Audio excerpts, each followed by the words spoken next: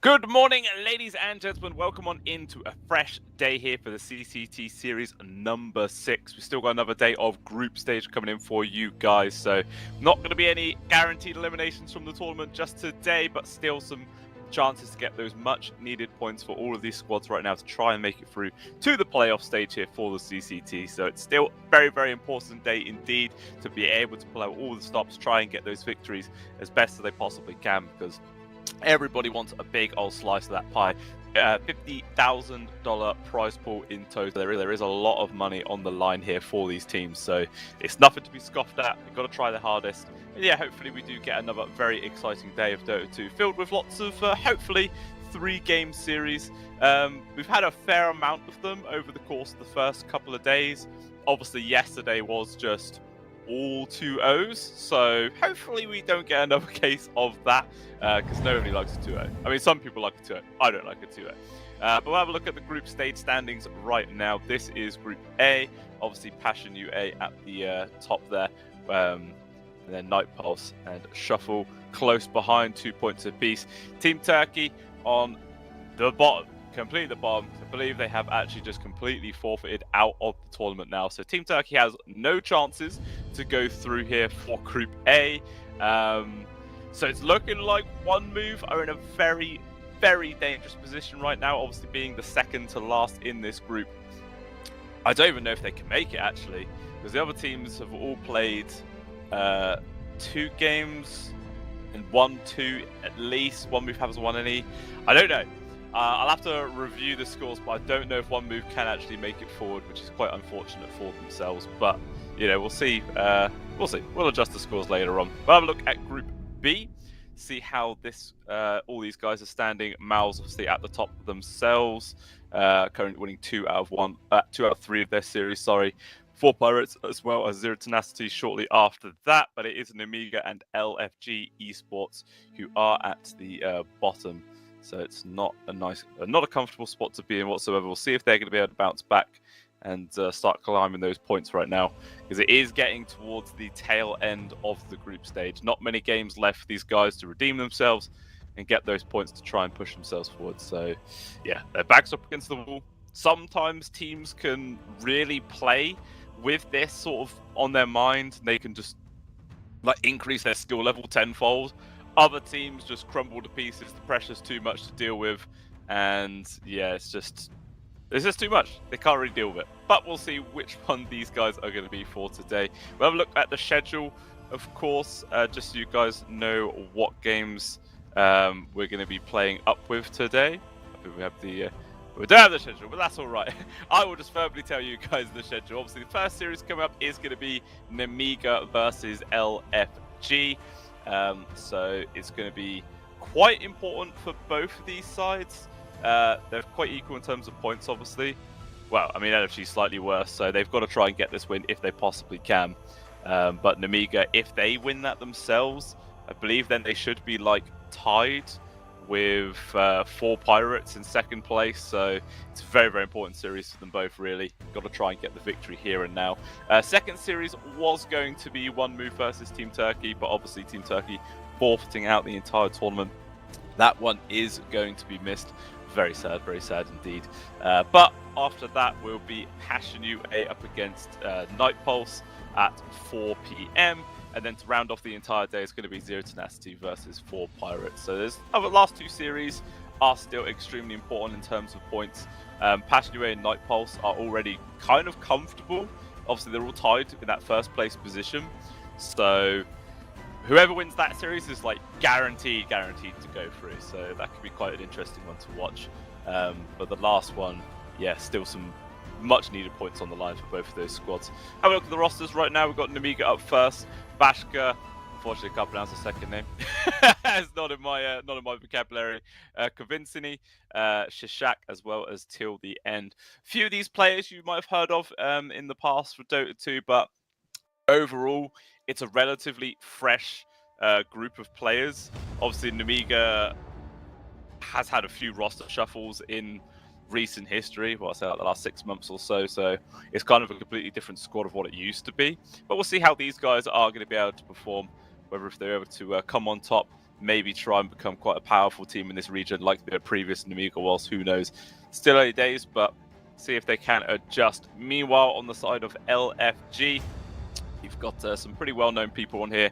Yawai as the position 1 carry, Melajul in the mid lane as well, Norm on the off, Astral and Flacco as the 2 supports. So this team, I feel like, is pretty well-rounded. They feel strong.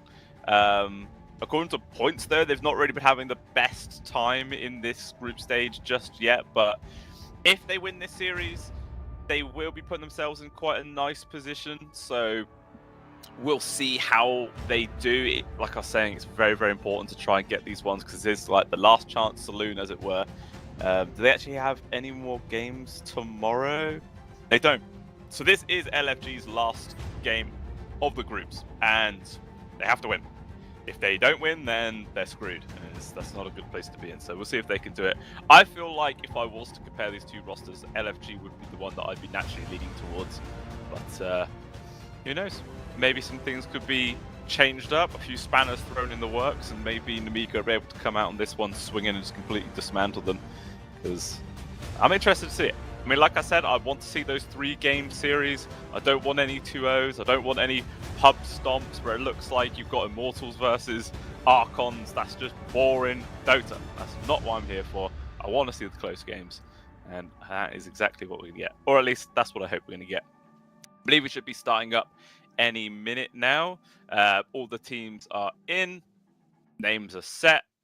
I think they've all said they're ready as well, so we should be able to get this game kicked off and see how this draft's going to go. I was sort of looking at like the heroes that both these teams have been picking up in this patch, and it's nothing too outlandish in there, to be honest with you. It all feels relatively meta. I mean, LFG's been picking up a fair bit of Bat. Not many other teams are really playing Bat Rider all too much, but it is hero they like to play. Thing that Namiga have actually been playing quite a lot of, which is interesting, is a Zeus. They played it 10 times competitively in this patch, and they have won 6 out of 10 of those games. So it's cool, it's interesting. It's not really here again, other teams are picking up.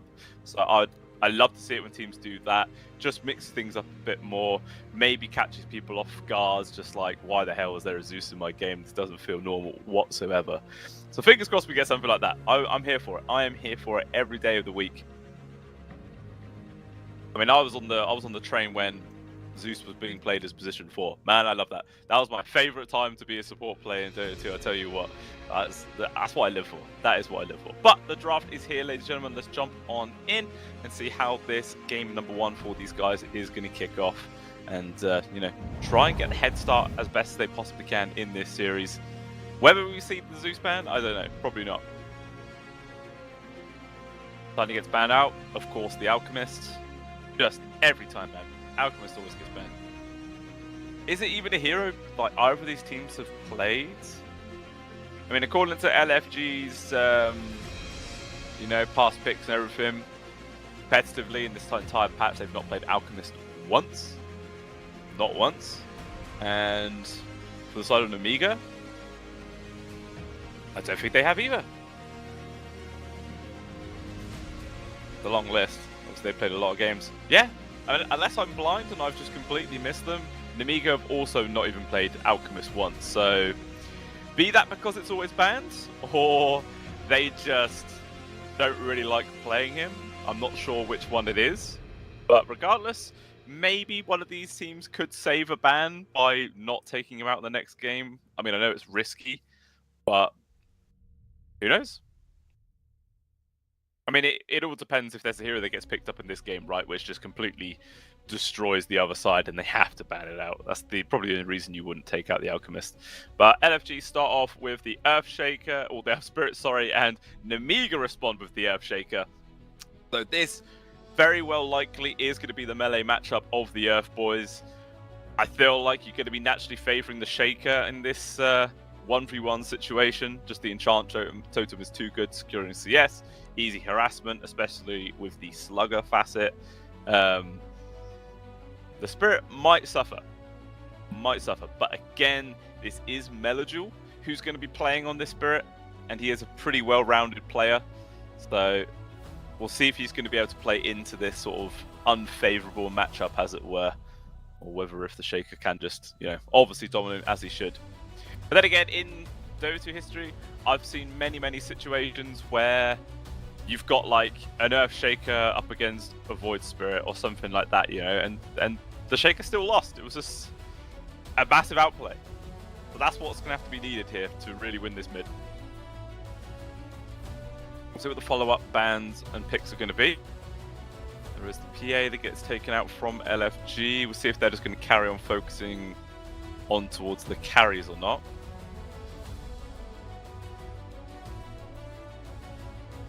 So the favoured carry for the side of LFG. It's a tie between the Terrorblade and the Morphling. Morphling's obviously already gone. But maybe LFG might take away the TB just so it's a little bit less of a comfort pick. But Dawnbreaker is actually going to be the hero of choice there.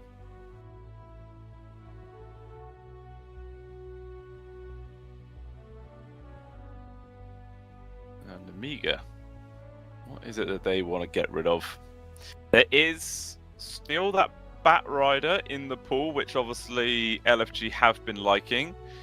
Phoenix is also still in the pool, which every team's really been liking. Namiga do obviously have the pick priority here, so they take away the Shadow Demon and they go in for the Lich. Actually, forgot to mention the Lich, like, he's everywhere as well. Super high priority.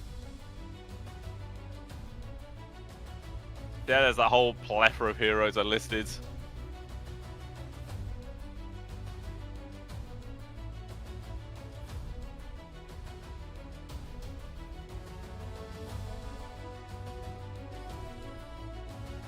See what they're going to respond with right now. So maybe they are considering the bat. It's not too bad. Phoenix as well. Yeah, they snapped that one off. Obviously, so far there are 0 egg hitters on the side of Namiga. Earthshake will probably be one of the worst cores in the world to try and deal with that one. So it might be interesting to see if Namiga now really do focus on having some kind of egg counter in these, obviously for the team fights later on. Or if they just completely ignore it, draft for some kind of disengage game style instead. And then go for like a Centaur Warner or something like that. But LFG do go for the Nyx Assassin. Obviously always great for picking off the Lich. Lich is just so susceptible to getting blown up. Does not feel nice. Someone complaining I can't pronounce Namiga's mid laner's name. Alright, I chucked it into Google Translate. Apparently it's Sporty. Alright, I'll just call him Sporty.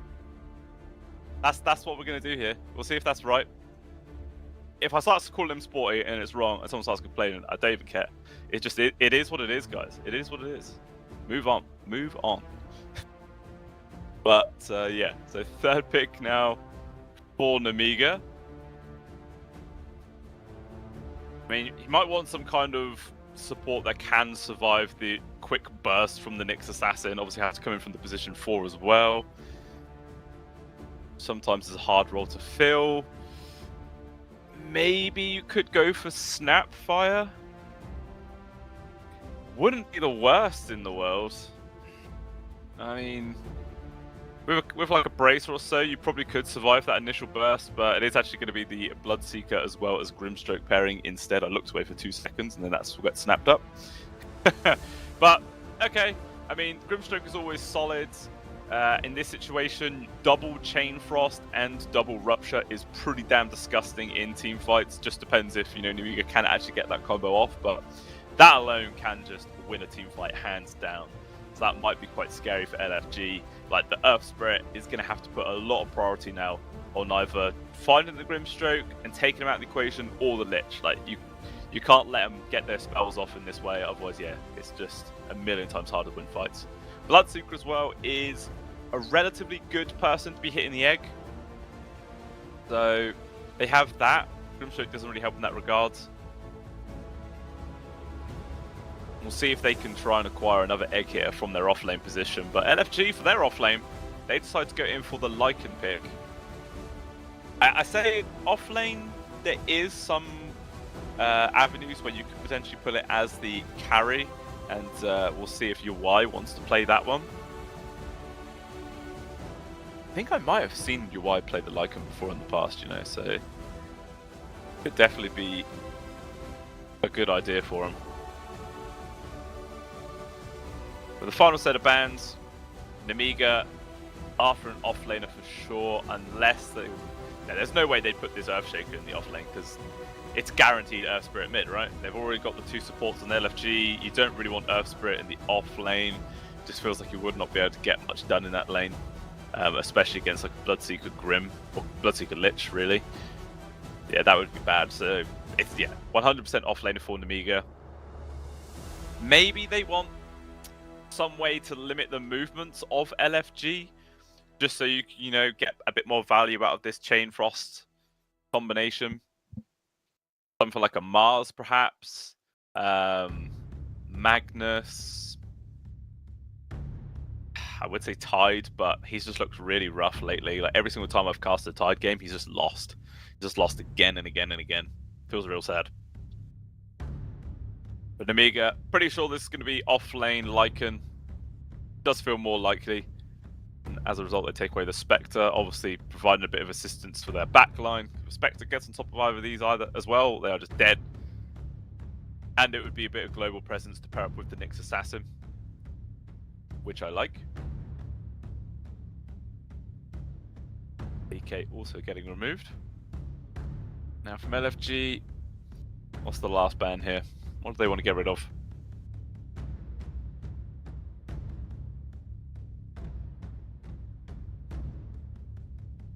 So are they going to be really interested at defending the egg? Do they maybe want to ban the Centaur? Centaur might not be too bad. You know, you get the Stampede to at least get your supports to a better positioning in the team fight. Good disengage for the egg.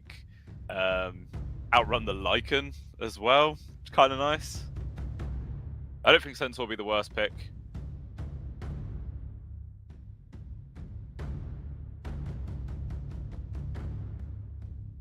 Using up pretty much all of their reserve time. LFG. Down to 5 seconds. And Doom is the hero of choice. I mean, Doom onto Lycan before he gets his ult off is horrible. On the Earth Spirit as well, you just can't roll around anymore. You're just walking little boulder. Feels real bad. I like the Doom ban. Juggernaut is the hero here to come out for LFG. That is quite interesting. Not really something you see all too often. Obviously, a classic staple of the Dota 2 world, being the Jugger. And according to the old statistics sheets, this is the first competitive pickup for Juggernaut on LFG side. So we'll see how well UI is going to be able to perform with this in his hands. Amiga, how they're going to respond. They've got a minute and a half to work with here. Not going to feel rushed into this. Centaur is... I mean, it's not really good initiation against the Jug because he can easily just, you know, spin as soon as he sees that blink come in. Blood Stomp just takes too long to charge up. Then I guess you'll have the Earthshaker to try and do the initiation.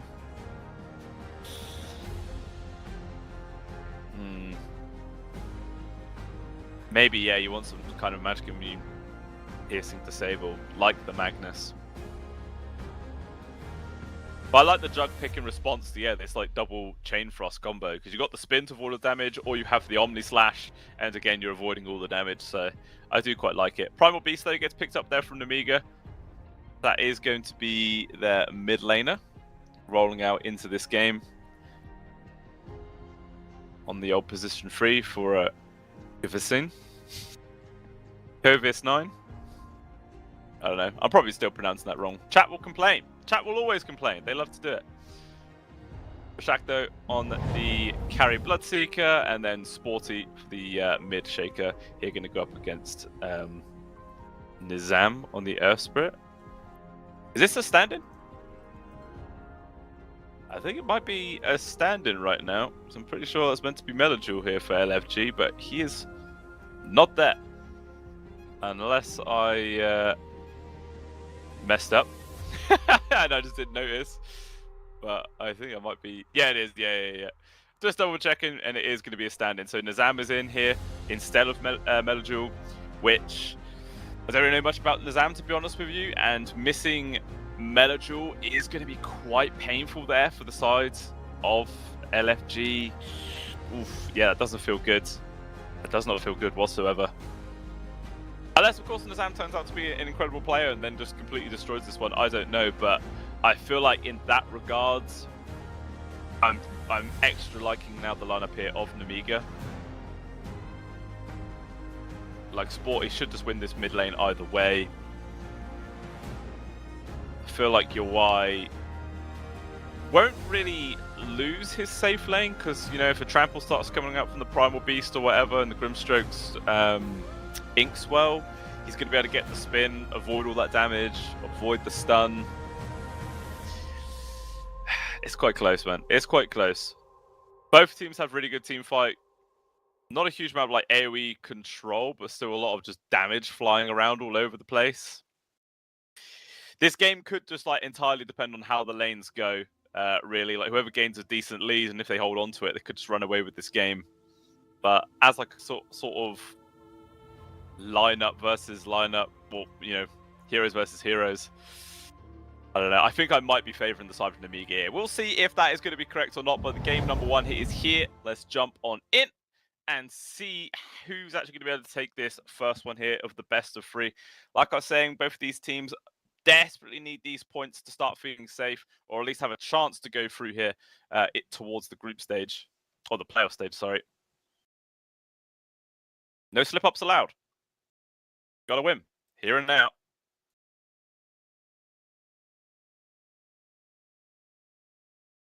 See on the odds there. Just ever so slightly favouring Namiga. Whether that's factoring in the standard or not, I'm not entirely sure. Who knows? But look at this. This ward that was placed on the high ground on the south side spotted out Astral, and they all just completely collapsed towards him. But he's hiding up towards this right side of the trees. Obviously, a high ground ward of his own does spot out pretty much everyone from Namiga trying to hunt him down. Bashak was close, but he turned around, didn't just run towards him. I think this Nyx is fine. There was also the Watcher that he picked up, which was giving even more information. So this might have just allowed 3 bounties to go over towards LFG if Norma can outbeat Sporty on the clicking, but actually he's not even going to test it. So it's just going to be 2 for 2. And yeah, Astral literally just mind flaring the range creep. Obviously will allow the wave to push closer towards the Dire tier 1, because their wave will go underneath the tower or whatnot. But at the same time, that's just immediately stripped experience away from Norma, you know? Let's see how well this pans out.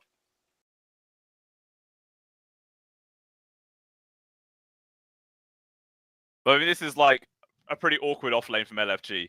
Offlane Lycan as well as Nyx Assassin, both their level 1s are kind of trash, and yeah, as a result, already Norma is just taking a heck of a beating. That are basically half HP just from a couple of right clicks and spells being thrown his way. And it's not going to get much easier. See, Asher was just going to have to continuously drag the creep wave behind the towers.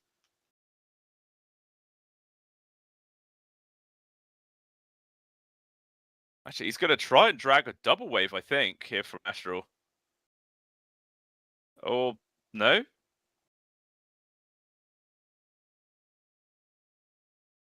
I don't really know. Yeah, he's dragged it back, so it's going to be double wave. Meanwhile, top, just constant harassment coming out as well. Maybe we'll see some plays happen once those level 2 start coming through. One already online here for the Primal Beast, but everybody else is still on 1. I feel like the only way that LFG is really going to go for a kill is if Shishak is just out of position. You know, gets hit by a couple of fire spirits while your eyes nearby just to go for the spin. But they'll probably wait until level 3 at the very earliest for that one.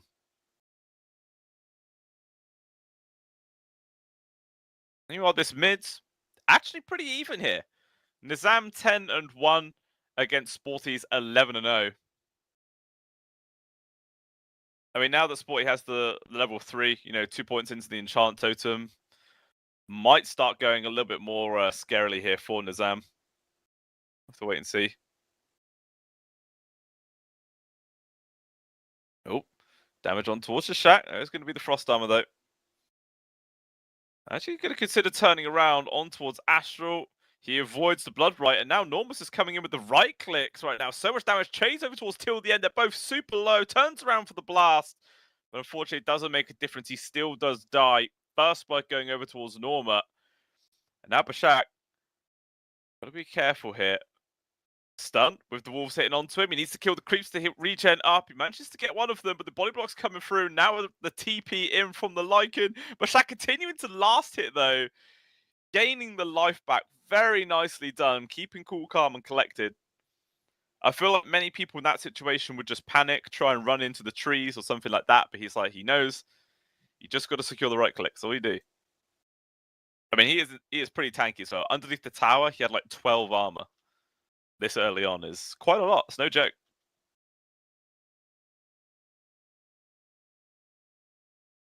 But you can see in terms of CS that the person who's suffering the most is Norma. 4 and 3. Actually has less than his support of Astral. But I mean, this is a Nick, so he just runs around Mind Flare and stuff.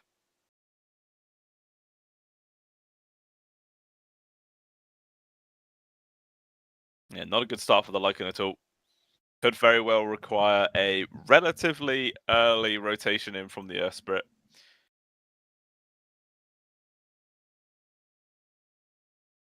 Who is now actually starting to pull behind in this mid. Yeah, 23 and 5 on towards Sporty. Astral comes in, steals the water rune right in front of him. Very nice. So does a Shack, so no mid laner gets a bottle refill. Always funny.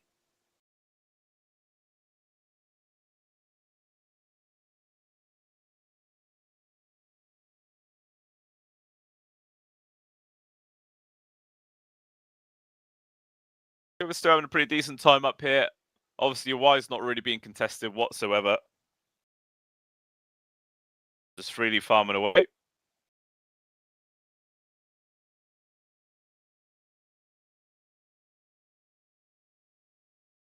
Doesn't really look like there's even been a single attempt on anybody's life for this top lane. It has just been very respectful, very farm orientated from both sides.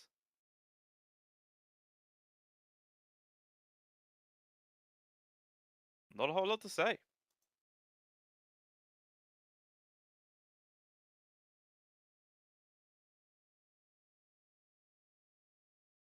Still a few waves away from the mid laners getting their ultimates, and then I'm sure we'll probably see a rotation coming from Nizam. Speaking of, he's rotating to bottom already, but he has no mana. He's got no bottle charges. He's got 6 wands, I suppose. But that's only 90 mana, so bump him up to like 220, which is enough for like 2 spells. Not really much. Instead, they're going to go for it. The roll underneath the tower, stun control coming on in. Frost Armor's there, but unfortunately, it's not going to be much of a difference. But the TP comes in from Sporty, just dunks on their face, destroys them both. It's a 2-for-1 favor in Amiga, cost them the life of their carry, but then mid lane are getting a double like that, super easy, and then just run straight back towards his mid to carry his farm. It's going to help towards this Shaker's Blink very nicely. We see here on the replay, like there was no way that the Blood Team was going to survive, but the Shaker just casually walked into him. So good. You know, I feel like they should bring back Tumblr's toy. Man, I love Tumblr's toy. That was such a good neutral. I don't think it was busted. I don't think it was worth banning. Or, well, not banning, but removing from the game. What kind of Earthshaker player didn't want a pseudo, very short range directional blink? More just like a terrible 4-star than anything. Up towards top, Primal. He'll get the charge away, but maybe he's in danger. He's used all of his spells. He can't just TP out. Slowly and surely, he will go down. You see Astral holding on to his stun for as long as possible. They do not let this guy out. I mean, he's getting pretty far. Wants to maybe deny on towards the neutrals, but a crit from UI does secure the kill. Now there's a freebie there towards the Juggernaut. Meanwhile, looks like 7-minute wisdom spawns. Shashak, he's able to grab his own. A steal attempt was coming in from the Zam, but could not get there in time. There is no game audio. Hopefully production can sort that out for you guys, if they haven't already. Obviously, there is a 6-minute delay from me to you. I'm sure it's fixed by the time you guys hear this.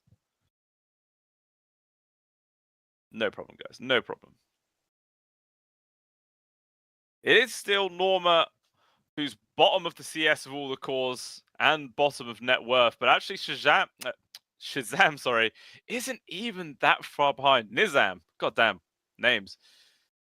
So also is struggling there a bit on this mid-earth split. But Bashakari hasn't had a super free lane either. It is mainly just Sporty on this Shaker who's having a fantastic time right now. And he's going in for the Blink Dagger, which he'll have online in just 600 gold. Not long at all, to be honest, in the grand scheme of things. I mean, if his farm goes really well, like if there were stacks on towards this triangle, it could have very well been a sub 10-minute blink with power treads and everything else. That would have been really phenomenal. Meanwhile, down bottom though, Bashak was getting dived underneath his tower by 3 heroes, but they couldn't even kill him. Looks like a TP in from Sporty, forced everyone from LFG just to run away. A bit too risky to try and stand that ground with that Shaker coming in. Especially with the Echo available. You should have known better. Dire's top tower is under attack. Radiant's middle tower is under attack.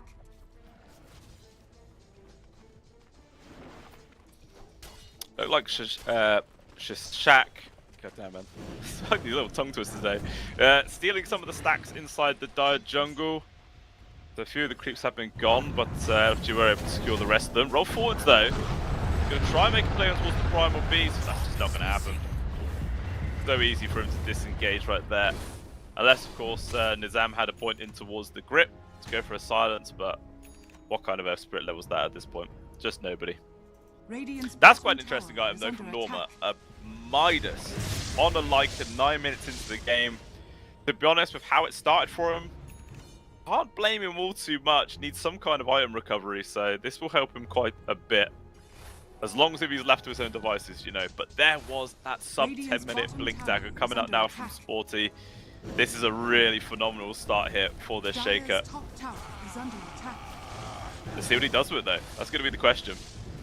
What moves can he make? Might come up towards the top to join the rest of his team who are pushing a tier 1. But it looks like LFG are going to respond to this one. Astral already has his level 6 as well. Obviously, he's been actually getting a lot of creeps, so he's very farmed for this position 4. Roll from Nizam, straight through the middle. Not going to avoid blood, right, as well as the Rupture is going to be in. Nizam's in danger. Thunder is trying to keep him alive, and actually standing his ground for quite a while. Eventually, he will die. But Shaka traded first. There's the Echo with the blink reveal. Boy just comes in and annihilates them. UI. We will be able to go for the spin TP escape. There's no cancel for that. But it's just another big victory there for the side of Namiga. And this Earth Spirit now, he feels very sad for himself. Very sad indeed. Does not feel good. Yeah, start off not too bad, but boom, blink, too good. Just annihilate him. That will probably set up for this top tier 1 to go down as well, as it is a catapult wave. Flacco can't really stop it. Will be annoying with the fire spirits, but that's all he can do.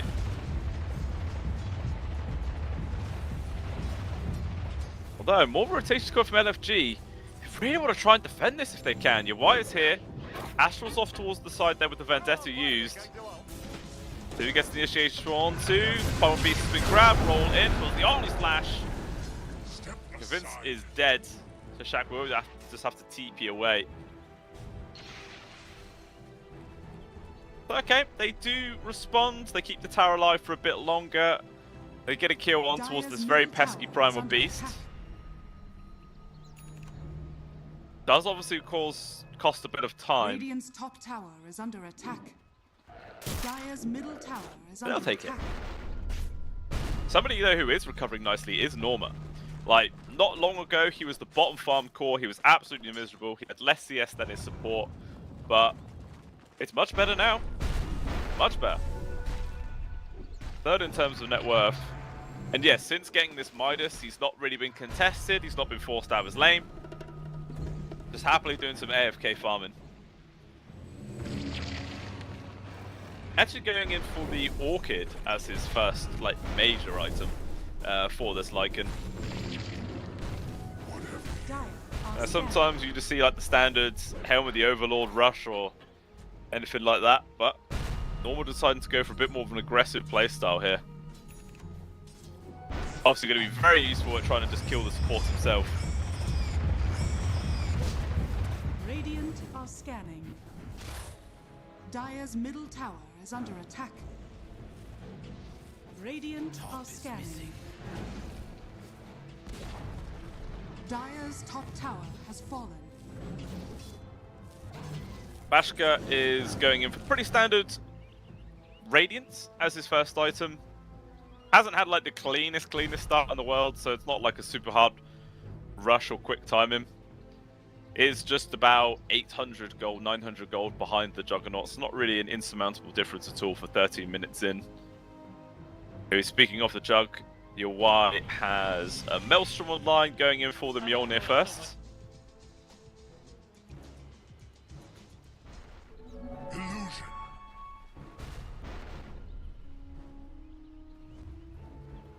Looks like he's just got all the space now.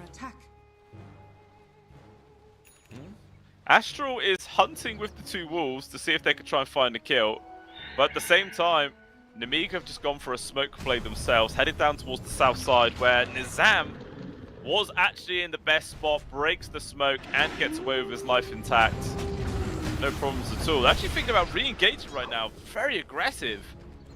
Only 2 heroes here from LFG and with unknown amount of enemies nearby, but elsewhere it was a solo kill on towards the Phoenix there. The Shaker did actually cost him the use of the Echo Slam, but it's a big kill to find. In comes Astral though. The locking down on towards Sporty. He's very tanky, especially with the Frost Armor there. Turn around, Primal Beast focusing on towards the Nyx Assassins. He is dead. Sam wants to try and finish with the Shaker. He gets blocked by Till at the end. Pulverize, slamming him into the ground. Doesn't have much mana actually. Will with the stick charges. Will find the chance to roll off towards the sides. Nobody else is going to fall here. But actually, after all that, just the Nyx Assassins go down. I guess you can count the trade on towards Flacco.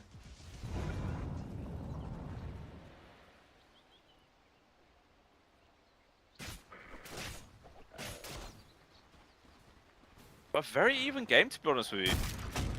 7 for 5, less than 1k gold advantage right now for the side of LFG. The win probability has not really shifted this entire game. Like at the very start, it was 54%, and like in the favor of Nemiga, now it's 61%. You should have known. It's like barely moves this entire time. This will come back to you. It makes sense, to be honest. This game could 100% go either way. Speaking of though, Shashak in danger, gets the Soulbind off, landing on towards 2, locked down on towards the Lycan as well. So the trailer supports for now, with Norma dropping. It's a big win there for the side of Nemiga. As this Lycan was starting to get a bit too much space, a bit too much free farm. Shutting them down is going to be very nice. Will slow the Orchid by an extra minute or 2. He's only about 600 gold away from it. And we'll see what he does do when he has that online. Meanwhile though, quick grab on towards Vashka. He was not ready for this. Very surprisingly stuck around. I think he knew the Nyx Assassin was obviously here when they got the kill on towards the other 2 players, but he didn't pay the respect that maybe he was still lurking. Big punish. Now it is actually the Bloodseeker who's bottom of net worth. Really rough spot to be in now. Still trying to get this Radiance. 600 gold away at 16 minutes. Not the best timing. Not the best. Your UI just continues to have the free farm though. Maelstrom complete on top of everything else. These wretched fools have no idea. Feels like there is a lot of pressure on Sporty to make the space for his team. Has an Axe completed as well. Forgot to mention that earlier on, but that's a big help. Mobility is going to be through the roof. Dire's structures are fortified. Dire's middle tower is under attack. I should go for a smoke to me, but at the same time, LFG are also smoked up. Radiant are Head scanning. towards the mid, scan, connects on towards UI, jump there with the dunk, and they blow him up! UI had not a chance to survive this one, and now the Phoenix maybe stuck around a little bit too long, getting gone on, stunned in place. The walls there from the Lycan might be able to kill till the end. Nice use of a smoke there, keeps him alive. As long as he doesn't get it broken. This boy trying to hide in towards the side there of the trees. Norma's obviously already used his true form. But he just disengages. The shapeshift has been completely wasted right now. Just clean wins there for the side of Amiga. They find 2 free kills. They force out a big ultimate there from the side of LFG. Now it's going to start pushing. Tier 1's going to go down. Oh, stun towards Nizam. Don't pause. Stuns will all connect. Silence is in. Can he get himself out of this one? He's trying to find the avenue to get the roll, but he just can't get himself out of there. Now UI stand his ground. Out comes the rupture though. Locking him in place. They chuck out the usage of the chain frost as well, but the Omni Slash is too damn good. He gets taken out. Till the end also drops. A big win comes up there from LFG. They just baited themselves into that one, Amiga. They got the kill on towards the Earth Spirit, sure, but the rest was just horrendous. Norma as well, taking out the other 2 in the backlines. Big win, and now Astral. Okay. Trying to go for a solo kill, and he does actually have it. Dagon plus a Mind Flayer. That's a 7 kill streak going his way. Huge chunk of money. Basically gets like a free Dagon out of that. Radiant's middle Like, tower that's nuts. has fallen. Radiant's bottom tower is under attack. And now all of a sudden, LFG in the lead for the first time this game. I mean, they've been like had the goal lead a couple of times, I suppose, but yeah, that's a big help.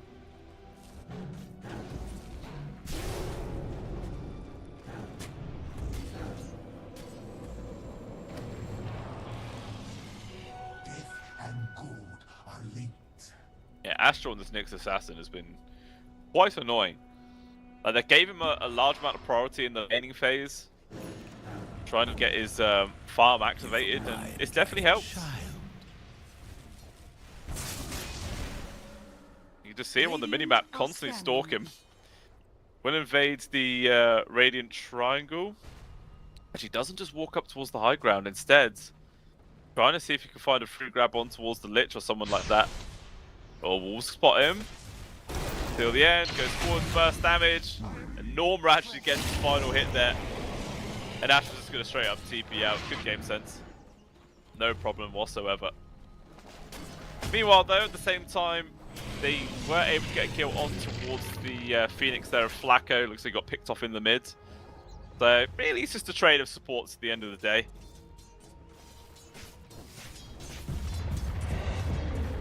Still yet to see a single egg, I think, in this game.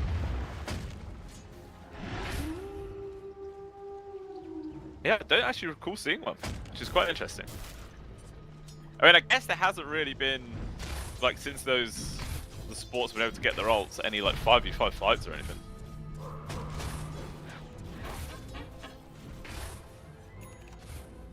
Know your place.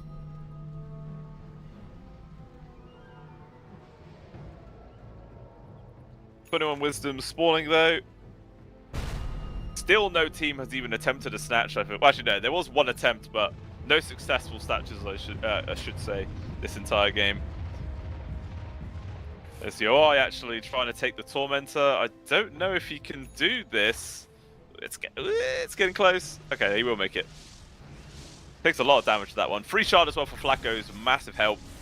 Has been prioritising the Sunray as well, so having that heal factor coming in these team fights is going to be so damn helpful. Also level 12, so level 2 on the ult is huge. Meanwhile, Norma once again just kills the Lich. Was it just the creeps that ran him down? There was nobody else nearby. Dire's bottom tower That's is depressing. under attack. I mean, this is the sad thing about being, you know, position 5 against Lycans. Just the creeps do so much work against you, man.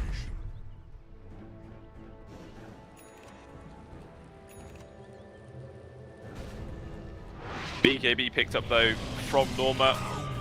The Lycan probably ready to start looking for fights. Yeah, why? I believe, has completed Sanjin Yasha coming out on the career right now. Yes, he does. So another upgrade there. So very soon, they could be looking for a fight. Meanwhile, they're already looking for one down bottom, trying to hunt afterwards Sporty, but Blink plus Ags on a Shaker, he's just so damn mobile. Even a very mobile hero like the Earth Spirit just can't keep up. Know your place. Primal Beast dies in the mid. Astral as well as UI are able to bring him down.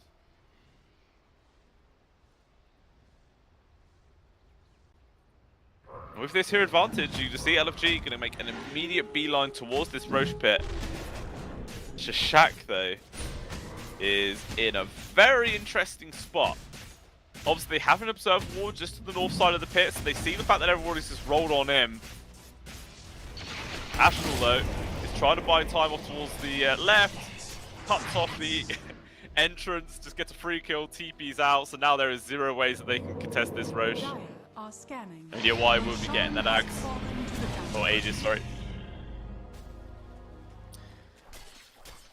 You go back like 5-6 minutes, and this game was looking pretty decent here for Namiga, but how quickly it's just descended into chaos. 7,000 gold lead now for LFG. They've got the Aegis into the hands of the Juggernaut.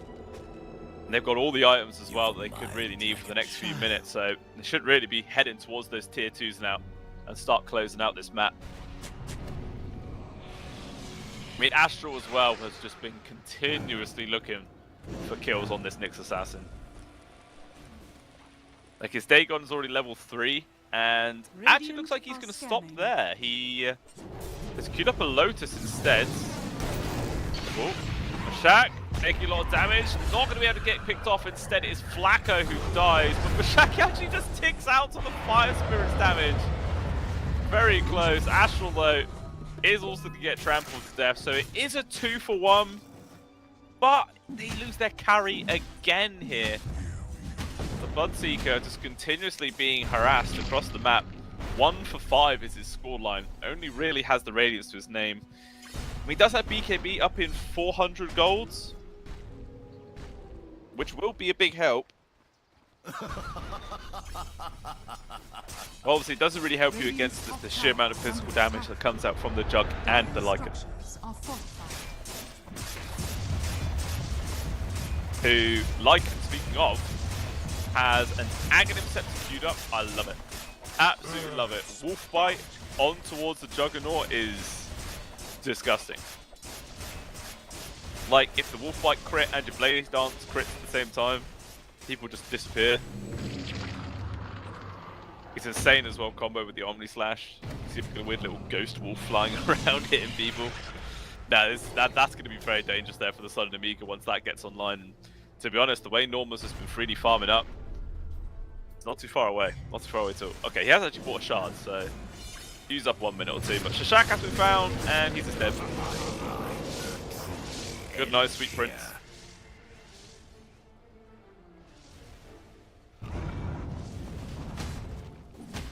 And Amiga Radiant's top tower is under attack. thinking about taking a fight here. Now, tier 1 tower is going to go, but maybe they can punish LFG if they try and push for a tier 2. But actually, they've split. White is completely on his own. This is going to be a huge opportunity here for the side of Amiga to look for a kill. Their Observe Wall does spot him farming up this ancient stack. They don't make a move. I guess just no information about where the rest of LFG are. They didn't want to make the play.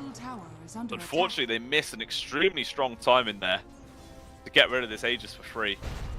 And now there's an Ags on UI as well, so you've got the Swift Slash on top of everything else. And it's getting really rough. And it's still only really Sporty on this Earthshaker that's staying, you know, up there in terms of net worth, competing against the other cores. BKB, Ags, Blink, going in towards an Octarine Court. Oh, TPs. Towards the tier 2. I think they did see Astral underneath those wards there, but the Nyx just runs. And on Amiga, they've done a mass 5-man TP back to this tier 2, so they've got to really find something to make this worthwhile, or it's just a huge waste of time for themselves. They've just split, look at that.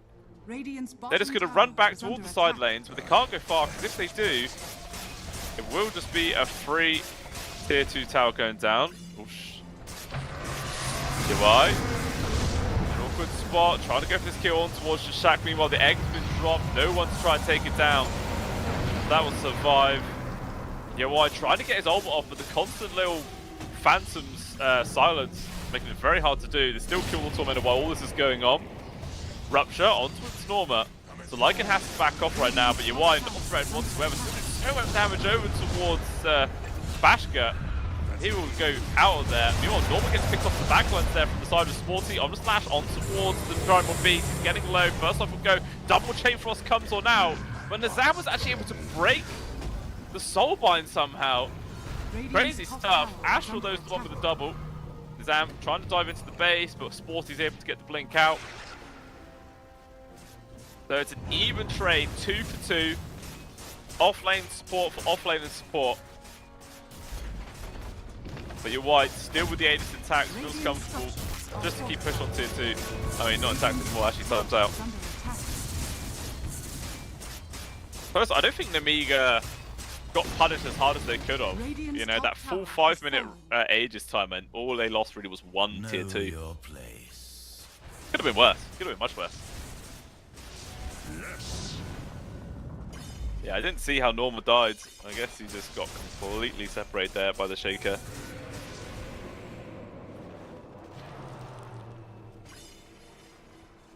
Yeah, Norma's just going to go back to farming now.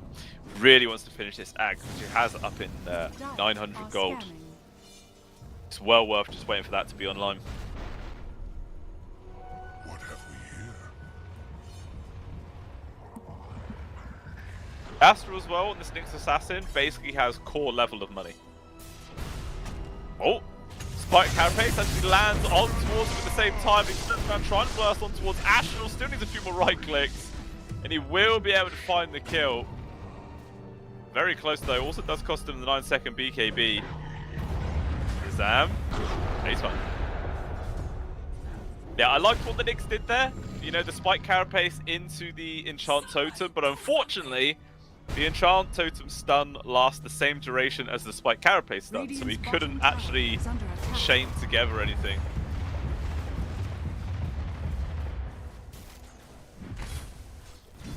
How much money was that? Was that for worth it? 846 gold just for a Nyx kill.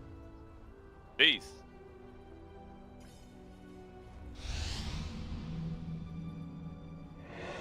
Now, smoke play from LFG.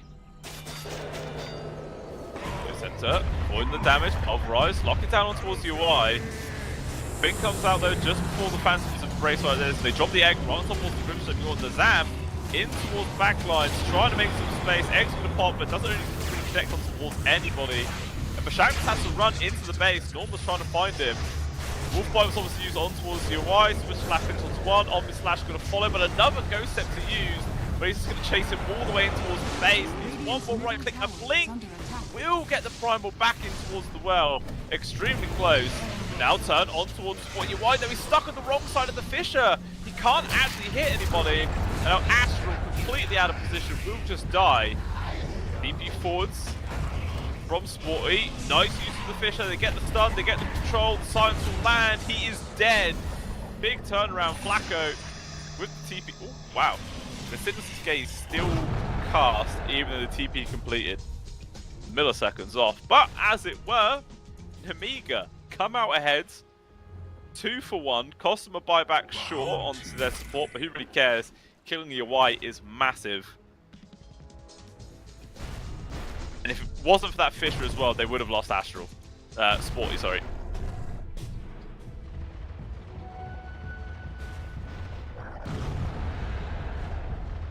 Still signs of life here for Amiga. It's good. They're not out of this by any means. Still behind by a fair amount of gold, but they can deal with that. Next Roshan as well, up in 30 seconds. And it will be a Radiant Spawn. Jug's going to be alive by the time he gets there. His ult will be off cooldown as well. Eggs up in 20 seconds. Pulverize up in 20 seconds. So everybody will have everything available for this coming engagement. Bottom is missing. I mean, if LFG are even going to start heading over it, they're very split up at the moment.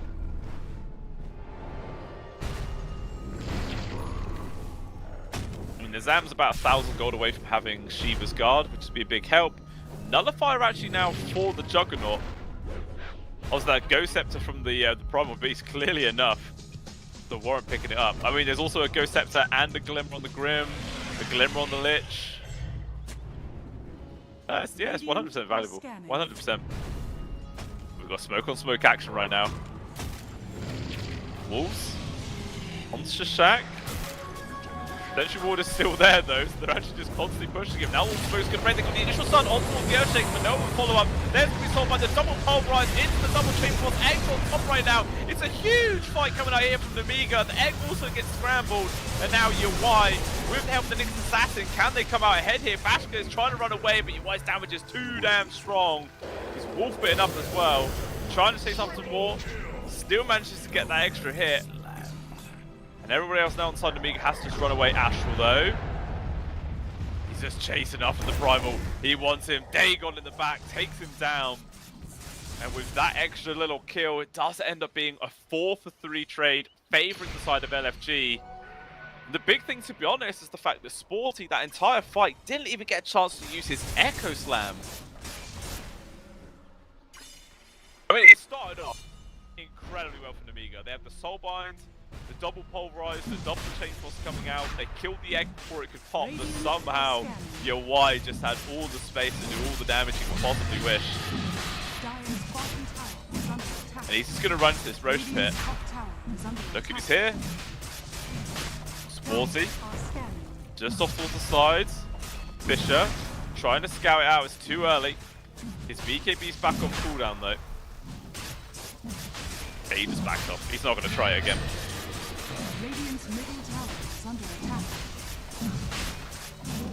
So this will be another Aegis going into the hands of UI. Roche banner as well, which he'll hand over towards one of the supports, I imagine. Flacco. Yeah, give it to me, damn it. Okay, there you go, he's got it.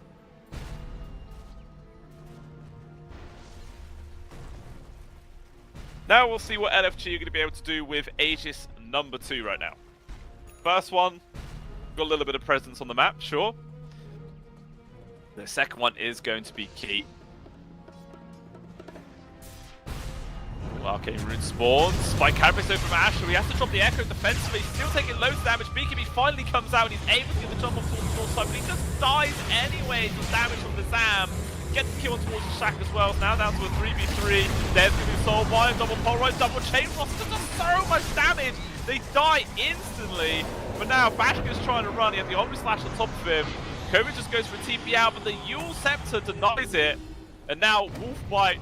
2 wolves against 1 little man. He's trying to run, but they're too damn quick. Trying to lifesteal on towards the creeps, I think. That's just not going to work. He still will lose his life. And it's a 4-for-2 exchange. Again, this combo of ultis from the Amiga is incredible. But unfortunately, whoever doesn't get caught out from it, either UI or even Norma, they just come flying out of nowhere and do all the damage. And it's just terrifying. Like, they have to catch the Juggernaut with this combo. They have no other choice. Otherwise, they're all just dead. They take down the mid tier 2. Considered pushing the high ground, but instead they just want to get rid of all the tier 2s right now. Which definitely makes a lot of sense. Lincoln's actually picked up from Norma as well, so he wants to try and avoid this double, Soulbind, Pulverize, Chain Frost combo madness. Can't blame him. I would be surprised if the Shaker also queues one up soon. Doesn't actually have one queued. Going for a Sanjin Yasha instead. Actually, don't they have a Lotus on somebody? I thought they bought a Lotus. Or was that? Can't remember who that was. Actually, yeah, I think the Nyx have one queued up on one. Yeah, he does. Yeah, so Astral does have a Lotus, so you can always, if your timing's good enough, get the Reflect of the Pulverize, which immediately cancels it, and then at least you also get 1 Chain Frost out from your own team. So it could be an extremely useful item. Oh. Sporty spotted out by an Observer Ward, but backs off. Convincing forgeries. Yeah, there's no way the Astral can get this kill on his own. 4,000 HP on this Shaker, man. He's just way too tanky. Know your place. LFG, though, grouping up towards the side. Looks like they want to come over to look for a kill here. Right, we're just going to try and disengage. No one's going to get too caught. Everyone backs off.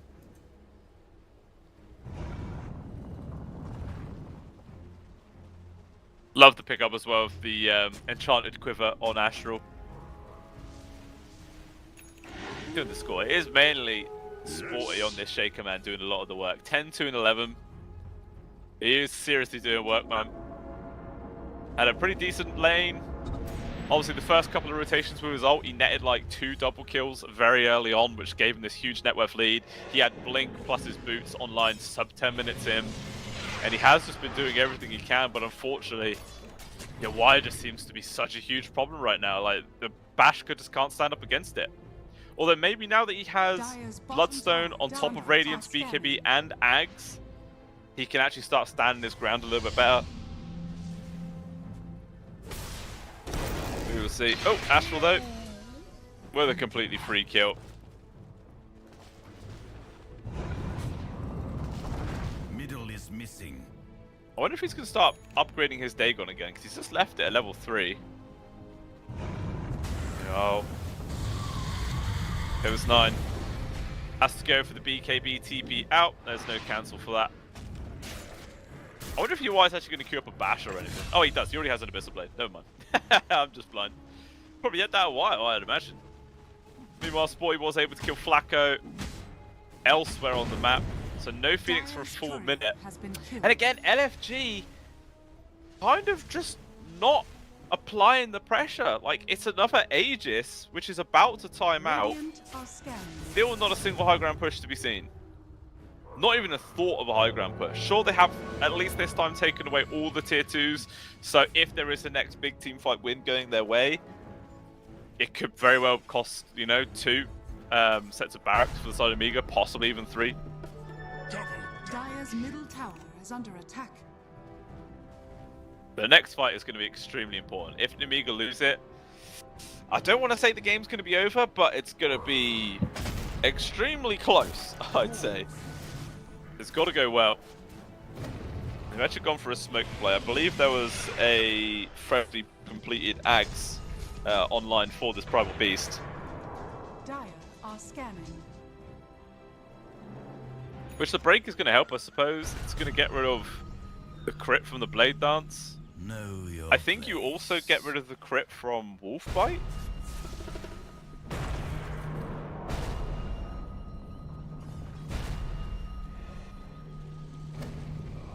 Yeah, something like that.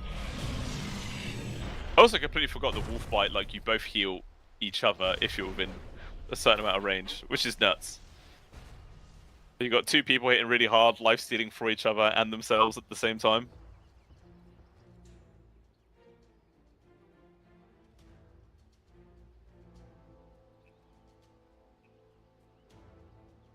I do have a pause. Just from UI. Could be considering going for this mid lane push right now. Obviously, the rest of the team is split behind.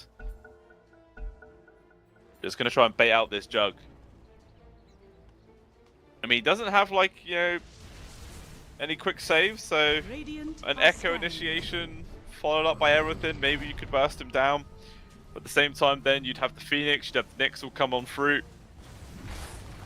It's just very hard. It looks like it's going to be the high ground hold from Nemiga. They don't really have much choice.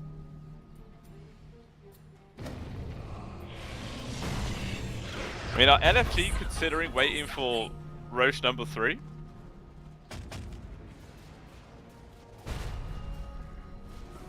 They might. Meanwhile, 5-man smoke here from Nemiga. Astral nearly gets close enough to break it. It doesn't quite happen. Now they're going to break. They got the grab on towards Norby. He's able to get off the BKB though in time. Turns around there, uses off the shapeshift, trying to get focused. He's soul-bound up though. Stun comes in for the assassin. Eggs up towards the high ground. So the decent spot, but they've already lost 2. Now you're wide. He's trying to do what he can. Bashka's just about able to get outside the egg range before he gets stunned to control, but the Earth Spirit will lose its life. Now down to a 2 versus 4. And the Juggernaut, he just can't deal with all these chain stuns. He's going to lose his life as well. Multiple buybacks being expended in LFG, and it's not done a single thing for themselves. That is a massive victory there for Nemiga, and a pretty big mistake there from LFG.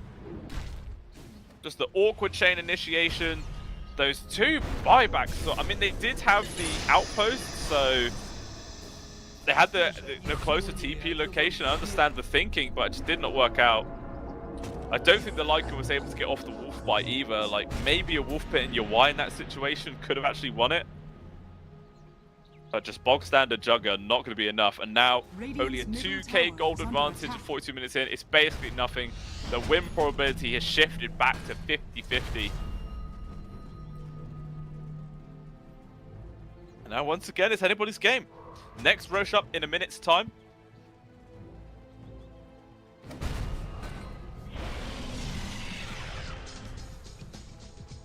Once more, it will be a Radiant Spawn, but it'll only be there for just over a minute. Obviously, enough time for any team to kill it, but if both teams are dilly-dallying and not pulling the trigger, could very well see it move towards the dire side of the map, in which case it's going to be naturally favouring the LFG.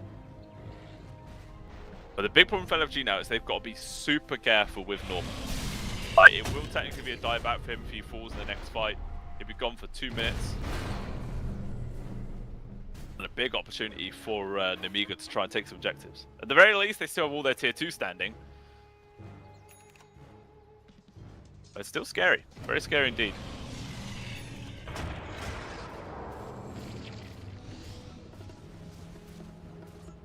Overwhelming blink picked up there from the Shaker. BKB actually now for your Y realizes that he can't just rely on his spin anymore to stay magic immune. Too important that he has everything else coming through. Smoke's already broken. The Shack was in the best spot to deal with that.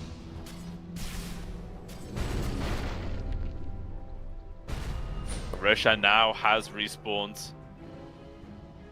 LFG don't have the information on this, but they're probably going to have to make a move towards this pit soon if they want to contest it. If not, this will be a freebie going the way of Nemiga. The Refresher Shard as well, so you could have double Chain Frost in a fight, or maybe it's just worth just giving it towards the Shaker. Actually, no, he already has a Refresher's Orb, so he doesn't need it. Okay, we'll scout it out. See the fact that it's quarter HP. Wolfbite on towards the UI, so the Juggernaut's going to charge straight in there. Trying to find some information. He's got the double stop there on towards Blacko. He gets the lead, but 600 trade on the spores. Buyback from both of them. There's actually a cluster of a team fight going on. With the Pulverize locking down onto the Storm. He is dead for 2 minutes right now. The Primal Beast though will still tick out. UI is doing some serious work. The Shaker's trying to run, but he will get burned to a crisp. And now the egg drops from the Shine. Bastion can't do a single thing, but he got the Aegis, snatched it out of their hands. Trying to TP out there for the Earthspring, actually gets cancelled out by the Sinister's Gaze. Now they get the counter kill on towards Nizam. Will focus on towards UI, but he goes for the cheesy, and then will TP back out, going to abandon the rest of his supports. Astro is 100% dead here. So a very messy fight, very expensive for both sides. Nizam even fought back for this, but at the same time, so did Flacco, Till the End, Shashak, and Cobus 9. Oh, roll in. They're trying to go for a kill on towards the Bloodseeker, but you're missing your wire. You will not have the damage for this. Extremely greedy, and I feel like LFG are lucky not to get punched in that situation. Like, what on earth are you thinking that? But at the end of the day, it's no Aegis anymore, because that was snatched and immediately used. Could see a dieback situation from the Primal Beast later on for a couple of minutes. Same for the Earth Spirit though.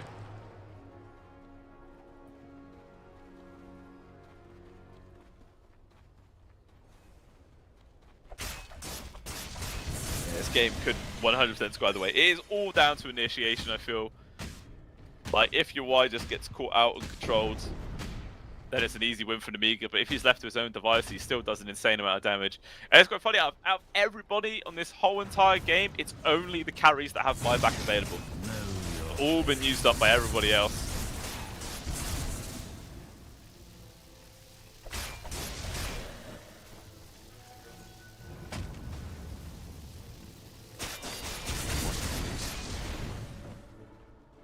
It seems UI a actually going in for the lifetime Swift ago Blink I as laughed his at next item. Don't know what he's going to swap out for it though. I mean, I guess he'll turn the Ags into a Blessing, get a free inventory slot that way. Otherwise, I don't know what you'd swap out in that situation. Actually, he's already bought the Blink, so clearly he wants to already use something else. Alright, let's have a look. Dire are scanning. I didn't see. Oh, he had something, now it's gone. My brain can't comprehend what it was he just got rid of. Oh, it was his Ags. Oh, so okay, he already had an Ags on the courier. Ags Blessing, sorry. Okay, I didn't realise that.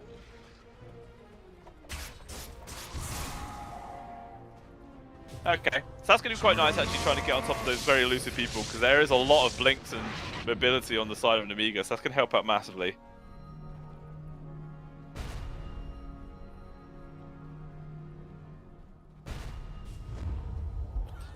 This game is so entertaining, Chris, man. 35 to 36, only a 5k gold lead of 48 minutes.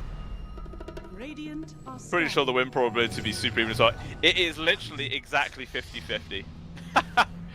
Wow. Yeah, this game could not be more even if you, I don't know, did something. I don't even know what, but it's nuts. But Amiga going for this smoke play, see if they can actually find anybody. LFG, though, have completely dispersed to the other side of the map, so this move will go unyielding. Unfruitful, probably the better word. They're still at tier 1. Jeez, I didn't even realise. Under attack. Okay, Sporty will just delete it, but Dire's bottom tower. tier 1 tower on the bot lane surviving until like 49 minutes in. That's just unheard of.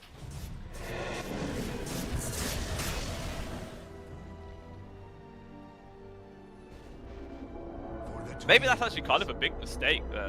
Because that's a pretty good TP location when you contest in Roche. But obviously you could still TP to the outpost and then twin gate, but then it's probably actually faster just to TP to the tier 1 and walk. Pretty close. Okay. Quick jump on till the end. He's just dead underneath the observer wall. I don't really know what Till the End was doing there. They had no vision, really. His team was miles away. And he's actually dead for 70 seconds. And to be honest, with no Lich, that means no double chain frost in their team fights, which is a massive portion of their damage.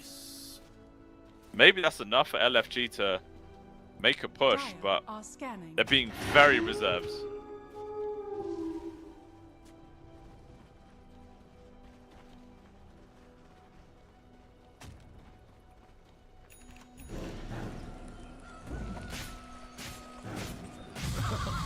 A few more items they picked up. Bloodstone online for Covis 9. A Lotus Orb actually picked up from the Lich as well, so you know you could possibly reflect the Swift Slash or the Omni. I guess Mind Flare as well as the Dagon could protect you. Nicking on, they found a grab here on towards the Bloodseeker. There's going to be that Lotus Orb though. Does avoid quite a lot of the damage there from you. I think about trying to turn around with the control with the pulverize. The damage is insane! He gets absolutely destroyed. Exit a decent spot without their main source of damage. I don't know if LFG continue this fight, although they will. Second egg being used, trying to provide assistance there for the Earth Spirit. This Bashka continuing to just right-click people to get stunned by the eggs. Taking a lot of damage. Another dive forwards there from the Phoenix. It's still Astral to die. Echo's going to be in control up on towards the both. Bashka, can he get the lifesteal in time? It doesn't even matter. The Chain Force comes down. Till the End kills them both. And it's a team wipe that comes up there from Amiga. LFG with a horrible initiation, horrible continuation, and it's punished massively. We'll see on the replay. Okay, jumps in quite late, so you don't even see how the Juggernaut died. But the balls right now from Bashka to stand his ground underneath the egg against the two cores.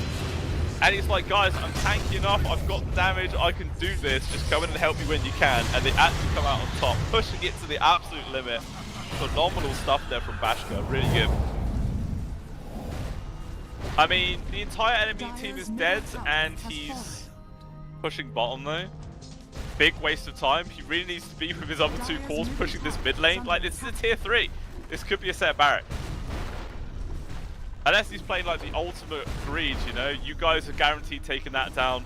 I'm going to take the bottom tier 2 so we can try and get a second set. He's greedy, but I guess it's going to pay off in this situation. Dire's bottom tower is under attack. Dire's structures are Looks being fortified. used. Trying to keep this tier 2 alive. Dire's middle Bashka's barracks actually just are going to run. under attack. They're still dead for ages, man. Hit the building. I don't know. That is like, Bottom tower that's, is under attack. I don't mean to complain, but that is a little bit too cautious. Literally, they were all dead still. You could have at least taken away this tier 2 guaranteed, so when you go to push later on, you've got another high ground, you can just immediately siege. I don't know. I feel like that's a big mistake, to be honest. Questionable. Very questionable. Either way, if another team fight goes the way that last one did, maybe they won't even care. Might as well do the work. We'll have to wait and see. But 4th Roche, minute and a half respawn. It's going to be Radiant side, but only for 30 seconds. So not really going to be the biggest opportunity to try and take that one down. And they're actually going to go for a smoke play here.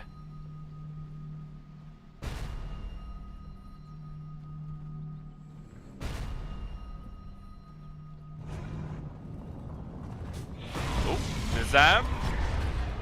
Not a fortunate time to go for a roll. He is dead.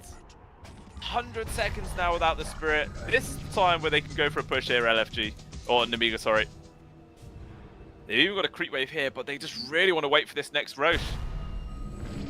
There will be about a 20-30 second window where there is not going to be an Earth Spirit, but there is going to be a Roche.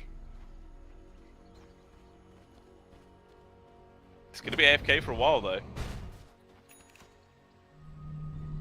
Actually, I've just really checked the net worth of this Earth Spirit. He is poor, man.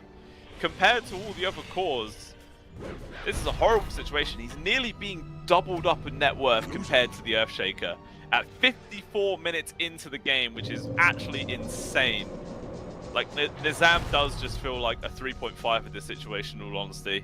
Hasn't really been able to get much work done. Just dies too quickly. Radiant are scanning. Even with 3.9k HP, which is pretty tower nuts. is under attack. FG. Soft push in this mid lane right now. Seeing if anybody from the side of Namiga come back to respond, but there's nobody here. So that just be a clue that Roche is going on.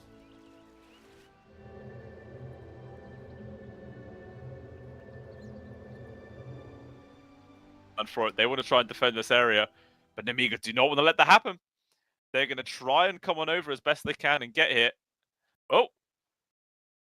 Okay, we do have a little disconnect there. Hopefully we'll be able to rejoin in momentarily. I could try and keep you guys up to date as best as I can. That's the lights back on, because obviously I was in the darkness. But I'll keep the live updates. You know, you guys will have Radio Dota just for a second. Unfortunately, yeah, the observers just disconnected. But looks like a fight might be coming their way. They're initiating on towards the Bloodseeker, controlling him up. He's able to get the beacon off and trying to disengage right now. Egg's been dropped off to a good side, and everybody's dropping super low on the side of Namiga. They're trying to push for Norm, but Norm actually gets the lead, and Bashka's healed straight up to full HP. The ultimate's going to land on this slash to do worse, and Bashka's now going to go. Your Wise trying to stand his ground. He's just about able to kill the Bloodseeker. He loses life to the Primal Beast instead. And they get the trade now on towards the Phoenix. A quick blast in the face of the Lycan. And it's a big victory here. Once again for the side of Namiga. Multiple buybacks are suspended from both sides. But the Juggernaut dying without buyback is pretty huge. But obviously the Bloodseeker dying as well doesn't mean they can try and go for Roche. And it looks like they're drawing lines instead to push for the tier 3s.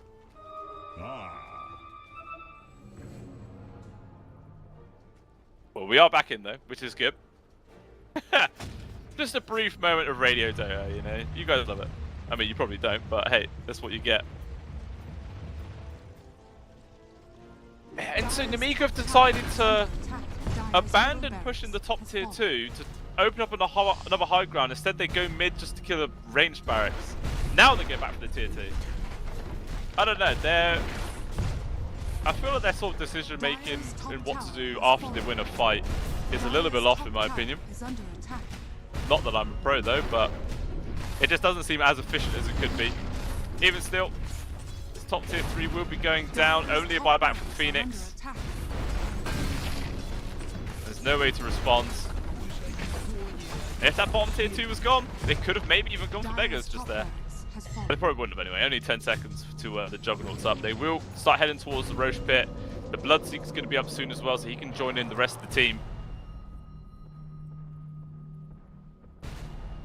Radiant's bottom tower is under attack. Huge wave actually pushing the bottom tier 3.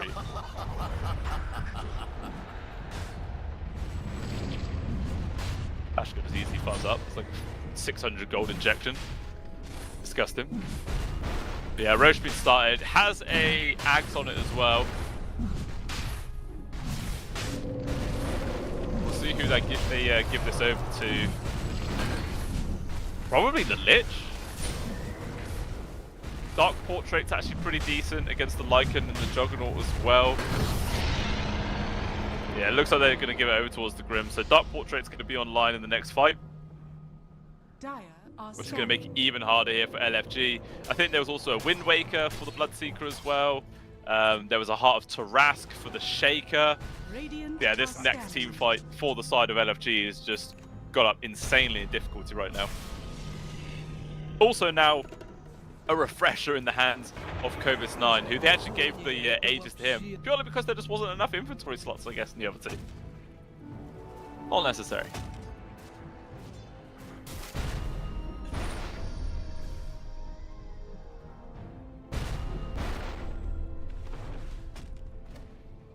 And one lane left to push it for the side of Namigan. It's going to be the bottom. Give it about a minute, and it will be here. Yet your failure lives on.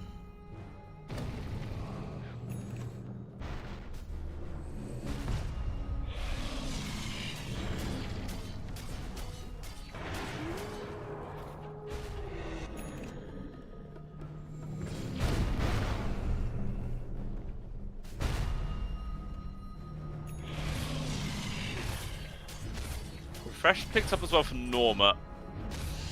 Double BKB is nice. Double Wolf Bite and Shapeshift. Obviously, you're not really going to get two in a single team fight, but if you win a team fight, then you've got another one to use when you go to like start pushing to try and accelerate it. I guess that's kind of nice. Maybe an AC could be good. I don't know. Oh, you see this backstab play here from LFG. 5-man smoke. Wolf Bite being used.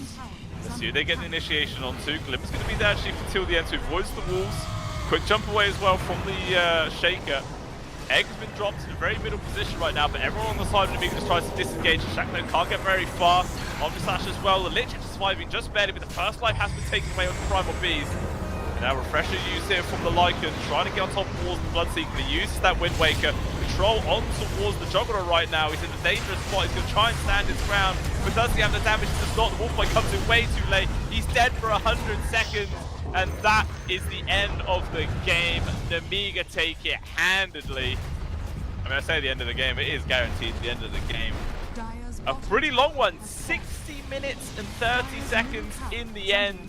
It started off kind of dicey for Namiga. LMG were able to gain the lead, but they didn't really get much work done with those first two Aegises, which allowed all the opportunity for Namiga to come on into this game again, eventually getting way too farmed to deal with. Yeah, just handfully took that one down. So a pretty decent victory there for Namiga to start off this first series of the day. Like I was saying early on, it's this chance to get those much needed points going into the group stage as well, because it is going to be extremely helpful, because they are kind of in a spot where maybe they could go out. So whoever gets this one will be over top of the other one. Actually, I know this is LFG's last game, so this is their only chance to get these points. But I think Namiga actually still have another series tomorrow as well to get the extra one. So it's even more important for LFG to get the victory right now. And they are only one loss away from potentially being knocked out of the group stage here for the CCT Series number 6. We're going to jump over to a short break, guys, and we shall return to see if we are going to get that third game or if it's going to be a 2-0. We will see very soon.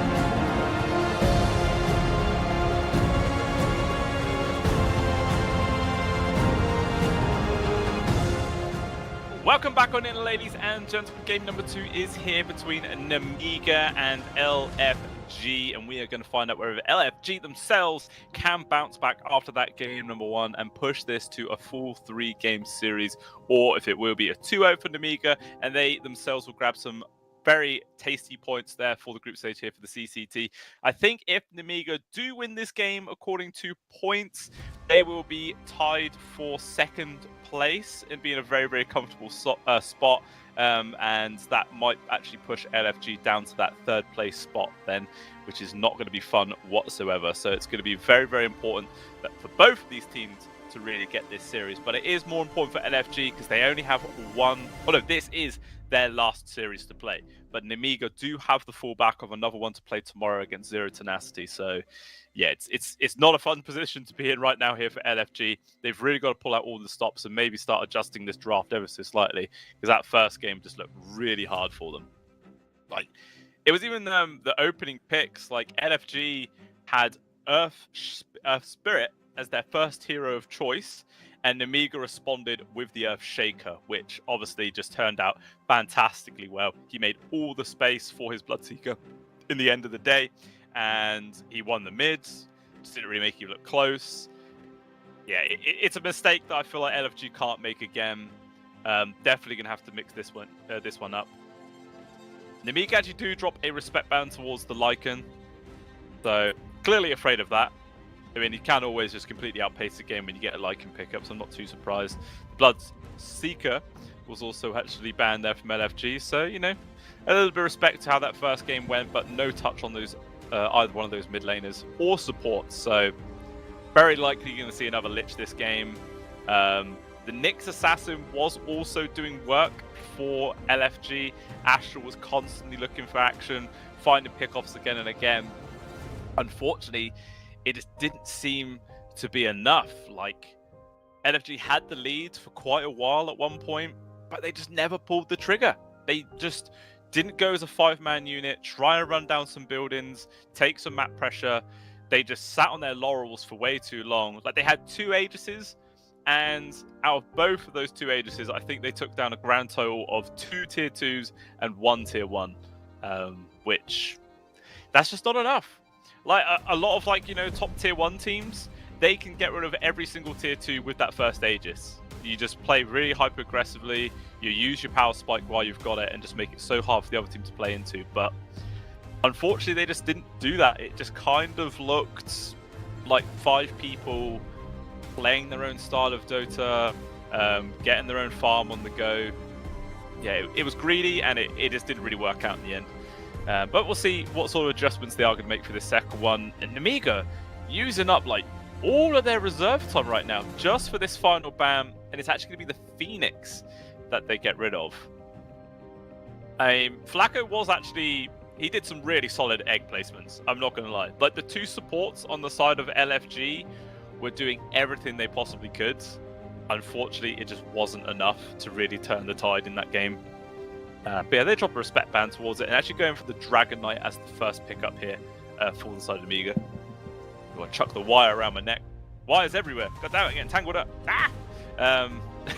But yeah, we'll see how LFG are going to respond to this one. I mean, it's pretty much guaranteed carry, right? But they might just try and grab one of those highly prioritized supports. Like, the Lich is still in there. Have actually LFG even been...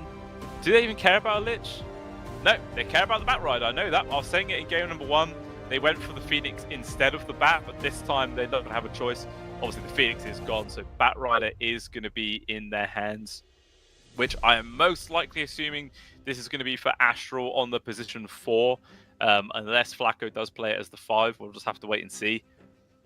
Could very well be a 5 Bat. Obviously, you go back a few years, and Bat Rider was exclusively a core hero, but just nobody does that anymore. It's just not worth it. Yeah, it doesn't have the value. You get basically everything you would normally just in the support role. So let's see how this one works out. And how Nemiga are going to respond. They actually do take out the Earth Spirit as well.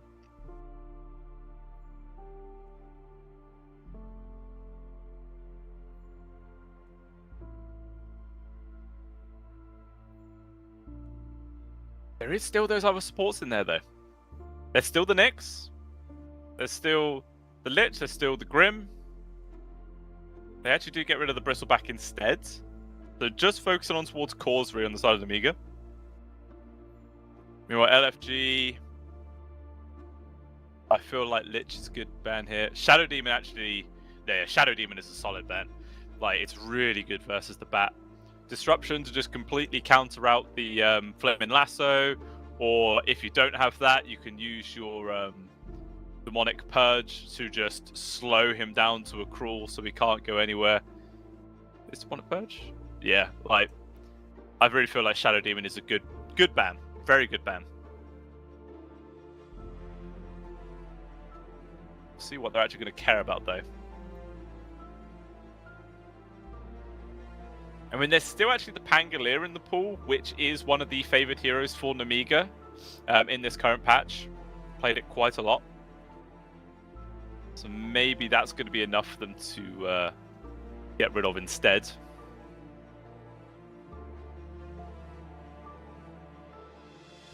Don't see what else is like up there on their picks. Played a lot of Dawn, they've played a lot of Muerta.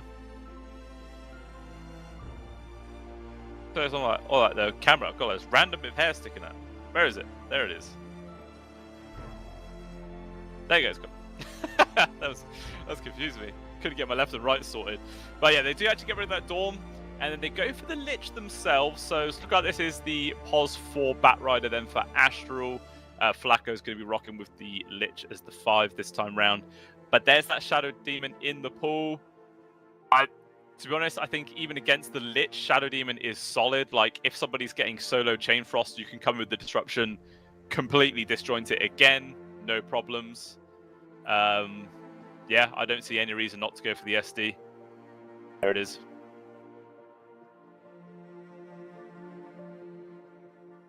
See what other support they're interested in.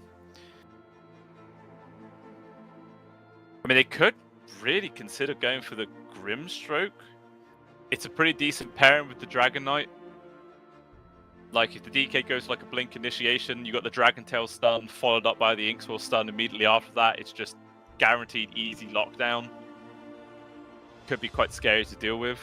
Also, you get double Dragon Tail, you get double Demonic Purge. You don't necessarily want double Disruption, that feels real bad. But the other two are really, really good.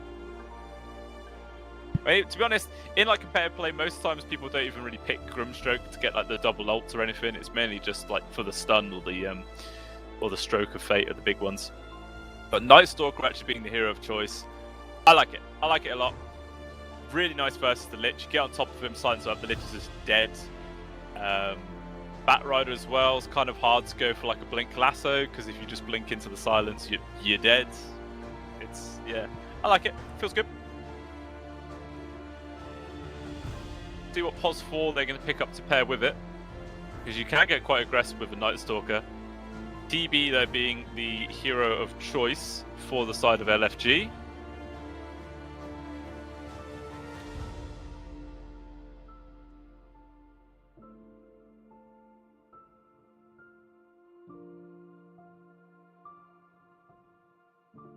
And Beastmaster as well.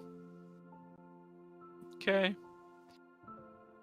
I was wondering if you could do something crazy like on the side of the Amiga, go for a Medusa at this point, put like the DK mid or something like that, but it is LFG with the overall last pick. You'd have to ban the anti-mage. I mean, would they even pick anti-mage? Like, they'd have to play AM mid or Beastmaster mid, which that just doesn't seem likely. So maybe you could even leave the anti-mage in if you wanted to go for the Medusa route, but who plays DK as a mid laner nowadays? It's just unheard of. Instead, the hero is going to be Crystal Maiden. Obviously, pretty classic counter to the Beastmaster. Drops the boars, you just frostbite it, boars die. Feels rough. May very well see that Beastmaster just completely ignores leveling boars in the early level. Ignores the boars. Haha, it rhymes. I don't know. There's still 2 more bans to come out here. Namiga, yeah, it pretty much looks like a guaranteed mid to pick up. There's still some decent lockdown. Obviously, Sinister Gaze, Lasso, and Beastmaster's Raw. So 2 of those disables are BKB piercing disables, which is never fun. But again, it can just kind of be countered by a Lincoln's, but there's a lot of Lincoln's triggers. Thunder, Gaze, Frost Blast, Chain Frost, Flame and Lasso, Raw. There's a lot in the works there. I was kind of thinking maybe like a Storm Spirit. Then, of course, Nemiga do have the first pick here going into this last stage, so it could be a big opportunity for LFG to grab something real sneaky that could just completely flip it on his head.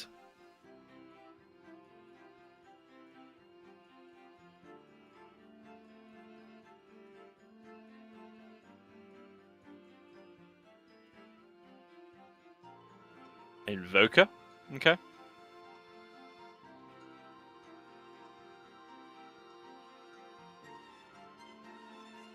I've kind of got Lesh in my head here for Nemiga.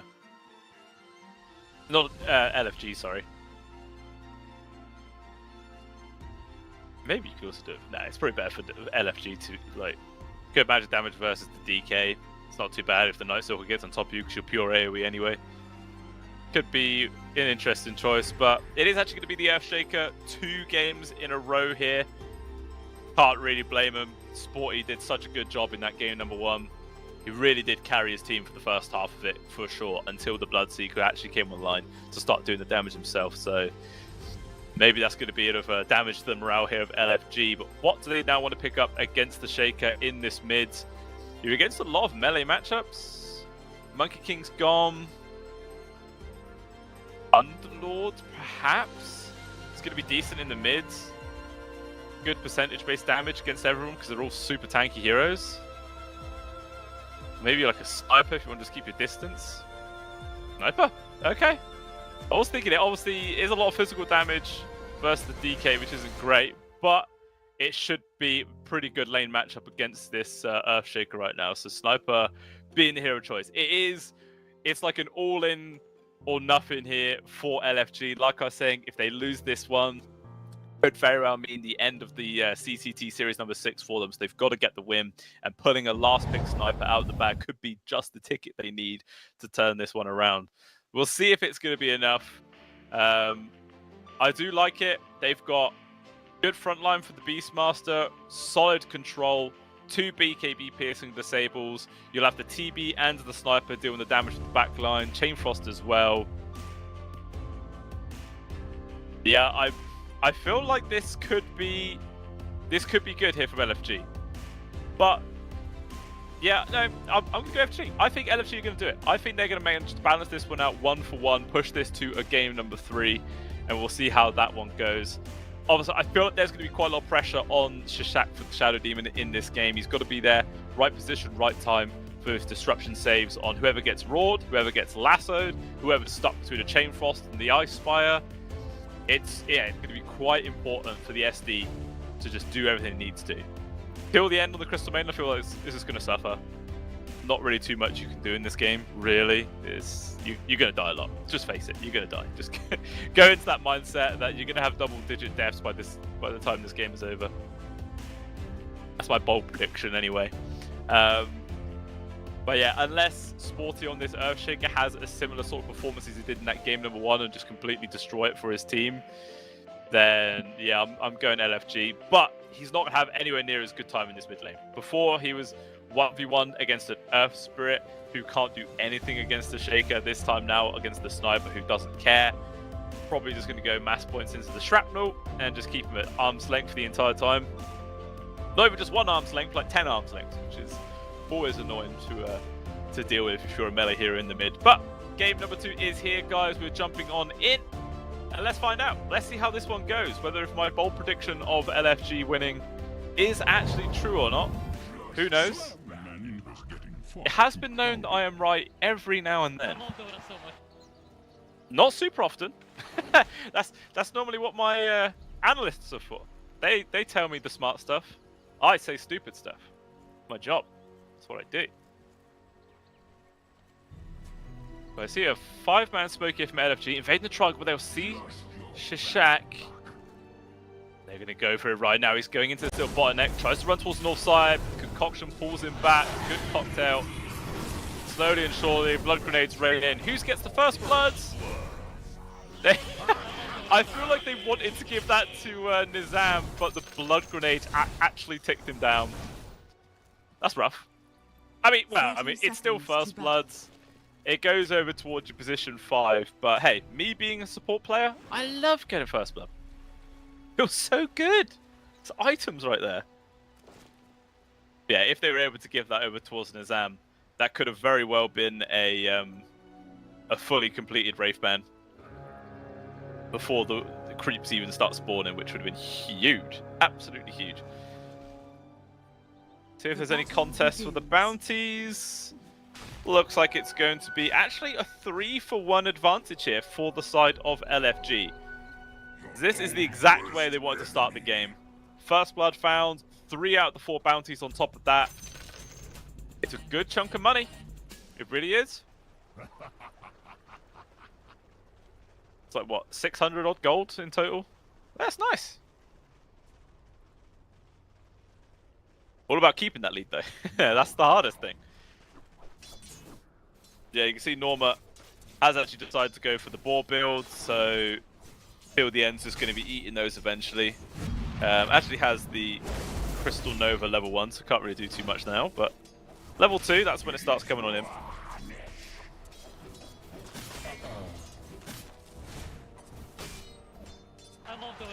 Oh, it always feels rough being the CM, where if you take these 2 spells early on, you don't get any points into Arcane Aura for quite a while. So your whole team suffers, and even you suffer, because your mana pool does kind of melt quite quickly. Moving up top to the end. Ooh, getting extremely low, just about able to get back to the safety of the tier 1 there. We'll see how this mid lane's going to go down. It's a slight network CS lead for Sporty. But yeah, Nizam going in for the scatter shot, so the damage is just much harder to deal with.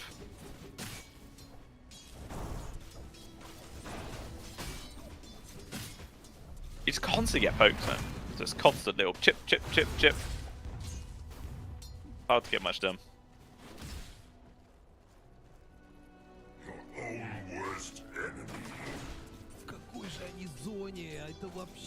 Meanwhile, the bot 7-1 to the TB, to the 6-2 of the Night Stalker for now. It all feels pretty even. Dire's courier has been killed. Okay, he's not actually losing his courier with the bracer recipe on it. That's never nice. That's the way a whole extra minute for that. And sometimes, you know, those small little things can make all the difference in the laning phase. Just a couple of extra stats, which you end up missing out on, can mean the difference between a couple of CS, can even mean the difference between getting a kill or surviving. Always got to be careful with that micro.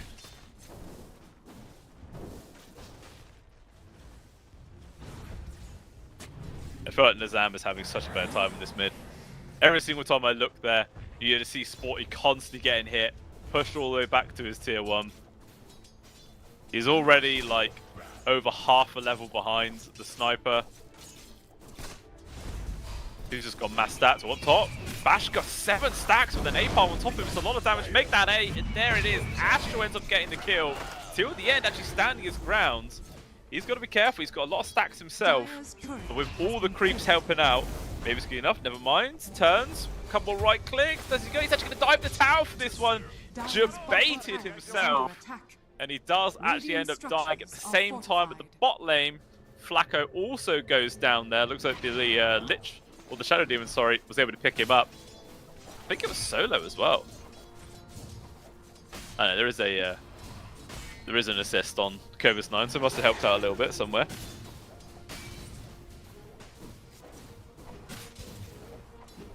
Yeah, this is always a nasty thing. So if you're a TB, and you obviously got metaed up and you get disrupted, you just end up giving away meta TB illusions, which is super rough. Like, I could have also seen Shashak maybe go for like max points into disruption in his lane for that exact reason. You could just destroy people.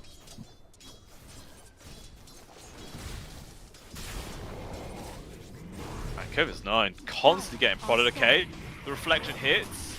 The blood grenade also landed, but with the tower reach and everything else, he's actually going to be able to survive through it. Nice try.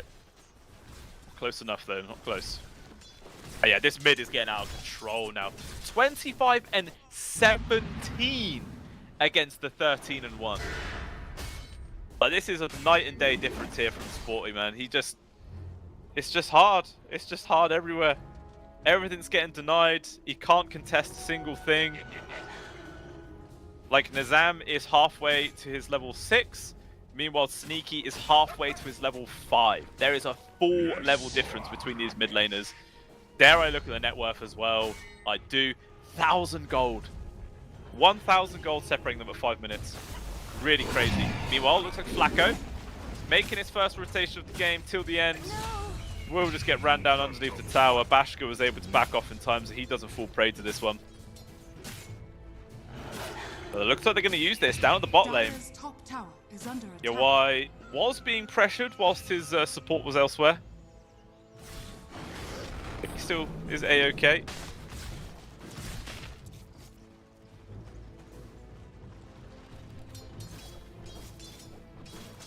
Things mid. Dire's middle tower is under attack. Looked like LFG were considering trying to make a play on towards Sporty here. Try and shut down this game even more. I mean, I feel like it couldn't really get much worse for him. It really couldn't.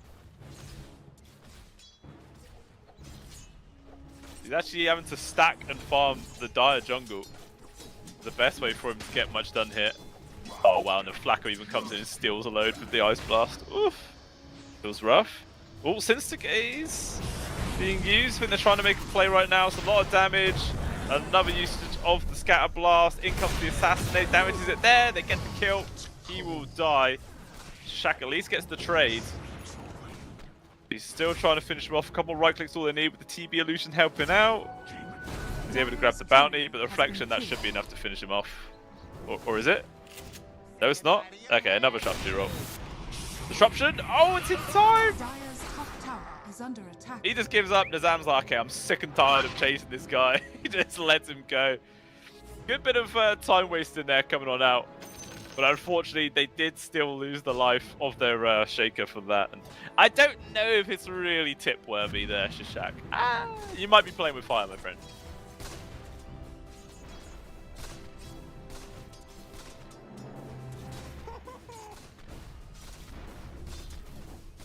Seven-minute Wisdom Spawn. Once again, no steals to be seen. All the support's getting that one. Person who's the furthest behind is actually Astral. He just got the Wisdom Rune as well, and he's still only level 3 at 7 minutes in. Halfway past his level 3 as well, which is pretty bad. I'm not going to lie. It's not a good spot to be in.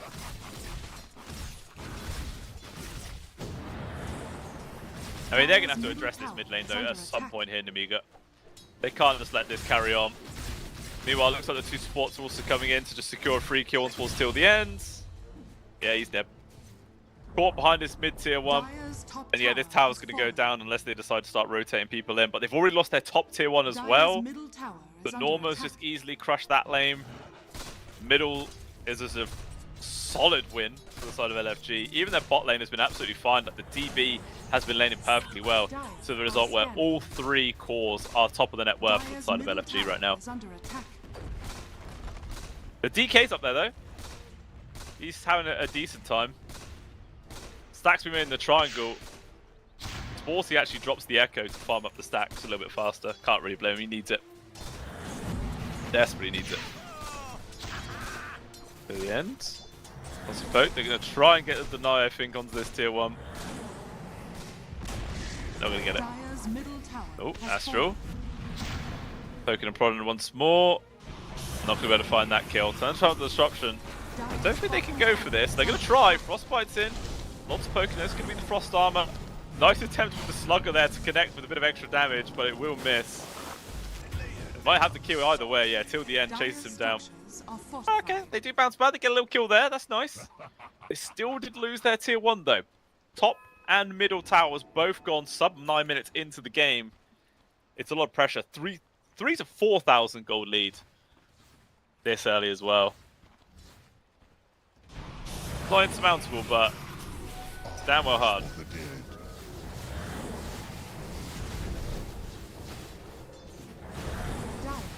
On that bomb. Shaq. He steps a bit too far out of position.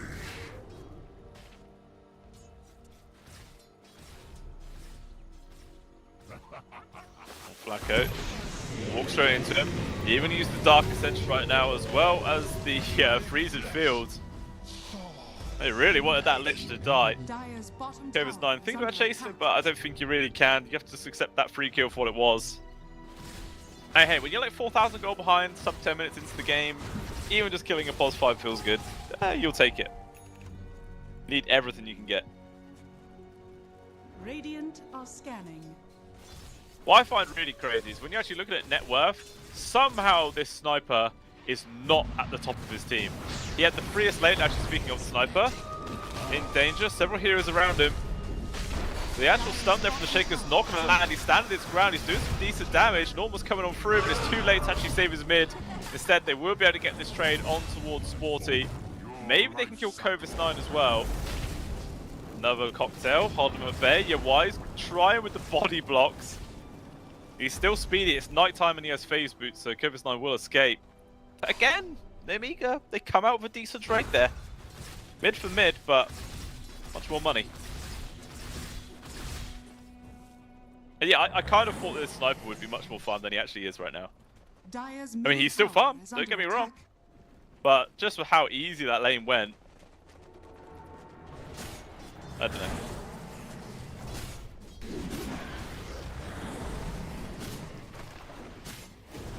Norma stealing the stacks inside the triangle. Meanwhile, quick grab here on towards the Shaq. Disruptions there. Unfortunately, I don't know if that's really going to make much difference. He will still take a lot of free damage. Assassinate. We'll secure it. Gonna be a little bit of a voice line war between these two since that tip at the start of the game. And actually, they're just going to take down this tier 2. So, like, we're all here. We've got a creep wave, we've got meta. Are they going to push high grounds? I would have loved it if they did. That would have been so entertaining. I mean, a wise choice not to push it, but would have been fun. Would have been very fun. Radiant are scanning. Smoke's breaking. Good indication there's somebody up on this high ground. They place the ops. It's a good sight. They're going to try and wrap around the back though. DB Illusion will spot this out, so they see the movements coming their way, and it's just Flacco who's left behind. Although the rest of the team are also going to be here. LFG might actually try to defend this one. They're able to get off the chain frost. This bounce can do some serious work. They got the first kill on towards the Shaker as well as the Night Stalk as well. Now Bashak pulled up from the Raw. Lots of damage coming on through. Disruption on towards the TB Illusion. Can they at least kill UI? No, they can't. They've lost 4. And Shaq can run away there with the haste room. But it's a big win there for LFG, taking out all those people. Thinking about still chasing. I don't know how Ace runs out, but he's gone. 7,000 gold lead now. 12.5 minutes in. Astral nearly has a blink online, so extra form of initiation there for the side of LFG. TB trying to work into a Manta still. The Beastmaster has the helm of the Overlord. So far got the Ancient Frostbitten Golem. So you get that cooldown reduction aura.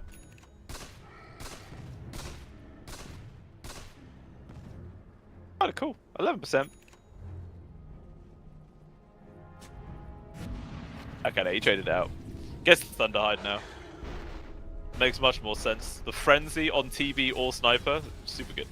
Super good. You know, looks like Shaq's in danger.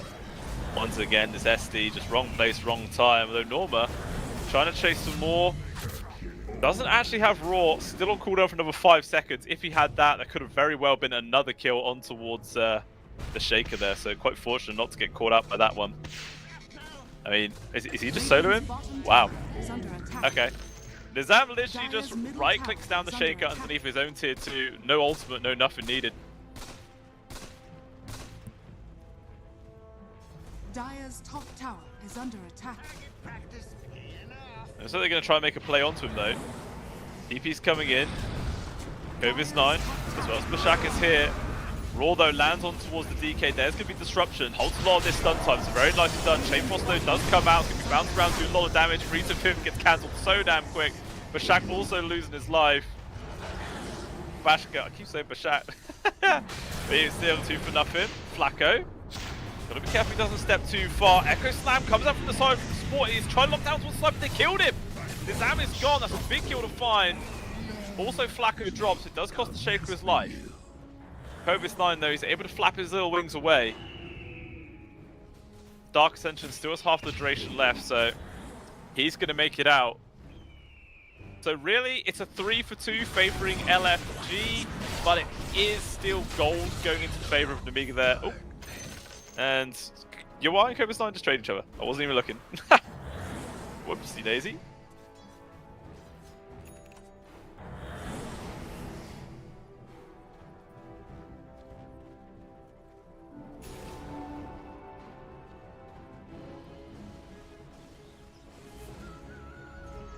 to 10 on the scoreline, full 8k gold advantage.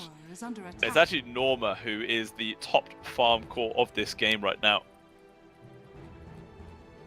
Actually has the Ag Scepter online on top of everything else in about 1200 gold.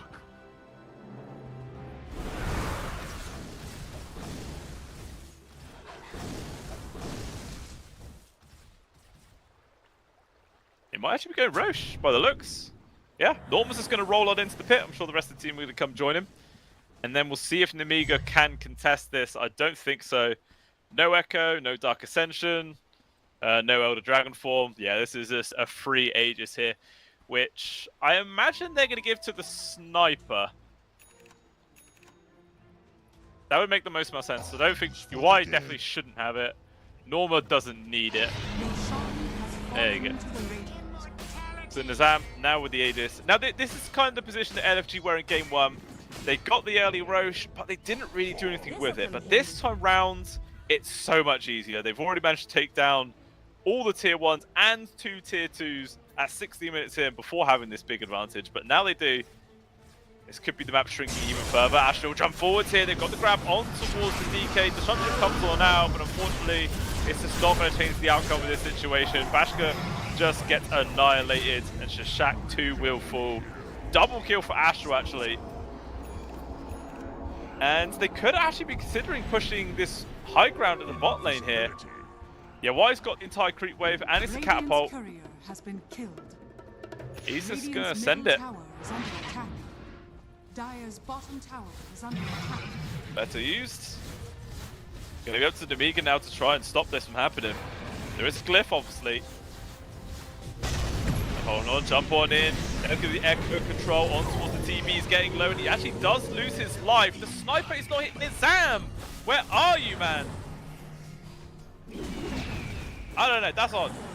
You got your TB pushing high ground, most of the team behind you, but Nizam was pushing mids?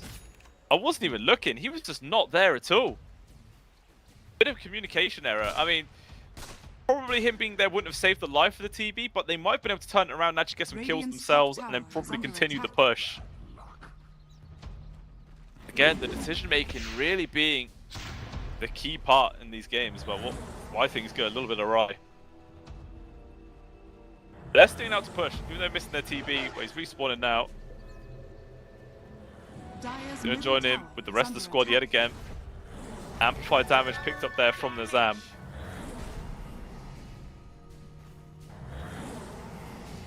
This mid-tier 2 is going to go. It's quite bold to continue this sort of like aggressive play, even though now you don't have meta for a full minute. There we go, high ground push 2. Yawai once again being the person in the front. I mean, there's no Echo this time, so they didn't really have that fear. Asher with the jump forwards, he's got the grab here on towards Shashak. Disruption's going to be in. See if it's enough to keep him alive. Nope, he will burn. He is gone till the end. Has to use the smoke there to actually avoid the assassinate. Nicely done. But even still, they're going to lose this entire set of barracks. So this could just be the mid set as well in danger. Still no Echo for 20 seconds. Dire's bottom barracks has fallen.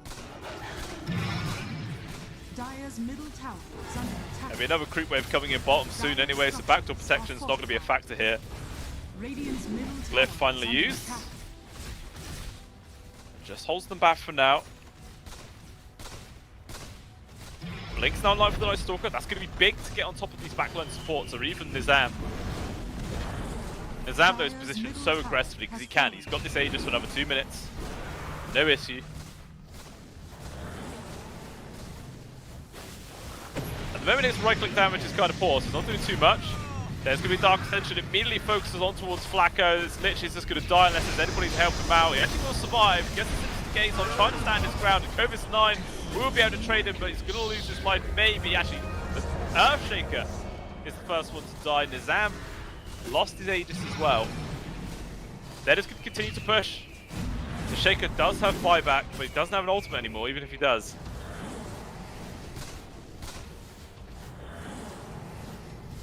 LFG playing cautiously. Still playing so slow, despite the fact that they're all pretty healthy. But yeah, they're building damage without like the TB in meta and the Beastmaster hitting with all of his creeps. It's actually trash. Like, Nizam maybe needed a Desolator or something like that to really speed it. It pokes from afar. Kovis 9 in an awkward spot. Cocktail's not going to push it back. But the Shaker's now actually respawned. They've got the grab here on towards the Sniper. Out of position, Nizam. He will die. We've got the grab as well on towards the Shaker. Disruption did actually save Bashkid there. Chain Frost was doing work. It kept him alive. Again, it's a trade, but a favourable one for Nemiga. I feel like Nizam thinks he's stronger than he actually is. Like, at the start of this game, he was miles ahead, but somehow his game has stagnated quite quickly. Still like 2,000 gold ahead of Sporty, sure. Not as powerful as he once was. Radiant are scanning.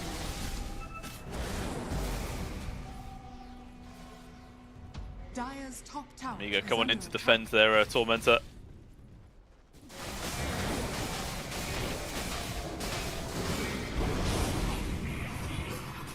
There's a shard going over towards the Shaker.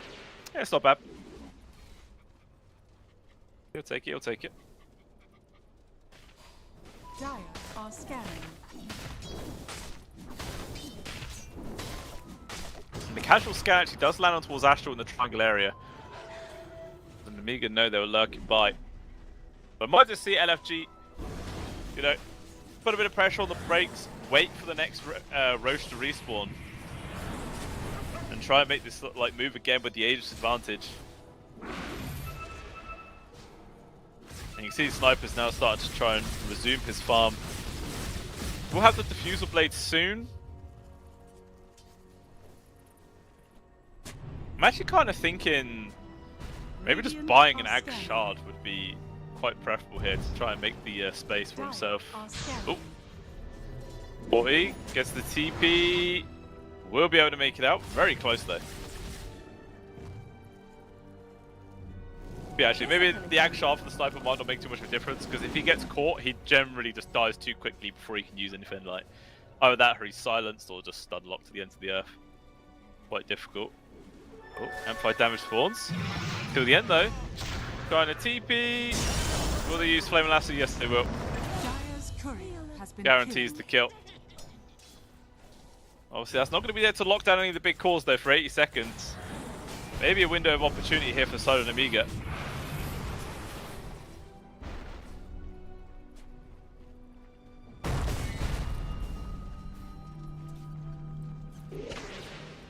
It needs to be a game of cat and mouse here. Amiga trying to find a decent opportunity to take a fight, but it's too hard.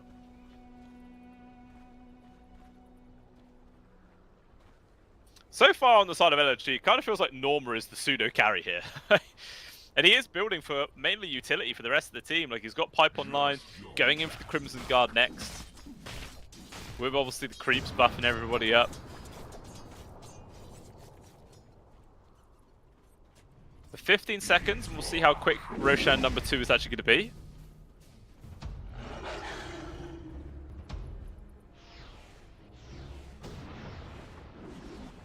Making a smoke move outside their base. Flacco gets seen.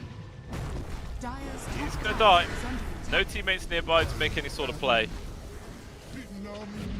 And Roche 2, wow, that's a quick respawn. 5 seconds time and it's already going to be up. Dire's top tower is under attack. Does it get scouted out though? That's the question. I mean, it's moving down to the Radiant side in 30 seconds anyway.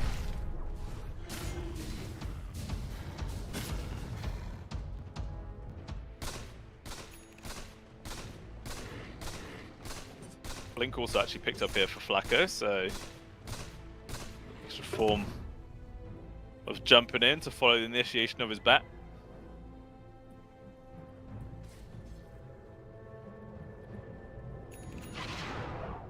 Yes. Let's join in the rest of the squad, but daytime is here. Oh, nighttime. What? Okay, I swore it was just nighttime. What, tripping? Jesus. I'm crazy, guys. Absolutely crazy. Okay, there it is. I think it's because of the Dark Ascension time. But actually, if they were paying attention there for LFG, they would have seen Roche going through the Twin Gates. So they do definitely know that it is up. So they go for this smoke play instead. Quick lasso jump on towards till the ends. It's a free pick-off. 30 seconds without the CM, but it's still not really the big ticket item that they want to push high ground. Really going to need the Roche first. Meanwhile, items continue to flow into the hands of Nemiga right now. That is a fresh 9-second BKB on Bashka, and Ags now online for Sporty. Sanjun Yasha nearly completed actually for Kovis 9 as well. Very, very close to that.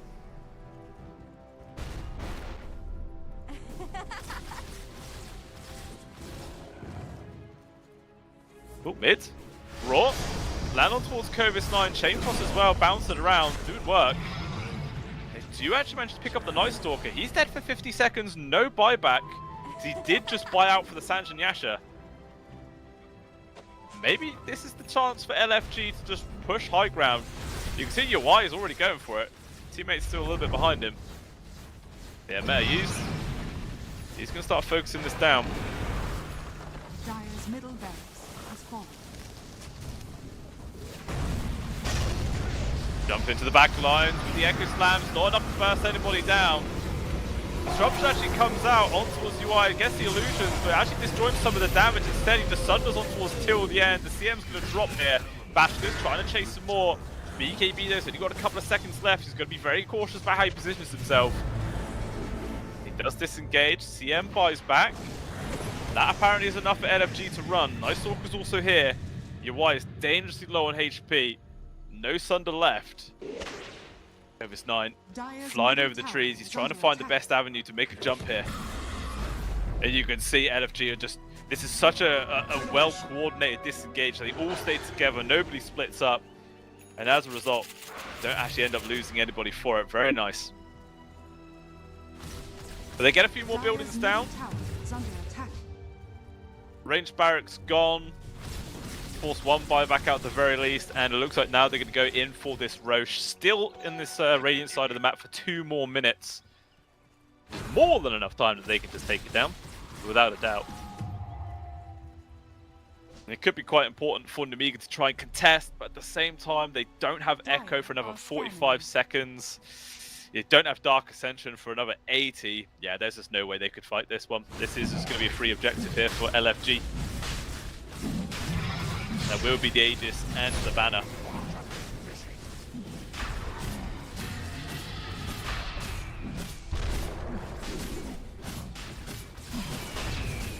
It could very well be considering giving this Aegis now into the hands of UI this time. Like, he has been frontlining quite a lot. Normally you would expect it of Norma, but... No, okay, they give it to Nizam yet again here. I really want to keep this sniper alive. He's trying to build in towards the BKB, which would be a huge help. That's how quickly he can actually get it, though.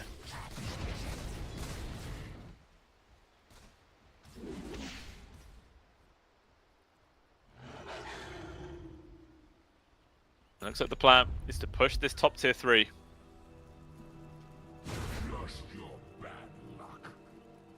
Both teams have actually gone for a smoke move. Let's see who starts breaking it. Thunderhide in the front. Obviously, not finding much information out. Does see an observer ward though. Oh, smoke's so close to break. They're all so damn close to each other. They spot Nazam. Dire's middle tower is under attack. The rest of LFG behind though. Maybe just trying to bait out their sniper, but he's going to start hitting onto this tier 3. Forces Nemiga to be the ones to address to them. The Earthshake high enough towards the north side, sees UI, sees Astral. Actually, Astral's going to be one to jump forward, so they've got to grab you on towards the Shadow Demon. There's going to be re-engaged with the Echo Slam used. Still not enough to completely finish off the TP. He's trying to get off the sun, but he can't. He's locked down in position, but the Chain Frost does so much work, gets the double kill. Norma blinks off towards the side. So far it's 2 for 2. 2 cores for a carry and a support. LFG might still continue applying pressure, considering how they have the Aegis, but whilst missing their TB, it looks like they are going to pay respects here towards Nemiga and back off.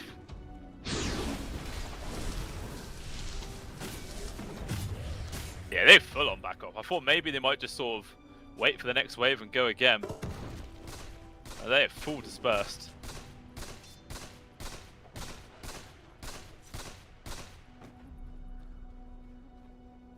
Yeah, maybe regretting the decision to give the Aegis over towards the sniper at this stage. I feel like even Nemiga know that the TB is doing a little bit more work than what Nizam is.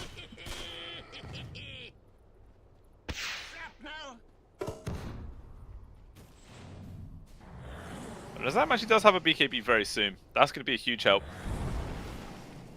Astral. Think about making a jump. There's going to be the lasso grab.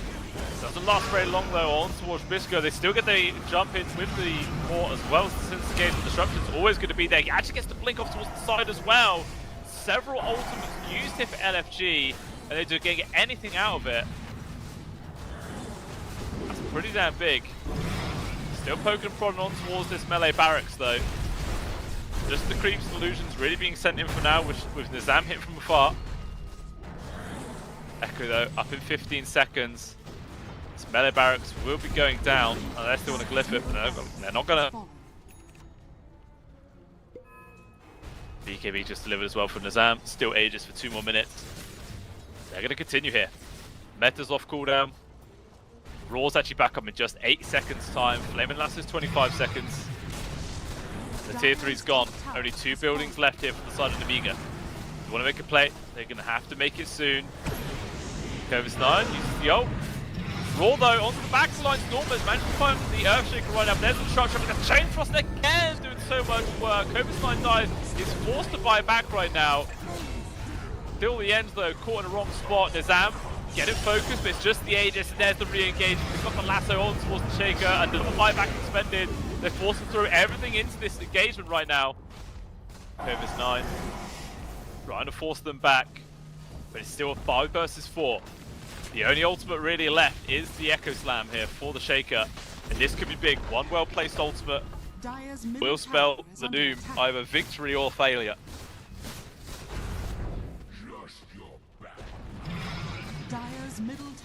Bashka, jump on towards Sam. There's going to be the Frost Armor trying to keep it alive. He pops the BKB, will disengage. Echo Slam though comes on towards the 2 supports, locks them both down. One is able to take them out of the equation. It does cost him his life though. And actually aggressive buyback coming out from the Lich.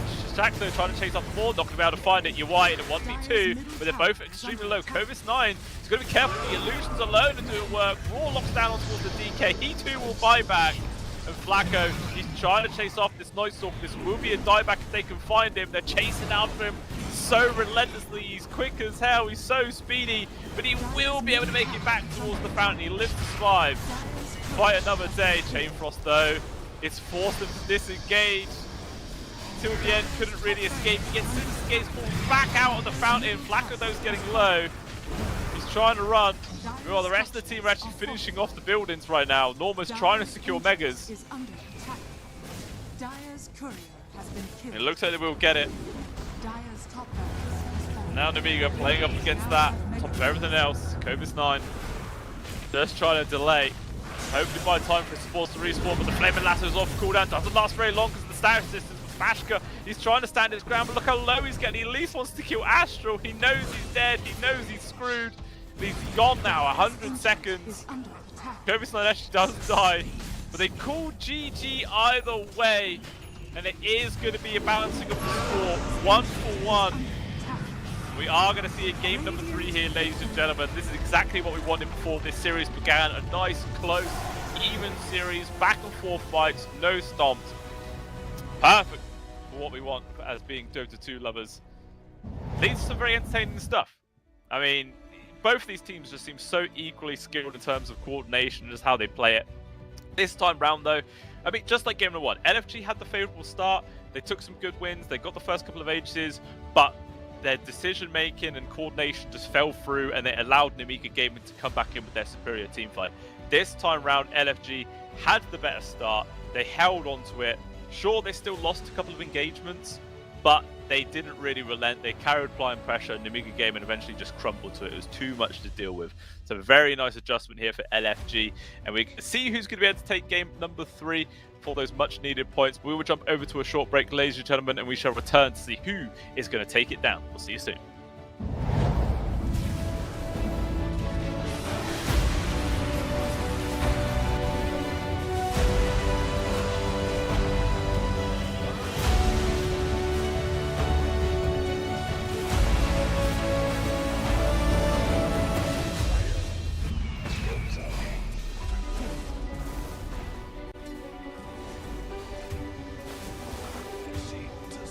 Dire's bottom tower is under attack.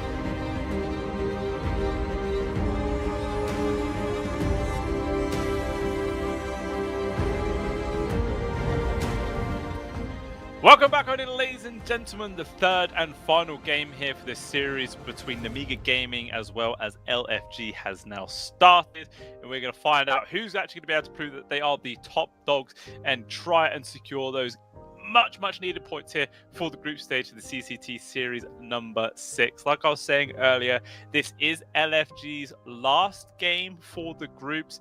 If they win this one, they will have a very good shot at being able to actually push it through to the next stage, where if they lose, it's going to be extremely dicey. They're going to have to really hope on some miracles to have any chance of being able to make it through on this one. But Amiga Gaming, if they do lose this one, then they at the very least have the saving grace of another series tomorrow that they could potentially win up against Zero Tenacity. But nobody wants to, have to rely on a game in the future to try and make it through to the next stage. You just want the win here and now. And we're going to find out which team can actually keep the dreams going. But on this draft, has there been any kind of key changes in the actual opening bands? The only difference is that this time around, Amiga have actually decided to get rid of the Beastmaster, and I can't blame them at all. Norma was an absolute monster on this hero. I think he ended that last game like 7-0 and 14 or something like that. Just hadn't died the entire time. Just did whatever the hell he wanted. Actually, he might have been godlike actually in the end. But yeah, just a phenomenal performance from him. So it does make a lot of sense they get rid of it.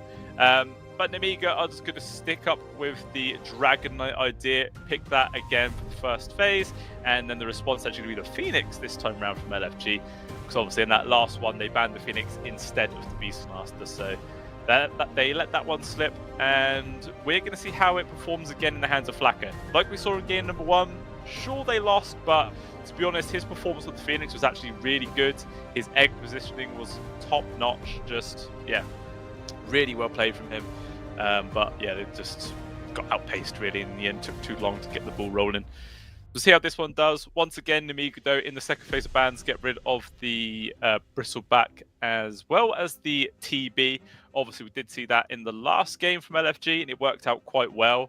Yeah, obviously that was mainly due to the sheer frontlining power of the Beastmaster, which was easy for him to back him up. But yeah, not going to see the TB 2 games in a row. LFG though, or potentially they get a ban. I mean, they have come up against the Earthshaker twice now. First game was rough because it was obviously Shaker against Earth Spirit. Spirit got destroyed. Second time round, he was against the Sniper. The Sniper just easily controlled him up. Didn't really look close at all. It was like he was over doubling his CS. He had over double his net worth at one point. The Sniper did actually fall off eventually. Just a couple of misplays did slow down his game. But when you just say compare about the laning phase, yeah, it was a very big win. But this time around, LFG, they take away the Lich.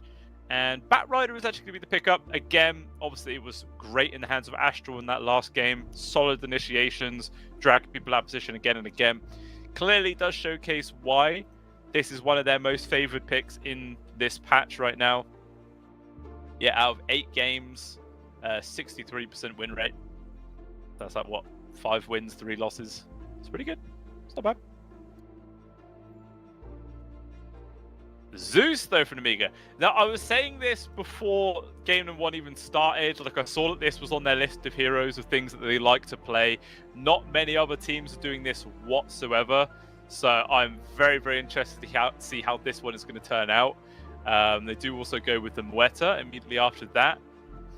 So, yeah, I'm intrigued. I'm very intrigued. I'm looking forward to see where this ends up. Whether it is like a traditional mid Zeus, or maybe it's like the sort of more fresh position 4. I say fresh, it's still like a year ago that people were playing POS 4 Zeus religiously. Oh yeah, no, we could see that. I'd like it. What is the response though going to be here from LFG? Has to be people that don't care about this very large amount of magic damage coming out right now from the Zeus. Mueta is also a decent amount of it. Maybe someone who naturally builds into a pipe. Doom can definitely do that. If you Doom up the Zeus as well, he is screwed. He is like the most useless hero in the world once he's doomed. Unless you're going for some crazy right-click Zeus build, which used to be the thing where you had like the chain lightning would proc on right clicks, which was his old shard. That's not the shard anymore, is it? I'm pretty sure that got changed. No, that is actually still the shard. I don't know. Maybe just because you could get doomed and you're useless, maybe you do go for this, like, right-click Zeus build. I don't know. It's weird. It's funny. I wouldn't be too surprised if we see, like, a Nicked Assassin come out as well from Nemiga next. Like, it's good versus the Bat. You can easily trigger the Spike Carapace on the Cocktail, on the Firefly, all that sort of stuff. Doom has a lot of AoE, you can proc it on. Phoenix as well, you can proc on. Gyrocopter, when flat cannons flying around or the cooldowns come in, you can easily proc it as well. It's good initiation. You can follow up with the global presence of the Zeus, Thundergod's Wrath, as well as the Nimbus once he has that online. Nick's Assassin, I think it's solid. I honestly don't see any reason why they shouldn't.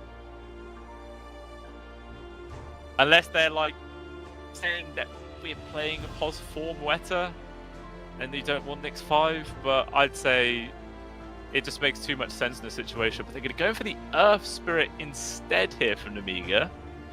So this might actually then be a support Zeus. Otherwise, they're leaving like a POS 5 or 4 as their final pick of the draft, which is just not very common at all.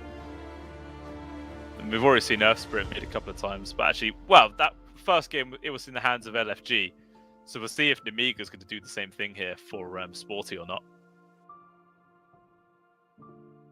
It all remains to be seen.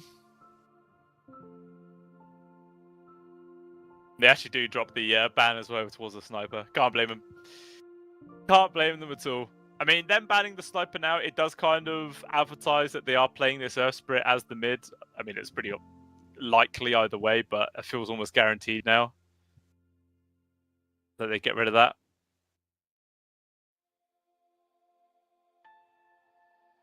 I still feel... I mean, no, because then you have to... No, yeah, this is a support Zeus. I really feel like they could have maybe played like core Zeus and then, yeah, had the Nyx Assassin. Trying to go for that sneaky play. It was ticking a lot of boxes. What's the follow-up ban going to be here from LFG? Centaur Warrunner. Does give some front line. Disengage as well from the egg, because so far they don't really have anybody to hit it. It's literally just like the Moeta with the... What's that pass? You know, when you can hit twice. What the hell's that even called? Big fan of the game, guys. Big fan. Gunslinger, that's the one. Because sometimes you can get the double hit onto the egg, which is kind of nice. Does deal with it slightly faster. But pick is going to be from Nemiga of the Primal Beast. We did see this in game number 1. It worked out in the end. Obviously, that was mainly due to the Soulbind, double Chain Frost, double Pulverize. I feel like that was the main reason why Nemiga were able to come back in that game number 1. So we'll see if it's going to be just as good without that combination.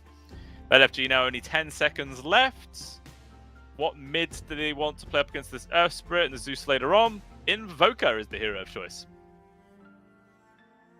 To be honest, I was kind of thinking maybe you could do Huskar. Like, it's good magic damage resistance against the Moeta and the Zeus. You're going to destroy the mid. It's good against all the cores. Literally all the cores. It's fantastic against. Yeah, I mean, it would have been a cool pick, but maybe Nazan just prefers to play the Invoker.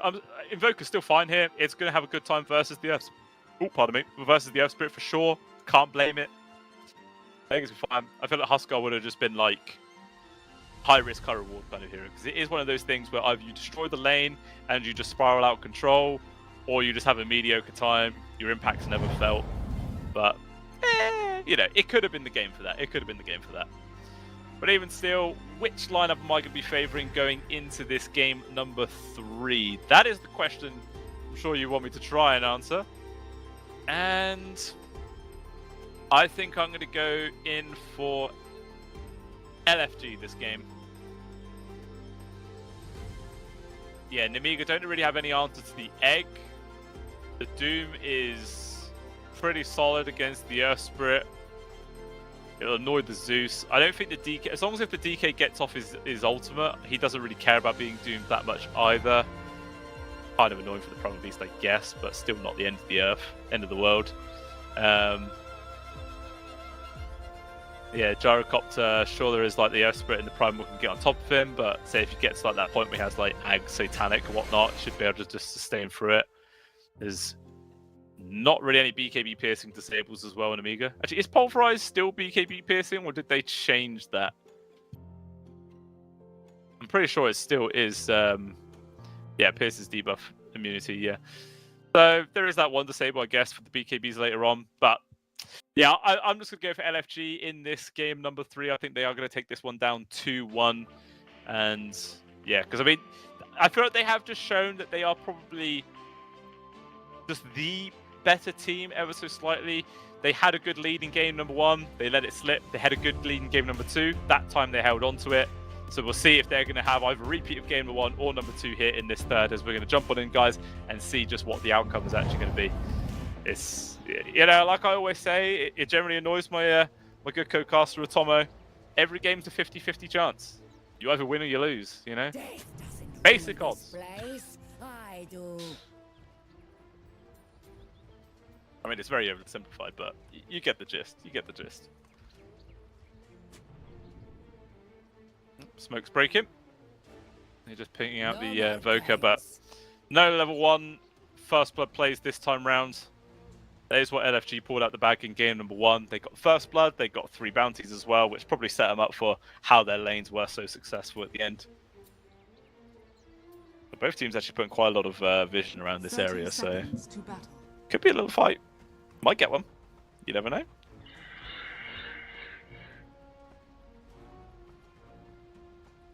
I'll drop in some good luck, have funs in the chat. That is always good. Get that bit of sportsmanship coming. I've seen it before where some teams get very salty. But, nah, very respectful. And we might actually get a bit of a fight here for this top bounty rune right now. UI and Kovistar are in first. They do get the pullback on towards Kovistar. He's actually going to try and turn around with the trample on towards Flacco. Will they be able to get the kill first? No, they won't. Nizam actually gets the first one. Till the end gets the trade, but will still lose his life as well. Where Yawai gets the credit for that one. So 2 calls on the side of LFG, getting the first blood and then the second kill after that. So a big chunk of gold for them to start the game. They're going to be quite happy. Bounty split, it's still 2 for 2 as well. So nothing really gained there. Yeah. LFG quite happy with how that first one started. Another thing, interesting thing to note is that they elected to play the Zeus as the position 5 rather than the position 4. Quite rare to see. Normally you do see, you know, the Zeus get that priority if he is played in a support role. Also quite interested to see how he levels from here on. Whether if he mass points towards the lightning bolt and heavenly jump, or if he's going to start putting more points in towards the arc lightning. Like, there is some variance on how supports do build the Zeus.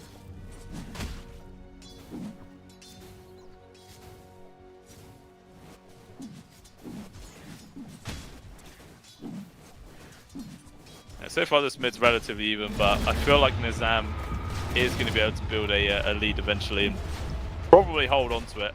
Unless he gets, like, seriously outplayed by Sporty at some point.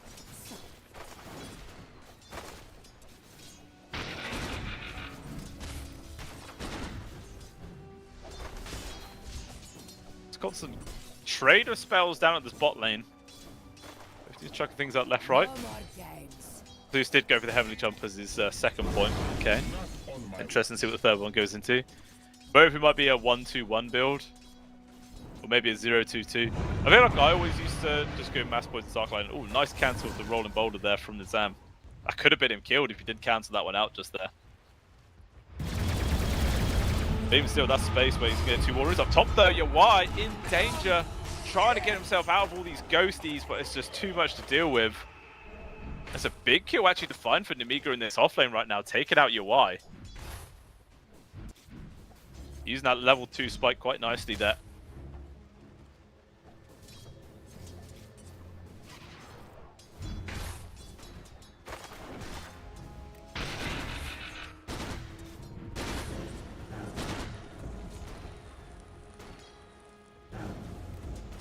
Now the gyro comes back in full HP, full mana. Should be quite comfortable for the foreseeable future now. Unless another absolute outplay comes his way.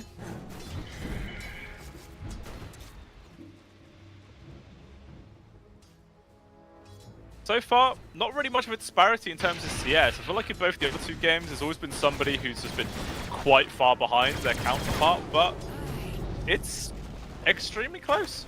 2 for 2 on the score. All CS is equaled up, even between the supports, which is a funny thing. Quite rare to see, but I'm here for it. Means we'll probably get another very close back and forth extended game.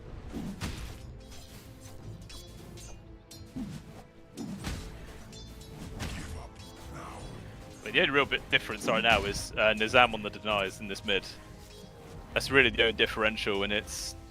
I mean, that has actually translated to about a third of a level in terms of experience, which might not sound like much, but sometimes just getting that level 5 before the enemy can make all the difference. You look for that free kill.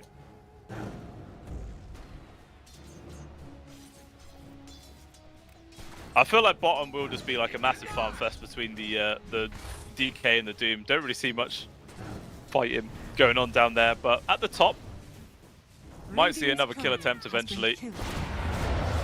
Might again depend on that V-power position. Actually, speaking of UI, take a lot of damage. I'm actually just going to turn around towards Shishak there. And I think there's a little bit of miscommunication there from the off lanes of Nemiga. Like Kovis9 went after the gyro, but then at the same time Shishak went after the Flacco instead.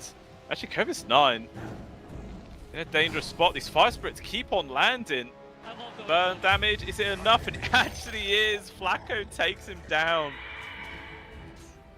For Kovis9, might have been better just to die quickly because it ended up being more wasted time for himself. The space made for the gyro. Now UI, top of CS. A fair bit of space to work with, he's happy.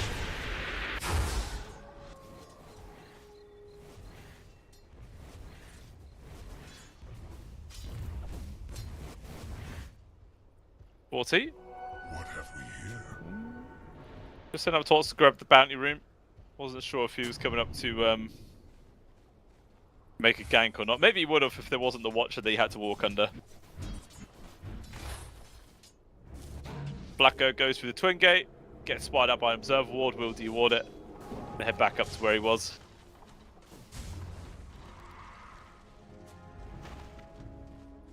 I mean, I'm starting to see it. A similar repeat from the last couple of games. LFG building up this lead now. 1k gold advantage. All 3 cores top of the CS chart as well. Top of net worth in a very healthy spot. Now looks like Spoy in danger mids. There's a rotation in from Astral. Think about diving underneath the tower for this one. We'll get the kick and the roll away. Nicely done. Makes the space. And actually, in comes till the end. He's going to get the trade on towards Astral right now. The good pick off Shishak is also here. They're going to try and bring down the Invoker. There is also going to be the Phoenix. Oh, the dead shot actually connects onto him mid-dive. I don't know if that was intentional or not, but it looked damn well fancy. Not enough to save the life of the Zeus. So here's just like a 1-for-1, support for support, but it was the Nizam who got the credit, where the other one was split between the two. Hard to tell really who came out ahead there.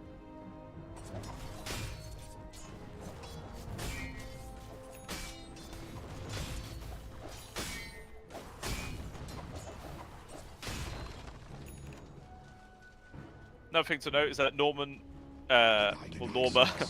did go for the Devil's Bargain facet. The ability to sell his items and get the value back later on.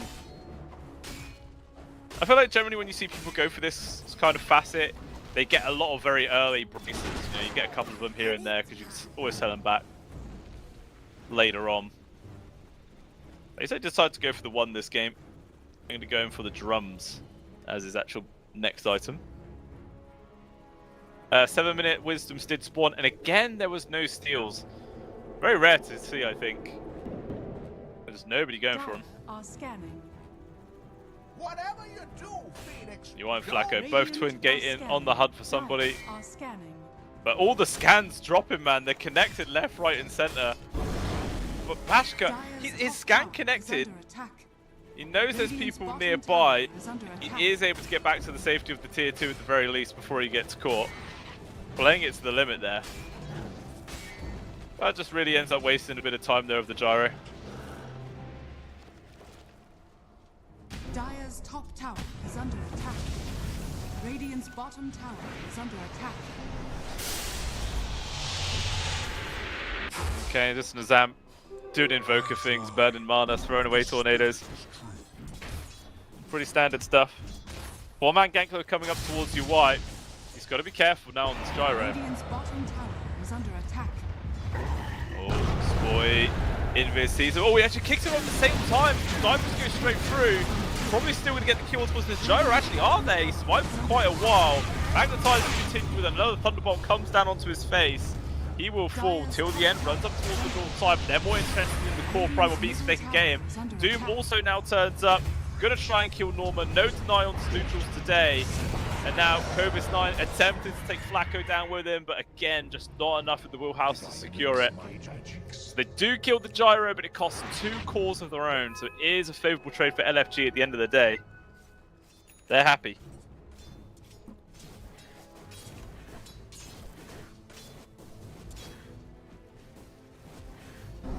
$2,000 gold lead now.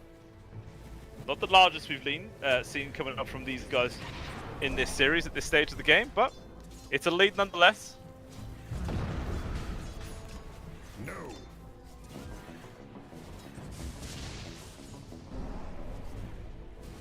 Bound.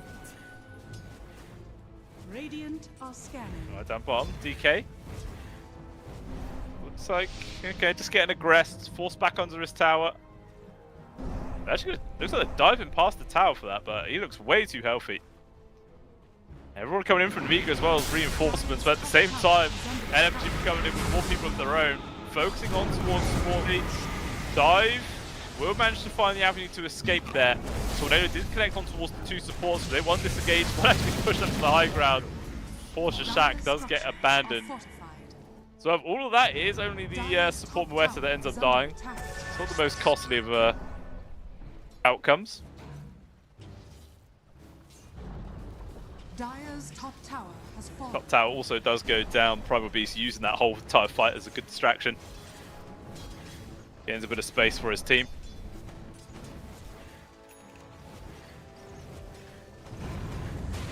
He's coming mid. Roll forwards. Will land onto the Invoker. Kicks him back towards the tower as well. Phoenix dives towards him. He actually doesn't have... Well, he couldn't drop the ultimate. He was silenced up. No Primal Beast off towards the side, dropping the pulverize. Egg now does get dropped till the end. Not going to be able to stop that one. But your Y will still lose his life. A double kill going over towards Sneaky. So constant little pushbacks here from Nemiga in this game. A lot of them here, so they might try and take down this tower as well. There is a catapult. Helps speed things up. Dire's middle tower is under attack. They've got to be careful. LFG are respawning soon. They could very well TP in here to defend this one. Dire's structures are fortified. Weapons Dire's there. top tower is under attack. Halt it for now. And a Mask of Madness now picked up as well for Bashka. Ain't no way you're going to be able to find Zeus like that. There's space here for Norma at the very least. Going in for the quite utility build, as you would expect from the offlane Doom. Drums into pipe. Probably going to skip the Crimson Guard this game. It's only really the DK who's going to be doing damage by right clicks in this one. Earth Spirit's all magical. Primal Beast to most degree as well. Till the end. Able to get the leap away and he's fine. Bounty. Do you guys remember that once upon a time when Zeus did not have Heavenly Jump and he would just like, if he ever got God on, he was just dead? It's like 0 mobility, slow as hell. Man, that was a brutal time to play Zeus.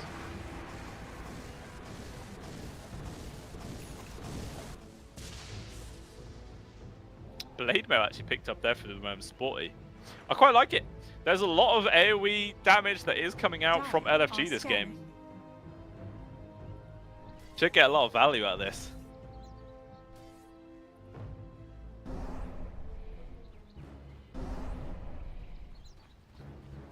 Radiant are scanning. Oh, looks like another gank from LFG. Trying to hunt through the Radiant jungle, but a scan connects perfectly again. Allows the Muerta just to TP out. Not going to find a freebie this time round. And ends up using more of their time. Radiant's middle tower is under attack.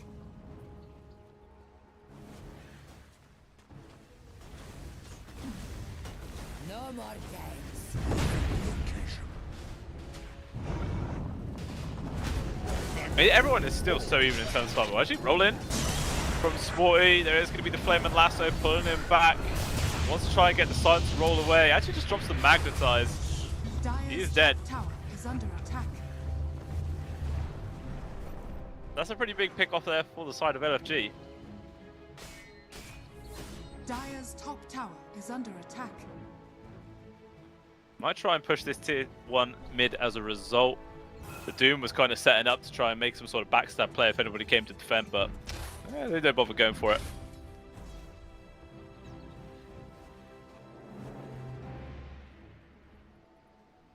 First time.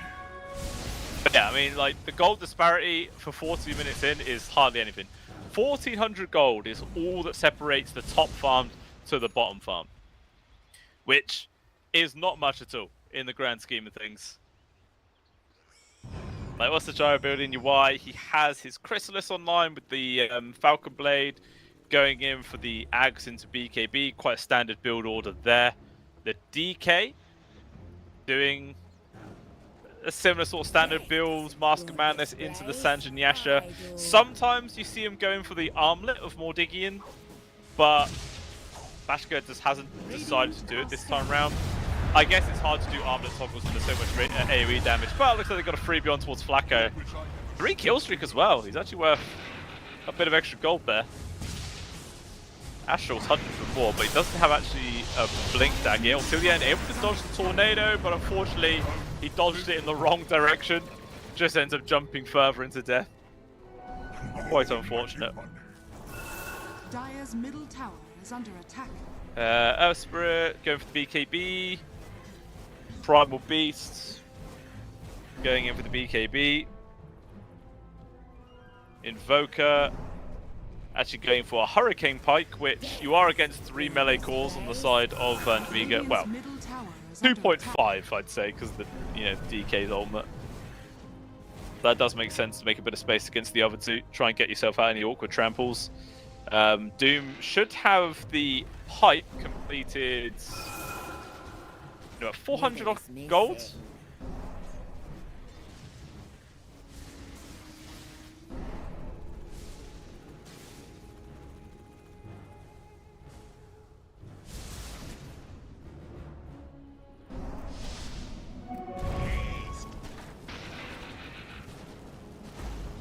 Well, ace for the bat.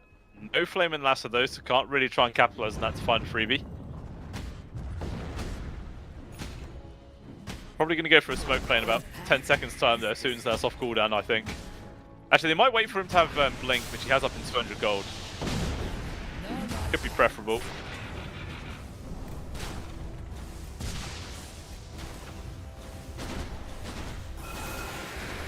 I'm just going to bully down this tier 1. Not really any way for Nviga to defend, so that is a free objective.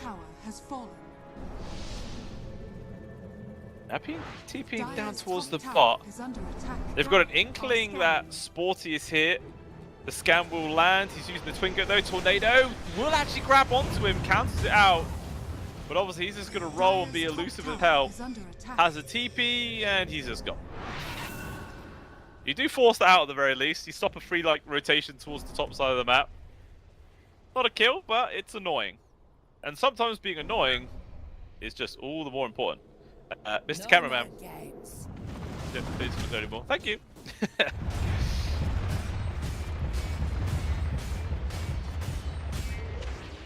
NFG.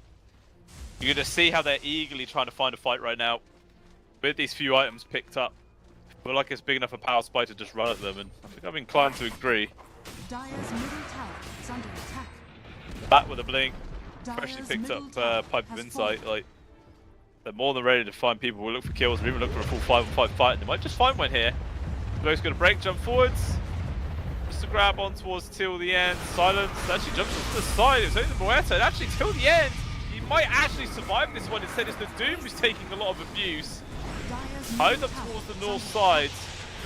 Now the re-engagement, focusing on towards Bashka. All of his mana's gone. No casualties out of that one. Till the end, dropped to like 20 HP. Extremely close. Even still, is able to survive. The power of a few raindrops as well as the casual cloak 100% kept him going in that situation. Actually nearly has a glimmer cape as well to do big help. Shaq pops the ult, going for the TP, but there's a centaur stun. He's gone. Question is, who gets the kill? It's not. It's not. S&Y though just picked up the DK, so maybe if another fight comes their way, Nemiga might be a bit more willing to take it.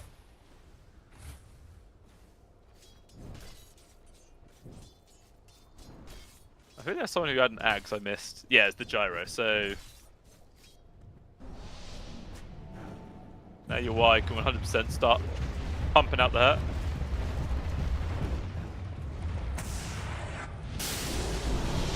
What's up? Primal in danger, caught him for the EMP. All of his mana's gone. Does have 6 charges as well as the Greater Healing Lotus, and actually he's just going to eat them both. Disengage safely, although Norma diving the tower here with the sheer speed. I forgot to hasten him for a second, but no, he's just that damn quick. Meanwhile though, trying to get the trade, and they will actually trade from the grave there. Spoy able to take out Gyro.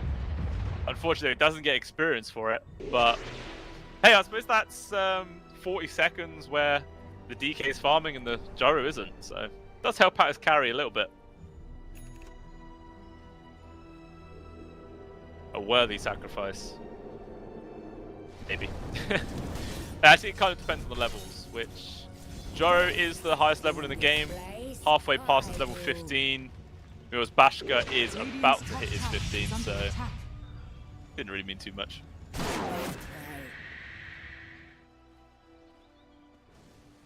20-minute mark, so Roche has now spawned down to the south side, and actually speaking of the south side, Covius 9 once again being aggressed.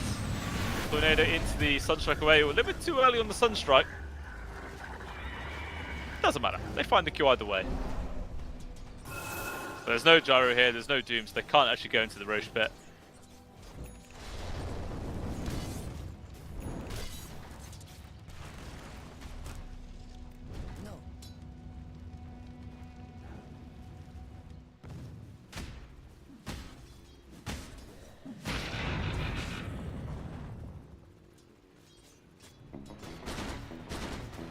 Getting out onto UI again.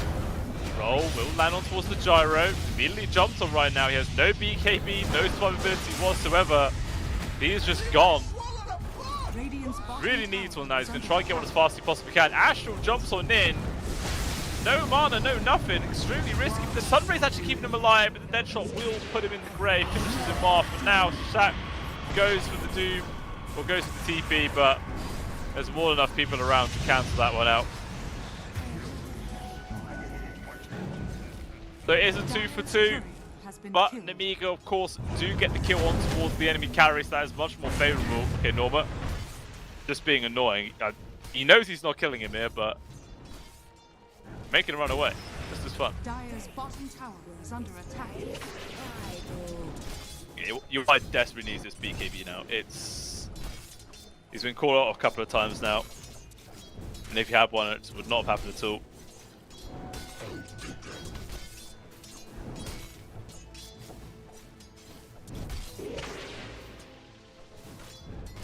Still neither team really considered going for Roast just yet.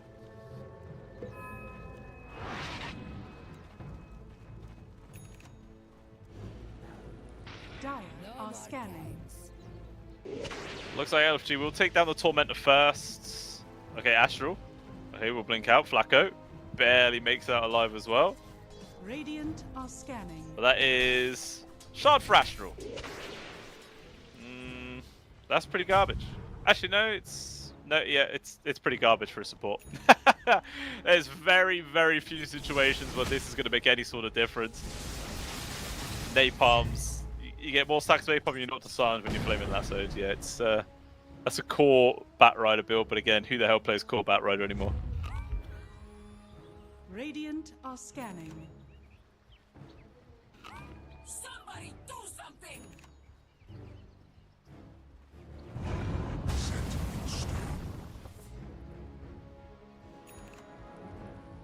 I mean, you could go with this smoke. They're going to try and fade the dire triangle area where there is actually the gyro farming up. Nizamdo leading the charge. Gets revealed there by the usage of the Thunder God's Wrath. He's trying to run.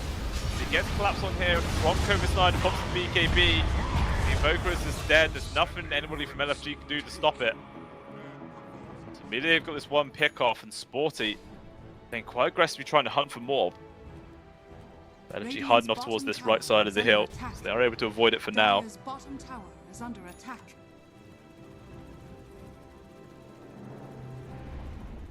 Dire's bottom tower has fallen.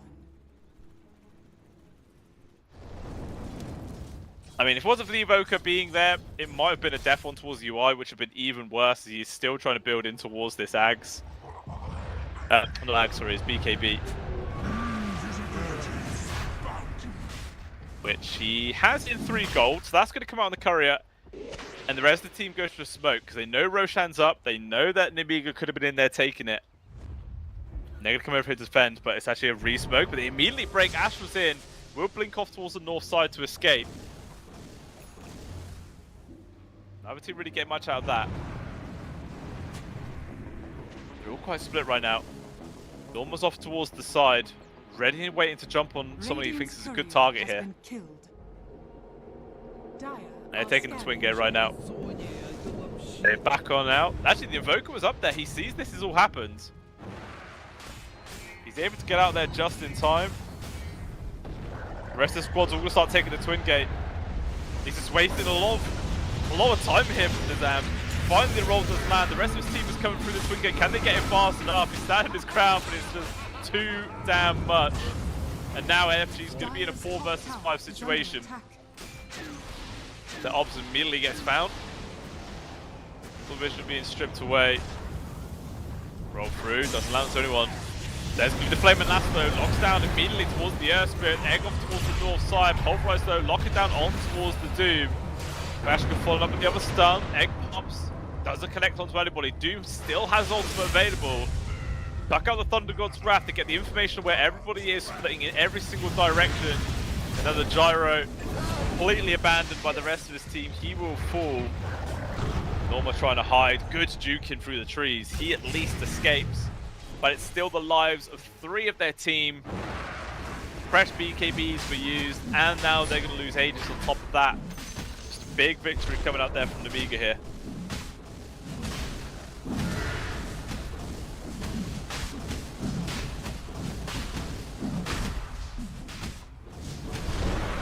Dire's top tower is under attack.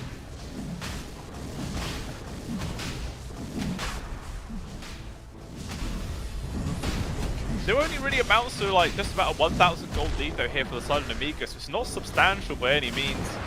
Win probability also is only about 58% in their favour. Like, it still is extremely even, all things given. Basco actually is the one to be given the Aegis in this game. Obviously, is a transform hero, so it's not the best, but the other 2 heroes aren't exactly much better to receive it, in all honesty.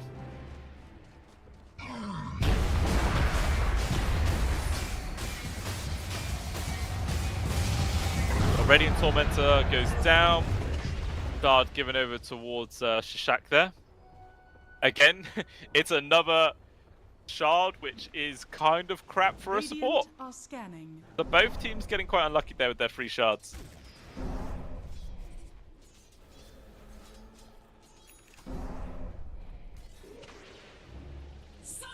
Dire are scanning.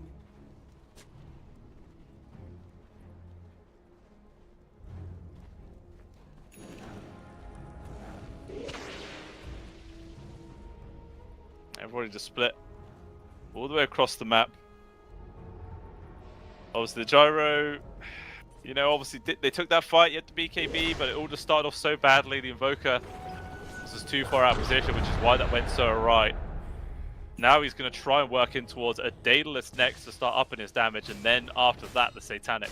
We're still a long, long ways away. Radiant's bottom tower is See under attack. Kovis 9 Dire's going middle for tower is under attack. the completed Sanjin Yasha, and then the Ags after that.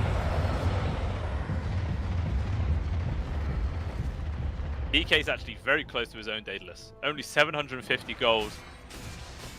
And that's going to be online for himself. Radiant's bottom tower is under attack. Dire's top tower is under attack. Radiant structures are fortified. We're on the hunt here for Nemiga. All smoked up. Might just catch a little whiff there of Astral. And they do see the bat. Not exactly the highest priority kill. Deadshot misses. And they will be able to bring him down. Chucks quite a lot of spells into it. And actually they get the vision on towards Nizam as well. He's trying to run. Kovis 9 can lock him down with the Pulverize. Just two quick, easy kills. Not really any way to respond there from the side of LFG. Apart from just split the map. Continue to run. Try and find what farm you can elsewhere. Because it looks like trying to take a fight themselves is just not happening. Yeah, Daedalus is now online.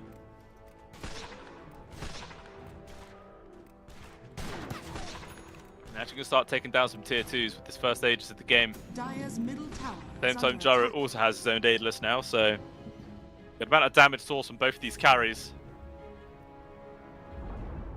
Dire's middle tower has fallen. Considering high ground here, Nemiga. Dire's middle tower is under attack. He's doing a bit of damage. Might try and force out the glyph. Invoker has now respawned. Quick jump in from Astral. The overaggression from Bashka. Maybe we're going to get completely punished here. First life is gone. The rest of the teams can start coming over and see if they can help out. He just straight up BKBs to run away. Although, LFG, they're going to try and chase. Attempt to poke on towards the Earth Spirit. Can't get the full connection. They're still just trying to run. Tornado will connect on towards the Zeus. Till the end. In an awkward spot. Glimmered up. Trying to run, but he's so damn slow. Eventually he will fall. Gone for 45 seconds. It's quite a while. Now Shashak trying to hide inside the Spirits. TP. The rocket nearly lands. But not quite enough. And now it's LFG the one who's going to start shoving on towards these tier 2s. It was just very over-aggressive there from the side of Nemiga. Like the DK hitting onto the high ground on his own, super risky. Almost fake pump the ultimate. Okay, EP Tornado on towards the Spirit. Doom actually used as well, but he just gets BKB 4-staffed out, he's fine. Normal tries to jump to Sack, pops Pierce, failed. Now Kovis 9 with the BKB, but it gets countered there with the Flaming Lasso. Egg has been dropped as well. Bashka. Don't think he's going to be able to kill it in time. Nice use of the cocktail. Does make space for his fellow support. And LFG just on mass retreat. They will be able to get out alive. Ultimates expended from both sides. BKBs used. Messy exchange, but only really one tier 2 that drops. Actually, Flacco has still been found. The Sport as well as Bashka continuing to chase again and again. Dive up in a second, that should be enough to get him away.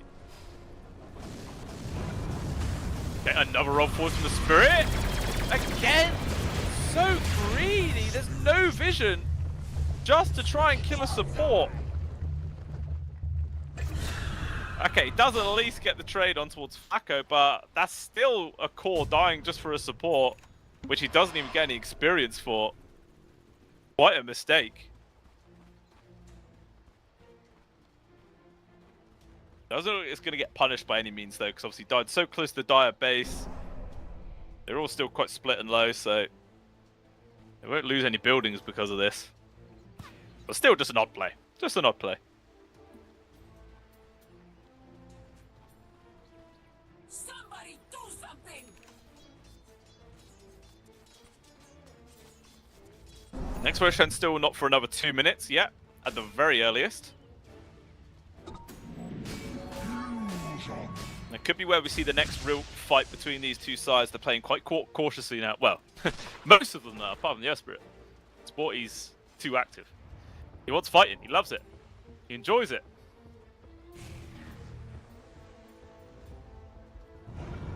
And Amiga, though, going to be wants to go on the hunt. Full on 5-man smokes. See who they're able to find. Just a little Firefly trail. Not really any information there.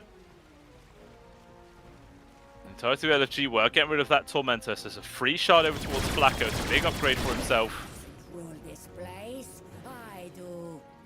Gan. Oh, it did actually land towards their own triangles. They know there's members of Nemiga nearby, and they're not going to get caught out from this one.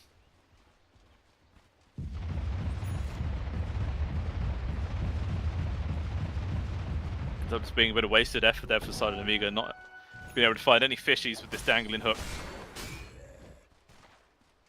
Times continues to come out here from LFG. Now BKB on towards Nizam. It's going to be a huge help for himself. I've seen several times that this Invoker just gets caught out of position, silenced and stunned to the end of the earth, but BKB will be able to make a huge help. Norma nearly has the Shiva's Guard as well. Be a big upgrade for him. Satanic is actually about 600 gold away for your Y. Will help his survivability quite substantially. Top tower has fallen. But mass movement through the Twin Gate here from Nemiga. There is actually quite a few members of LFG nearby, so they've got to be careful. Roshan, 30 seconds as well, so relatively quick spawn, but that's still going to be on the Radiant side of the map. Somebody do something! Re-smoke from Nemiga. Heading down their own part of the map though. Not entirely sure where they're going to try and head to. I mean, both teams know that Roshan could potentially be up any second. So LFG going for a smoke of their own. They're going to start heading up towards the north side of the map. Why do I keep thinking it's like daytime when it's nighttime and nighttime when it's daytime? What's wrong with me? I don't even know. But Roshan has now respawned, been scouted out. But Satanic also just completed from the gyro, so both teams ready for a fight, they're rearing it. But look at the absolute superior vision Nemiga's going to have leading into this one. Observer Wars in the lane and by the outpost. Purpose 9 though, he steps away, so he's not going to be able to break the smoke. He gets jumped on here immediately. Norma's in towards the pit. Doom on towards the Earth as well. Agents on the deck. Norma's wants to grab it and it will pop immediately. They got the trade on towards the Earth career. DK trying to take out the egg, but it's just not going to be enough. Till the end trying to TP up, but he also gets caught. It's a massive victory there for the side of LFG. They deny the Aegis. They get 3 kills. A buyback as well has been expended on towards Sporty. Now it's a large advantage here for LFG. It's like a 4,500 gold swing, 8,000 experience as well, which is the biggest part there. And now we could start seeing some pushes come through very soon here from LFG. Well, then maybe they're still going to be a bit cautious now they don't have the Aegis. Covis 9, Sunstrike misses, but Tornado's coming after him. Cocktail will land. There is 4 staff trying to make space. Here's a blink. He didn't even have a blink before he did. And he makes it out there, very close.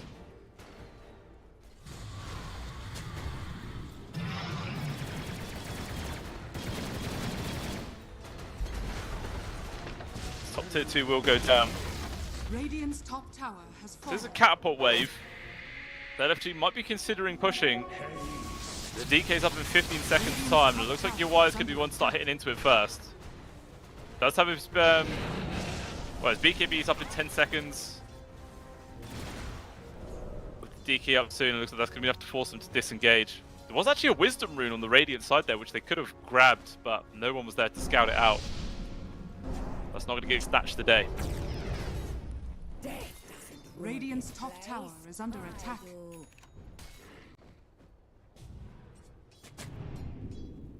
Looking at buyback status, it's only a couple of people on the side of LFG that actually have a buyback.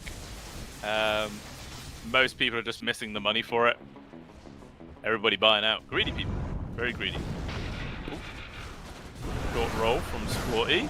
Jump forwards there from the Primal Beast. They've got the Flamin' Lasso locked down on towards the Earth. If he dies here, that's going to be a dieback. He's gone for 100 seconds. That's huge. Cobus 9 has to pop the BKB and run away. Doom actually just gets dropped on top of the DK right now. Definitely Blast is not going to connect. Takes a lot of damage, but it looks like he will be able to survive. Get back to the safety of the fountain. Tier 3 though will be going down. Nobody even uses the free glyph. A little bit of a mistake there from the Mega. Small amount of efficiency loss.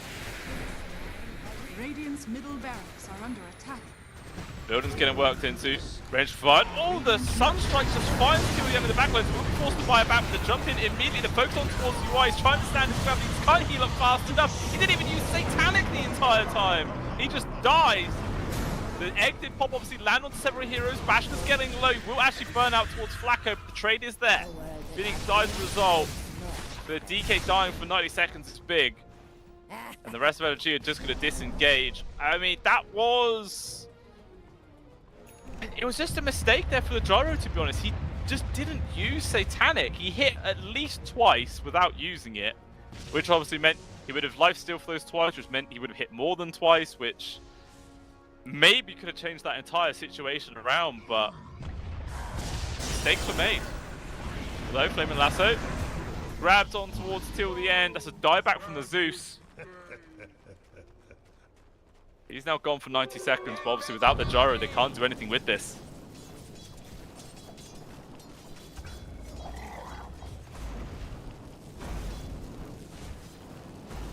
Most of the set of barracks were taken out though.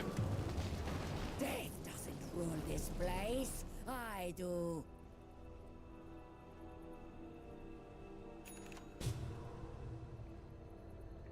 And now, judging by just how these two teams have played both the previous games and how they're playing this one as well, I'm going to make the prediction to say we're probably not even going to see a clash now until the next Roshan also spawns. Because they have just been really prioritizing that. Sure, they've tried some smoke plays here and there, but it's always just wrong place, wrong time, so nobody actually finds each other. Just like ships in the night continuously. The tier 4 starting to come out. Rattle Cage, Feather, Timeless Relic, Ascentix Cap. Lots of stuff being picked up there.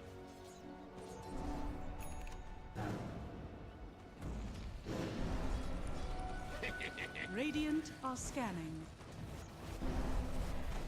Also, Butterfly online for the Gyros. That's going to help massively versus this DK, who has now queued up a MKB, which he'll have to get after this AC. Oh, he actually just sold everything.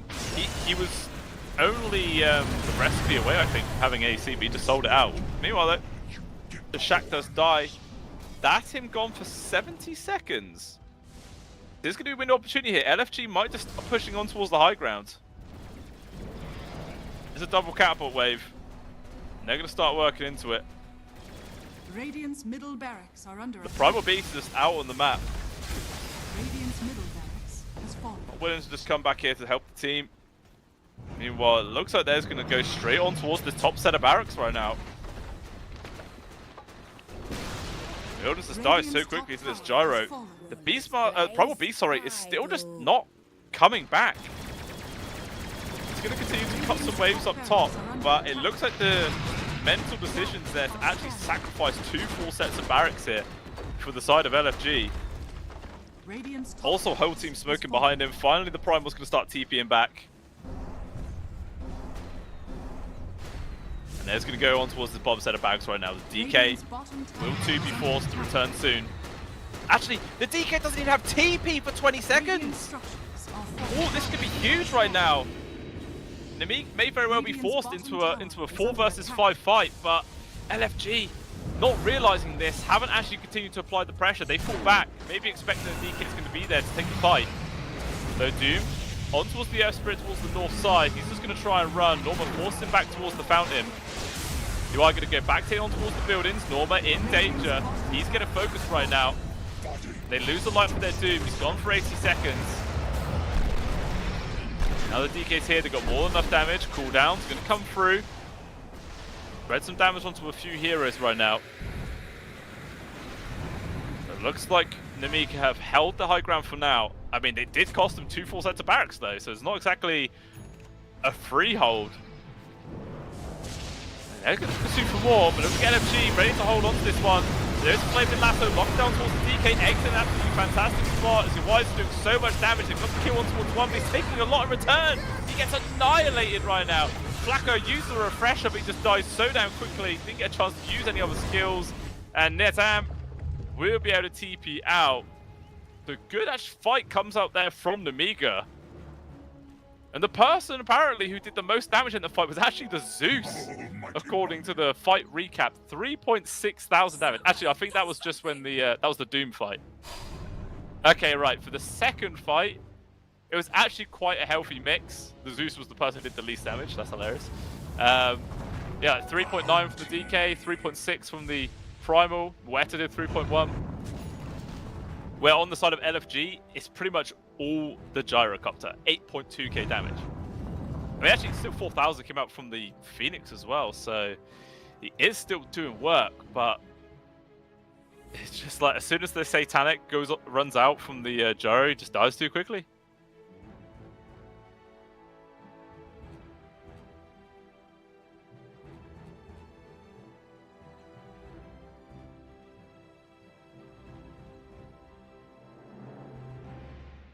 A small minor pause, and we shall resume.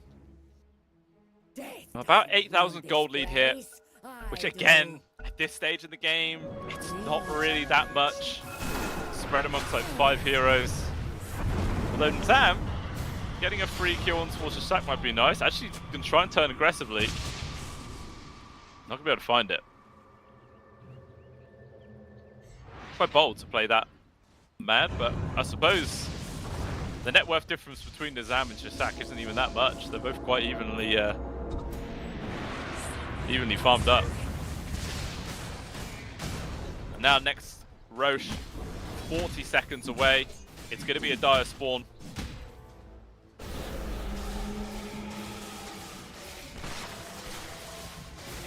Going to take down their Tormentor, who gets the freebie. Shaq.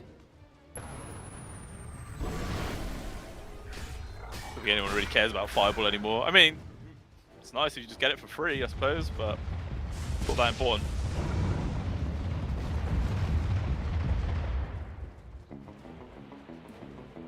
And they're going to start heading up towards this Roche area, where LFG, it looks like instead they've just drew a line to just push bottom wave and go for high ground. Maybe just use this Roche as a bait. It has now respawned, Bashak sees it. Bashka, I keep saying Bashak. Bashka, and then Shishak. It sounds too similar. Man, this Roche is done so quickly. That is going to be free Aegis and Ag.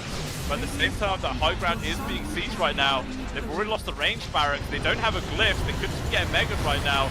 There is going to be the Sun Ray keeping up twice. Already used Satanic. Stand his ground. The Power Beast gets disintegrated. The Earth Spirit as well is dead. And Megas was still secured.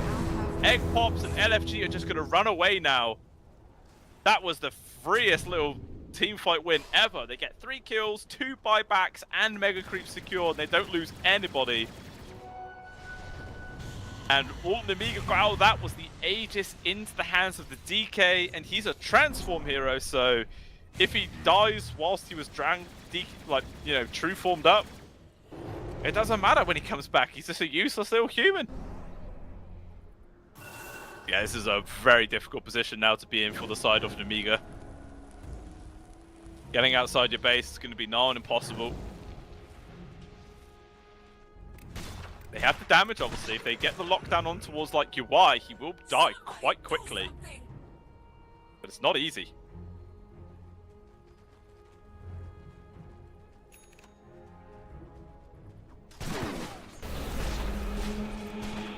Refresher also now picked up for the Doom. The double Doom, double BKB, double Shivas. All that good stuff coming on him. See another smoke move here being made from LFG. They have a ward actually inside the Radiant base, but they see a couple of people moving around.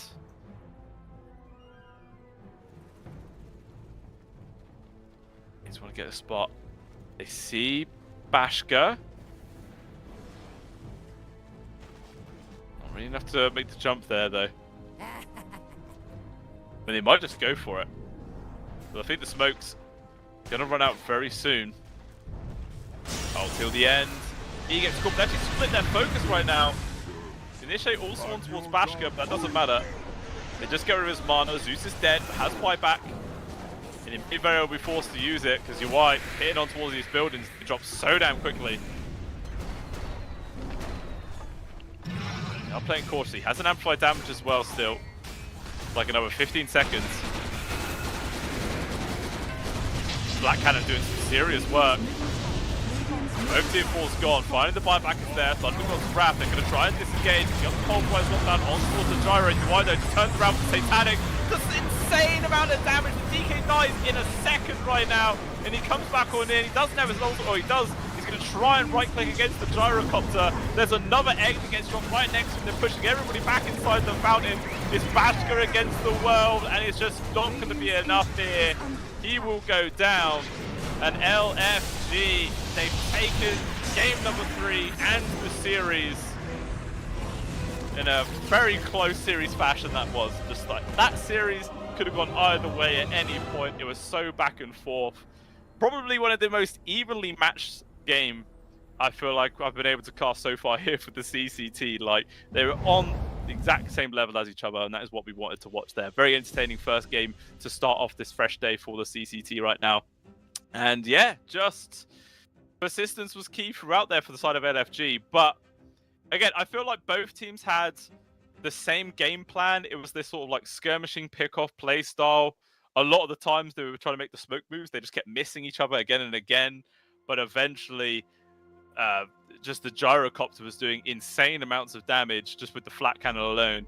Like, how much damage did he do at the end of the game? 74,266. Second place damage was actually the Zeus with 36,000.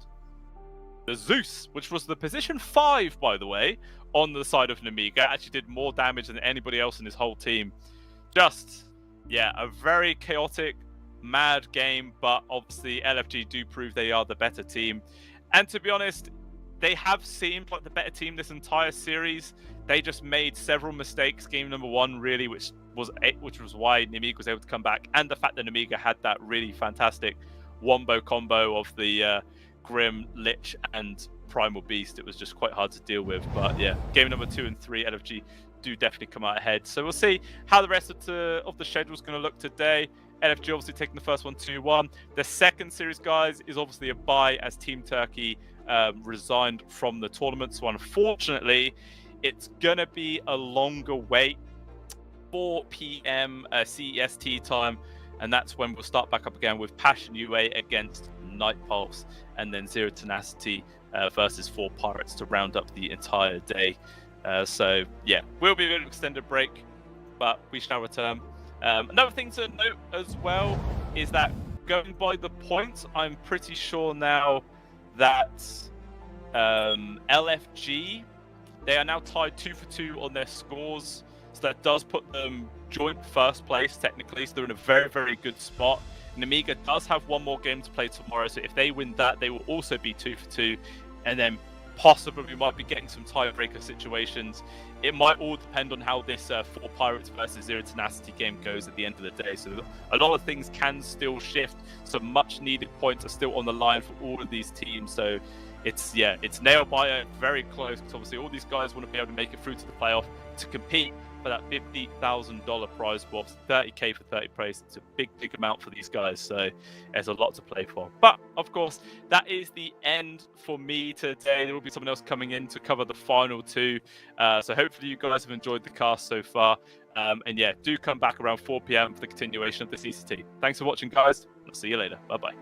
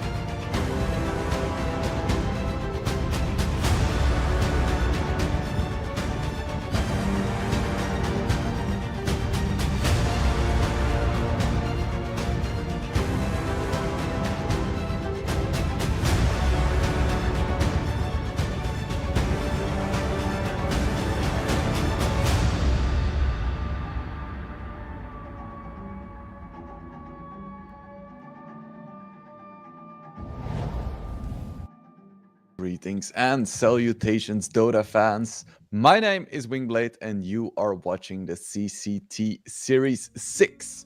We are 2 best of 3s down, and we have 2 more to go. Of course, the first one, or no, the second one, unfortunately, was a forfeit, so that was a victory for 1 move. But the first one was really nice, the Mega Gaming taking on LFG. And what we have for you to finish off today is Passion UA against Night Pulse. Both of these teams are, of course, CCT runner-ups in the past. I believe Passion UA was second in series number 5, and Night Pulse was second in series number 2. So both of these teams are still very hungry.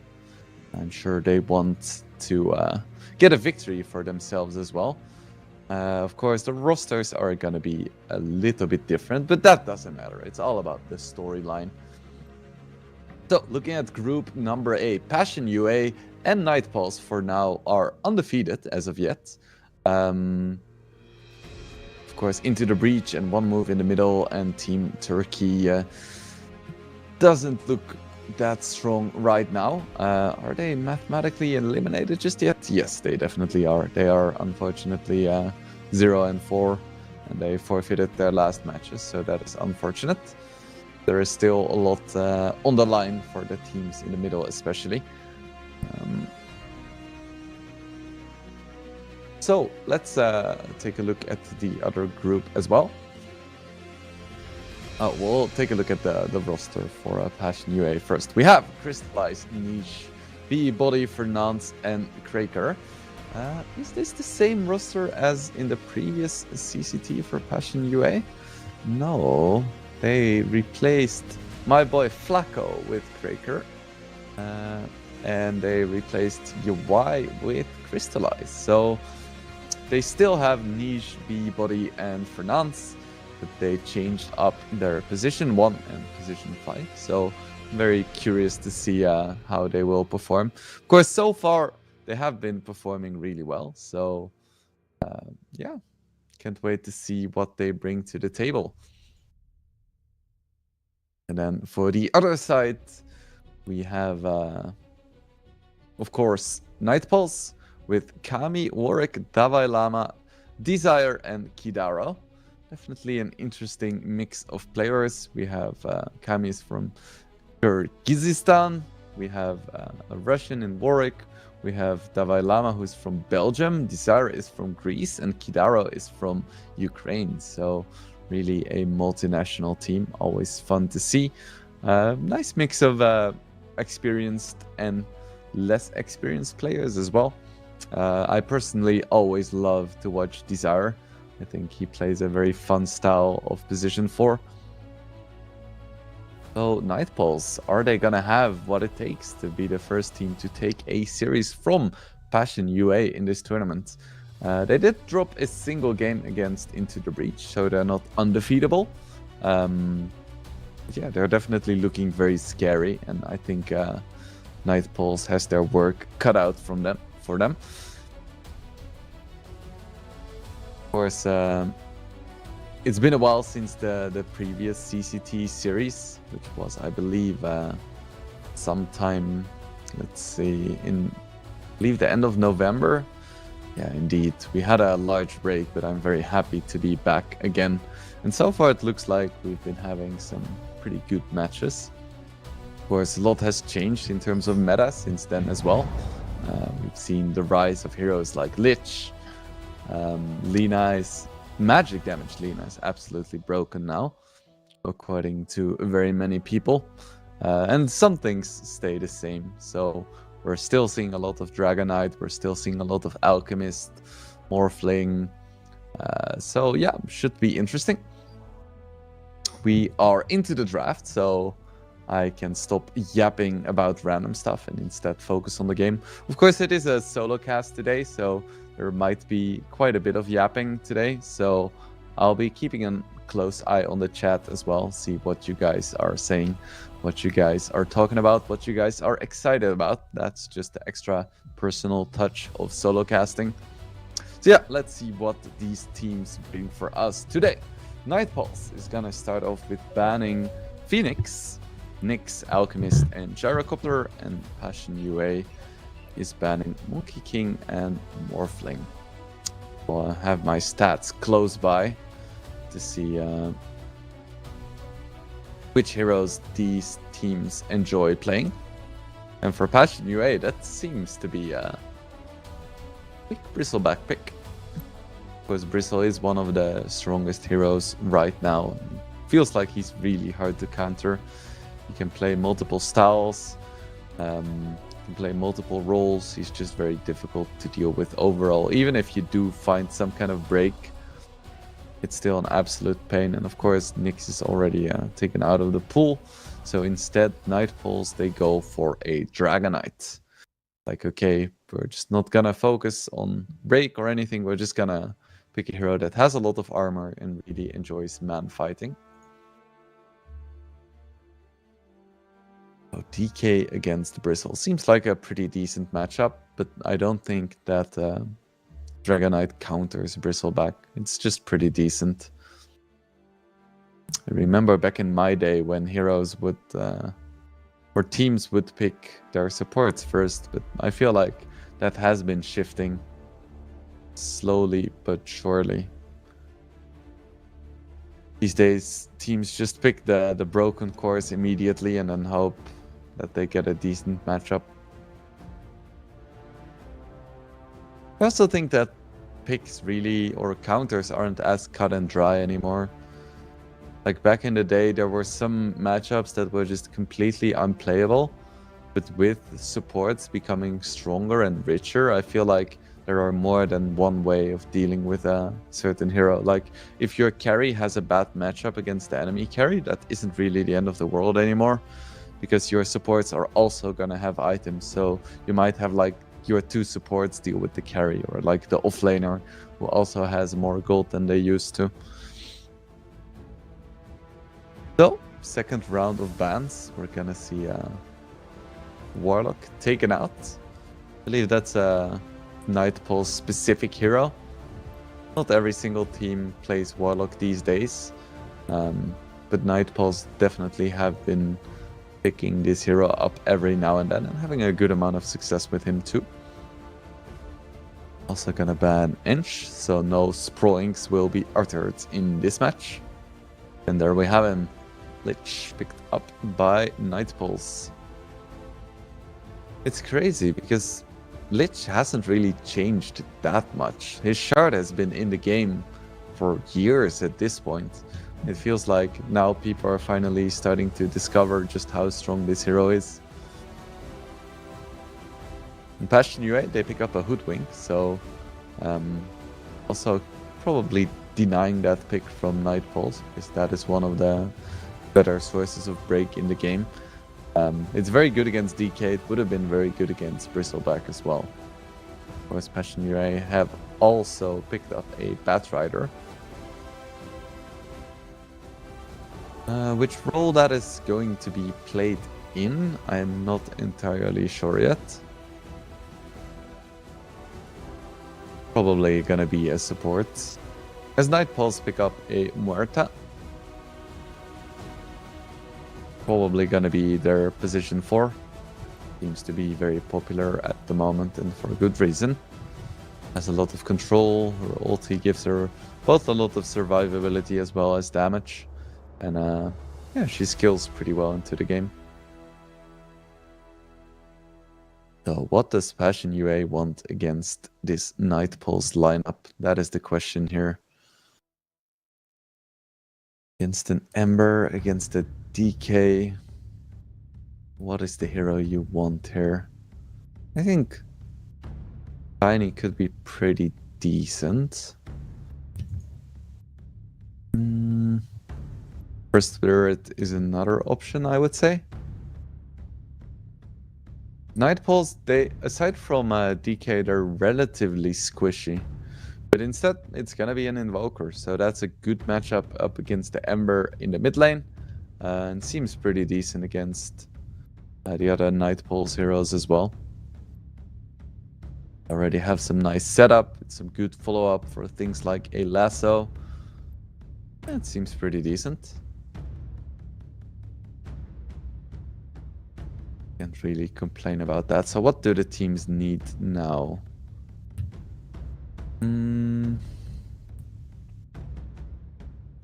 I guess they could go for either Bristle carry or Bristle offlane. So Passion UA definitely needs a 1 or a 3. Night Pulse, they have their mid, they have their carry, they have their support. So they would need an offlaner for Dalai Lama.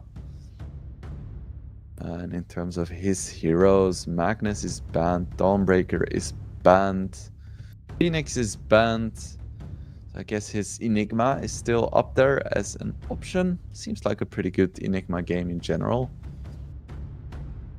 Be something like a Beastmaster too. Then you have triple melee though. Yes, it could work. It could work.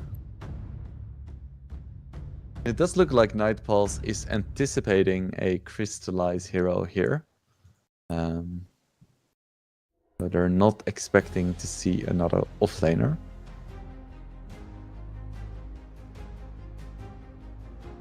Lifestealer would have been a decent pick. Because you can negate a lot of Night Pulse's stuff as a Lifestealer, but at the same time you're quite vulnerable to silence and stun. And I feel like Lifestealer may be kited against a lineup like this, but still they take it out, and they take out the Slark as well for Crystallize. So what Crystallize heroes do we have left? His PA, Slark, and Lifestealer have been banned, which are 3 out of the 4 heroes that he's played so far. His Razor is still in the pool, but this doesn't look like a particularly amazing Razor game. First, Passion UA, they need to ban another Dalai Lama hero. Is it gonna be the Enigma I mentioned previously, or gonna be something else entirely? Maybe something like a Doom to deal with the Bristle or the Invoker. Doom would be quite greedy. What is it gonna be here? Lycan is also still in the pool. Yeah, and they take out the Lycan. So no Davai Lycan. Let's see about Crystallize's hero now. Is it gonna be the Razor, or is it gonna be else entirely? A lot of the carries have been taken out already. Could still be TA. Sure. Terablade's also pretty alright, I would say. 10 seconds left for Passion UA. It's gonna be the Furion. Okay. Nature's Prophet picked up here by Passion UA. They're gonna put the pedal on the metal, that's for sure.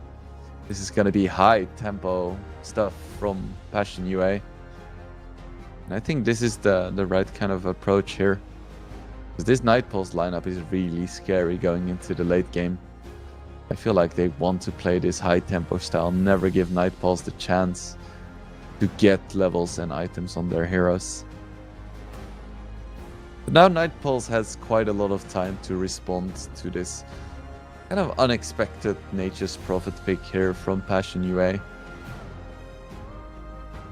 How do you deal with this nicely? A bit unconventional, but I don't think a Legion would be too bad. You have a Dispel for the Lasso, you have a pretty reliable way of shutting down and killing either the Bristle or the Furion if you catch them. You have decent damage and follow-up already.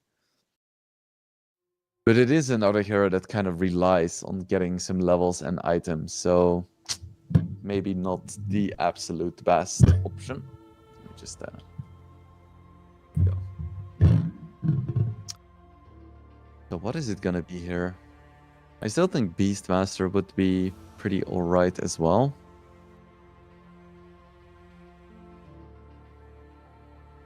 We have to keep in mind that it's gonna be laning up against Furion plus Hoodwink or a Batrider. Either lane is really scary. We need something that can either be aggressive and like really push back against this lane, or be so defensive that they cannot be killed, because that's a scary lane. And it's gonna be the Night Stalker. It's gonna be the Night Stalker. Ooh, I like this. I guess it could be okay for hunting down some heroes. But I'm not the biggest fan. I feel like they needed something more. It's not like they're playing against a Puck and an anti-mage or something. They're playing against heroes that can probably stand and man-fight a Night Stalker if everything goes according to plan for Passion UA. Because they want to be high tempo, and I feel like Night Stalker is better against heroes that kind of run away or are a bit more late game oriented. Because if Night Stalker tries to fight at like 20 minutes and he's 5,000 net worth behind, he's not gonna do anything. He needs to play aggressively, and I'm just not entirely sure if Night Pulse is gonna be able to play aggressively with a lineup like this against what Passion UA has. So if it works, it's gonna look really good, because he is playing against an Aegis Prophet, and I feel like you may be able to pick that hero off a few times. But if Passion UA gets the start that they're looking for, and they get this nice burst of momentum in the first like 15-20 minutes of the game and ride that wave, I feel like Night Pulse could get crushed. Of course, that's a lot of hypotheticals, and we aren't even in the game just yet. Of course, a lot of it is gonna come down to how well these teams are gelling right now with their fresh new lineups. Just to see what their individual execution is gonna be like. Is there gonna be any sick plays in the mid lane? Are we gonna see some cool plays from the side lanes, some nice ganks perhaps? We will wait and see. So once again, this is the CCT Series 6. I'm very happy to be here for you guys to commentate on the first match between Night Pulse and Passion UA. I would be very surprised to see a lot of action coming out from Night Pulse at the start of the game. They did go for the Night Stalker facet that makes it day. It does mean that the first night comes at a very opportune time, but it also means that you're quite weak at the rune fight, because now Night Stalker is even weaker than he usually is at level 1. Passion UA might go for some kind of spicy play. They did smoke up, and now Night Pulse smoked up as well, so we could see some action. I feel like if the fight is drawn out, I would definitely favor Passion UA. In terms of like a full 5-on-5 brawl, I think Night Pulse has the upper hand.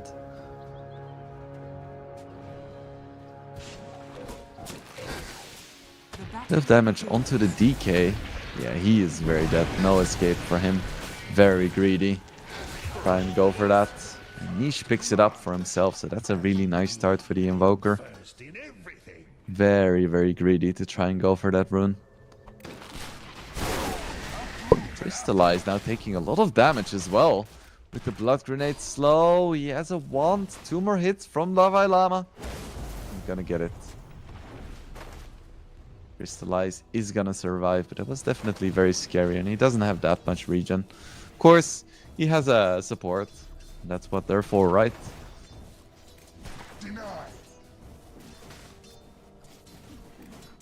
This is also a big reason why a lot of range carries opt to go for the wand plus 3 branches as their starting items. Just getting that 6 in all stats plus the active from the wand is just insanely good. No other build is gonna give so much survivability.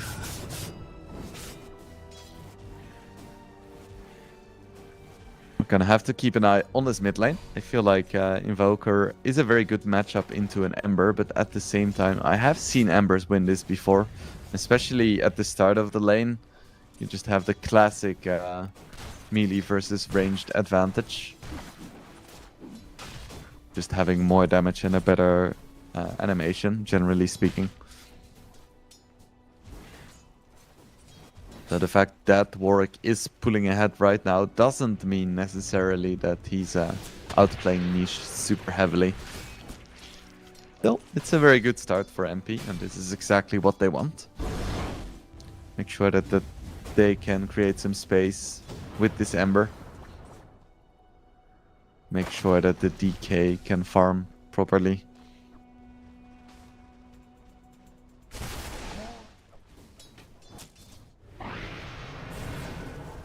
Bit of a rotation coming out onto Warwick from Kraker. Batrider isn't necessarily known for his ganking prowess. This was more to just secure the water rune. Keep the pressure on the mid lane, because you know that the Prophet is probably gonna be fine against like level 1/2 Murta and a Night Stalker. One of the biggest advantages of having a Nature's Prophet. This hero is just very strong from level 1. A lot of carries come online a little bit later, but just having that Ironwood Treant is so strong. Of pressure coming out onto Kraker, who's also completely out of mana. May lose his courier here. Davai Lama is running around with 360 movement speed. I can guarantee you that that courier is a lot slower. Don't kill, please. Kraker begging for the life of his cute little courier. I don't think Davai Lama will oblige as he takes down the courier. A nice 150 gold for his team. I don't think Batrider got his items either. I'm not opposed to taking the occasional bounty.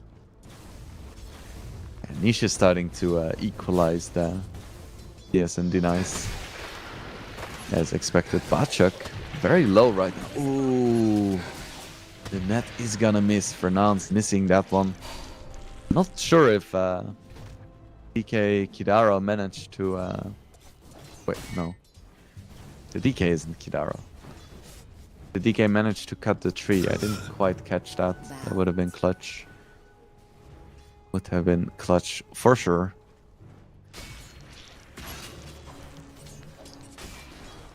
Sorry, friend. Looks like Night Pulse is having a relatively good time in the lane so far. With both the DK and Night Stalker leading in terms of CS, and Fernand is into deep. Gets slowed down as well and gets taken down. No escape for him. The Murata rotation comes in. Stun onto Bristleback, getting very low here. He has 4 1 charges, but he ain't making it out as Kidara gets a double kill. Very nice here.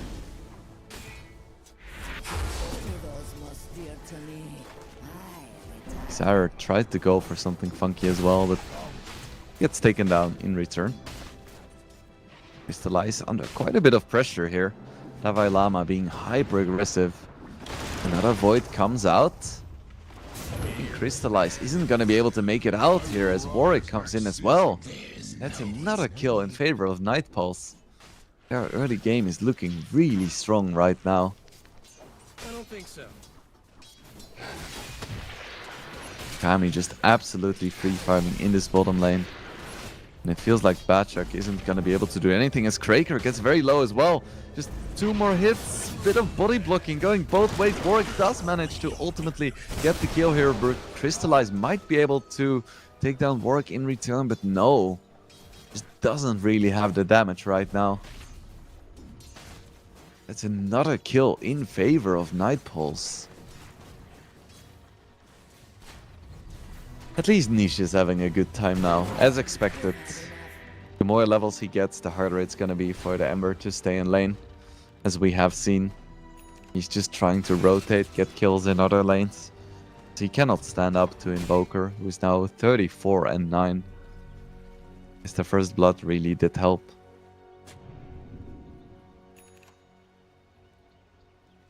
Ooh, Fernand's almost in Sleight of Fist range, but not quite, so well done by him. As Niche picks up an Arcane Rune. Is he alright at this stage? Not super impressive. Is he gonna be... Yeah, he does get the Tornado EMP. It's always a little bit finicky against an Ember, because they have the Sleight of Fist to be able to dodge it, so you want to time your Tornado so that the EMP triggers less than 0.2 seconds after landing, because I believe that's the casting time for Sleight of Fist these days, or at 0.1, and then it would be even tighter. Warwick runs into Fernance. I don't think he has enough damage to really solo kill him. Look, he's very, very deep. He's gonna try to go for the Wisdom Rune together with Lich. I'm not sure if he really wants to commit for this, but it looks like he may be. Fernance runs in as well, gets very, very low, puts down a tree and a net as well. Fernance does manage to get it. EMP comes out as well. Niche manages to get the kill onto Lich as Ember just teleports back to the mid lane. So it's gonna be 1-for-1 in terms of both bounty runes as well as kills.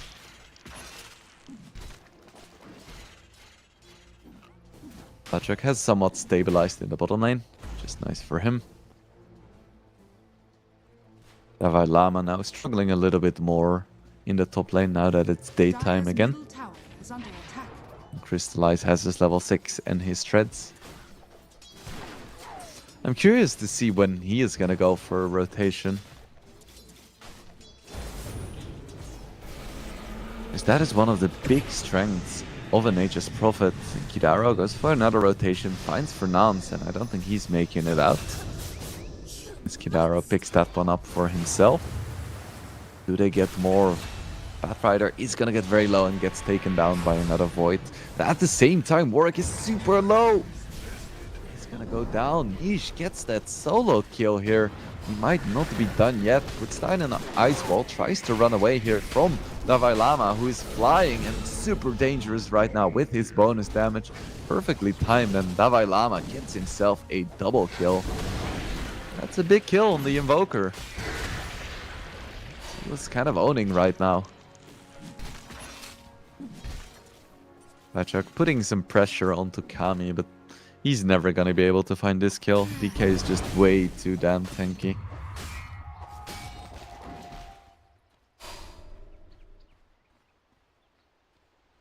Soul Ring, I presume, coming for Bristleback. Indeed, so that's gonna be some nice mana to spam out. There's neutral items coming online as well.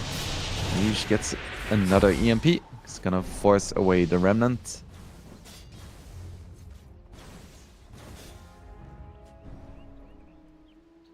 As Warwick is kind of struggling in this game. Playing an unfavorable matchup against the hero with First Blood. Managed to get a few nice ganks on the side lanes, but it wasn't really enough to fully recover. Now Kami could be in a little bit of trouble, as we have the Invoker Hoodwink gang squad running up to him. Dire's middle tower is under attack. Gets scanned out. Structures are fortified. Radiant's bottom tower is under attack. Fernand still smoked with half duration. I don't think they're really gonna find anything here.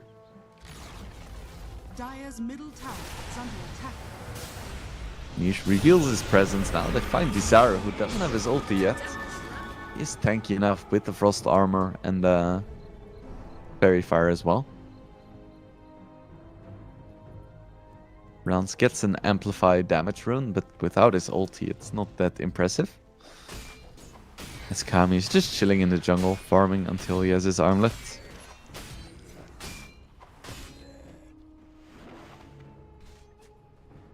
Pretty chill early game for him. Radiant are Just scanning. clicking some creeps.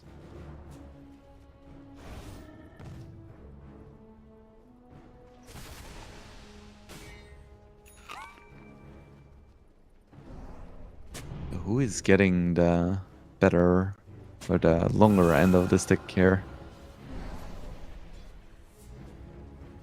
I think Night Pulse is gonna be pretty happy with this. They managed to get farm and levels on both their Night Stalker and their DK. That's kind of what they need. I feel like the pressure is still Dire's top on tower Passion is UA under to try and attack. make something happen.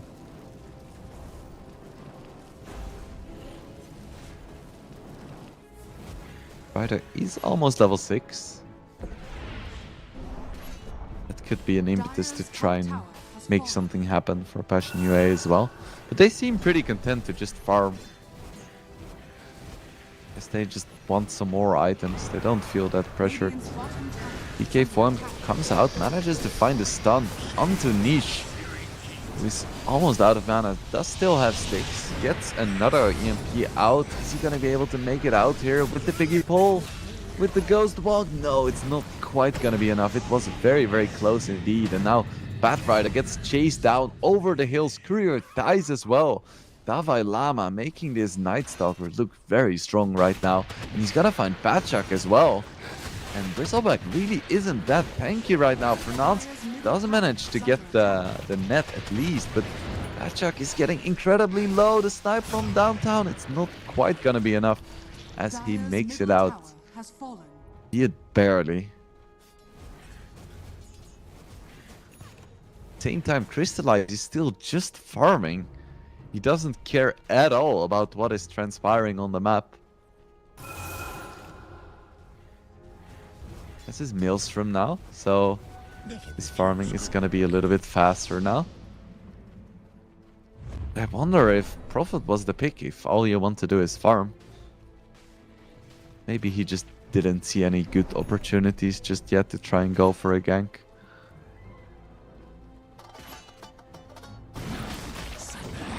Lama runs into Fernand, but Fernand definitely wasn't alone. Niche gets silenced, and there we have the first rotation. Dalai Lama doesn't have his ult yet, but he's incredibly tanky right now. 2k HP and sticks. Lasso comes out onto the lich, but the Chain Frost is just wreaking havoc right now. Hidaro still alive, finally does go down. Pachak incredibly low as well, but it's gonna be Warwick who's in a lot of trouble, but he manages to remnant out just in time. 2 heroes fall for Night Pulse, with just 1 dying for Passion UA. A lot more heroes being incredibly low there.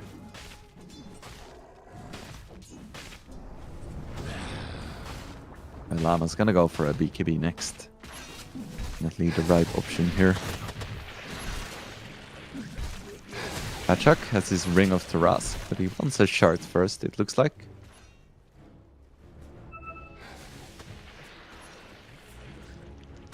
Right, with his shield rune, still half duration left. They're gonna run into Fernand and she's gonna die again.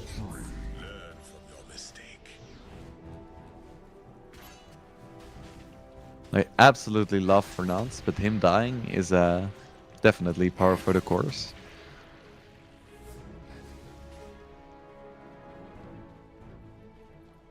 Niche almost has his Manta style. Gonna be quite nice for getting out of silences, getting out of chains, even dodging the DK stun if he's ranged. Of course, it isn't gonna do that much against Night Stalker. That's still gonna be a problem. But of course, he's going to address that next with his 4 staff queued up. He's coming out to Niche. Ooh, but the death shot is gonna miss, so he should be fine here. Chain Frost comes out as well. Nice deafening blast. Actually, it's gonna be 4 heroes here, so he definitely isn't making it out of this one. And Kami gets a solo kill onto Batrider? Kraker, what is happening? Radiant's middle tower Nightfall's looking extremely good right now. is under attack. Oh, Fernand, no, please. Fernand, no.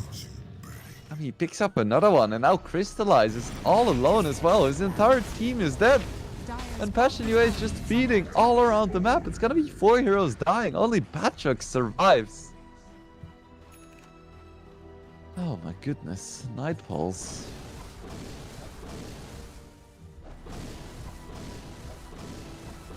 Yeah, this wasn't the start that Passion UA was hoping for.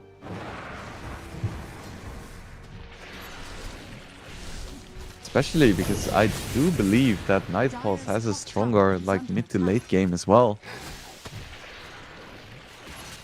I think the Nature's Prophet pick was very interesting. And It's definitely one of my favorite heroes, but it really isn't working out here. It feels like none of Passion UA are doing anything on the map. We just have 5 heroes farming, running around, and nothing is really happening. I guess that's one thing that happens when you don't have a lot of reliable catch and stuns.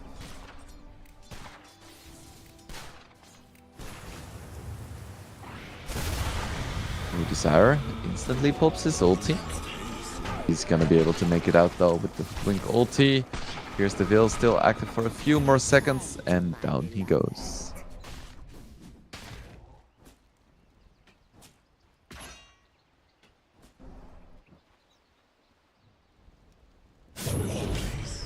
Warwick runs into the Batrider. Just a single slide of his searing chains. Half of his HP gone. He's just doing a pretty good job putting some split pressure onto the map though. I feel like they definitely want to keep up the offensive, even if they're behind in gold. Because if they don't, well, they're just gonna lose slowly but surely. Radiant's bottom tower is under attack. Crystallize as a Maelstrom. Or a Mjolnir, I mean. And go for the Gleipnir. On one hand, I feel like Gleipnir would have been really good here. Because it is a remarkable item against both Ember as well as Night Stalker at the same time. These heroes are gonna have BKBs pretty soon. Well, at least Night Stalker is. So then you're buying an item that doesn't do anything against the hero that is scariest for you. It still would have been nice against Ember though. I feel like if he did go for the Gleipnir, then Ember would have gone BKB as well. Or some other item that removes the active.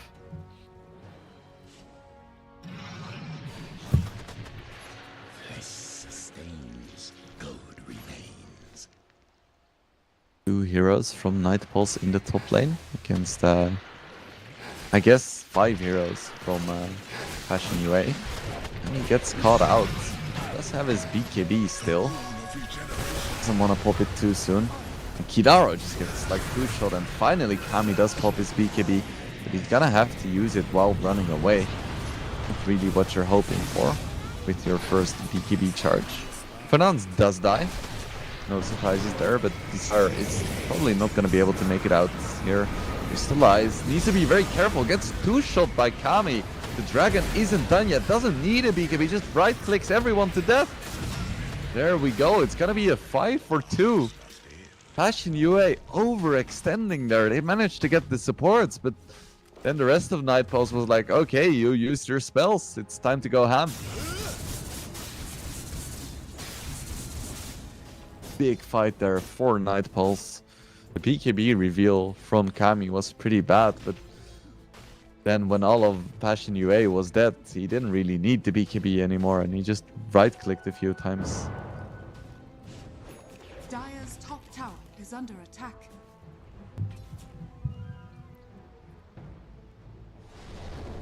Working with the Kai as well. Fernandes. Gonna make it out? Ah, there is no remnants. Just one slide of fist. He's waiting for the chains just to secure it. Just to be safe. Or it gets the kill, jumps out. No sweat at all. He's just chilling. Deceptive rune of invisibility. Speaking about heroes that haven't really done that much yet. The Bristleback. Didn't really do super well in lane against DK. Now, we haven't really felt too much of his impact in fights. He did okay against the Lich, but it feels like he just gets absolutely wrecked by all of Night Pulse's cores. Yara almost dies to the Tormentor. That does get a shard in return. That's a pretty good trade.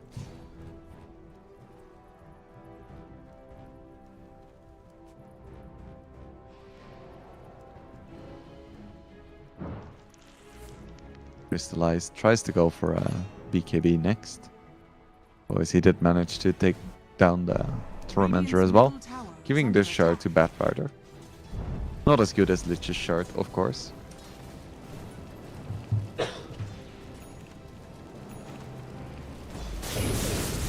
Draco runs into Warwick as well. Has the lasso, but with the Lich being here, there's no way he makes it out. Wicked sick now for Warwick. Didn't have the start of Dreams, but managed to recover admirably with the help of his team.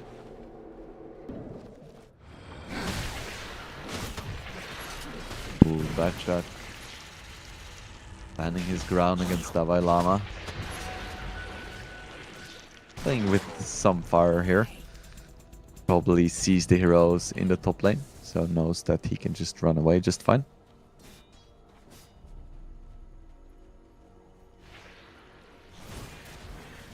Crystallize, he's going for a BKB, but it's been a while since I've seen a Nature's Prophet be this poor.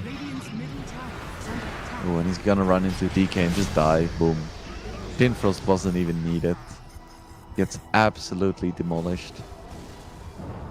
Nature's Prophet is a hero that scales well due to his ability to farm. Inherently, he doesn't carry that hard. So, if he's playing against an actual carry while also being behind in net worth, he just has no chance.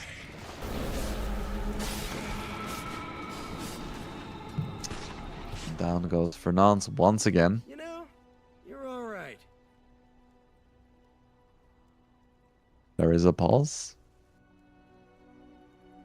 But despite the pause, I don't think Fernance is going to be able to live here. He has his bushwalk in 1 second. But he's just so low. I reckon he just dies to the Blood Grenade as well as the Ember Spirit innate.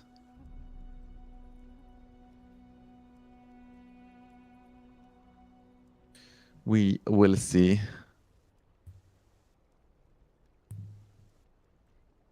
Hopefully nothing serious is going on. So, while we are paused, I hope, of course there is delay, so I'm not going to be able to immediately read you guys' responses. But since this is a solo cast and I like to keep it quite casual, just tell me about the books that you're reading right now in the chat, if you're reading any. Always fun to see. I hope the pause is resolved soon before I start yapping about what I'm reading these days. I think we probably have some time.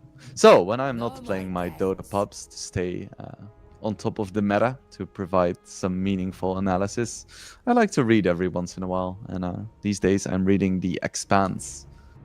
There is a series as well on Amazon Prime, I believe. It's quite nice, but the books are pretty amazing. Oh, perfect. Invoker comes back. Hopefully this was the last pause we see today. As the G's are called. And we should be getting back into the game very, very soon. Yeah, and now we will see. Is Fernance gonna live? No. Definitely not. Definitely not. Ashen UA still trying to go for some kind of fight though, Batrider. With the Sunstrike, with everything popped onto this hour, they're gonna be able to get a return. That is very nice. At the same time, Kami just takes Roche together with Kidaro.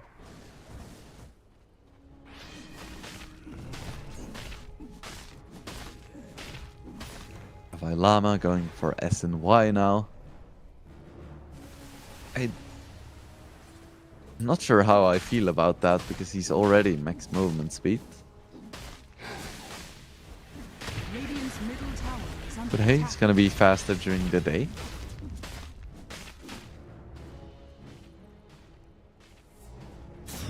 Warwick has his Kaya and Sanji now going for an Aghanim Scepter.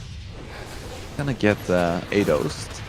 They just don't have the damage to kill him right now. Dire's structures are fortified.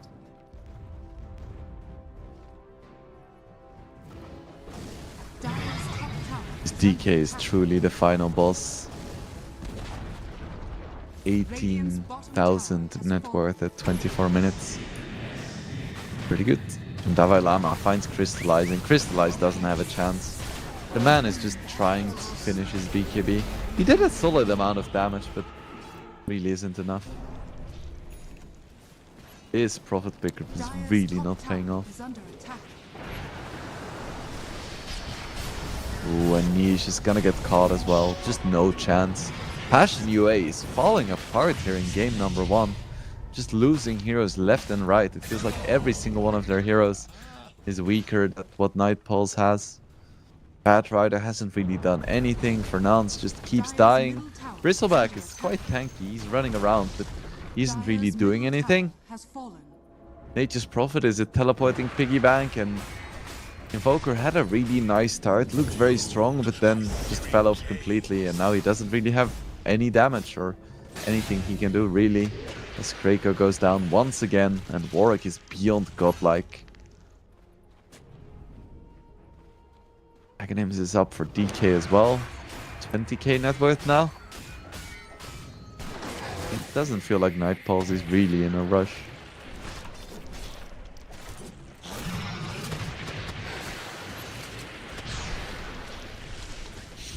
Intimidation, Frost Spire. There we have the Black Dragon.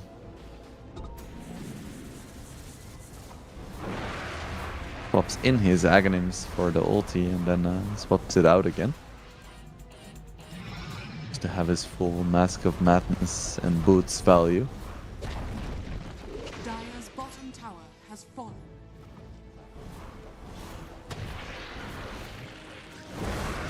Bachak quite tanky even against DK, but I feel like if he gets stunned and Kami is able to hit his front, it's still gonna be like 5 hits before Bachak dies. Radiant's middle tower is under attack. Why up for Dalai Lama. Dire's bottom tower has fallen. Athos comes out, that shot as well into the stun, beautifully executed. Down goes Bachak. I'm not really sure what his plan was here. I guess it was just to try and delay the push somewhat. Because there is no chance he thinks he can fight. Crystallize shows in the top lane, does still have his BKB. Medium rare. So he's less vulnerable than he used to be.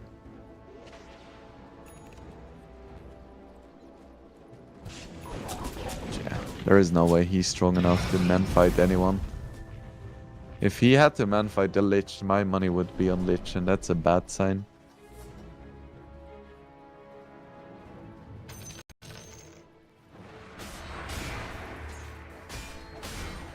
Tip coming out, but it's a friendly tip. That's always nice. Radiant He almost has a standing. Satanic now as well. I have no idea how they're gonna be able to kill this dragon.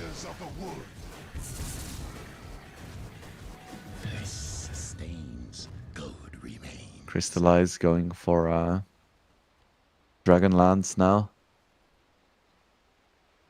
Try to go for some creep skipping shenanigans, but Muerta knows something is up and we're gonna be able to find him. We have another solo kill. And the breaker, Kidaro gets it for himself. Yeah, there we go. Kami TP's in and down goes Crystallize. Oh, once again.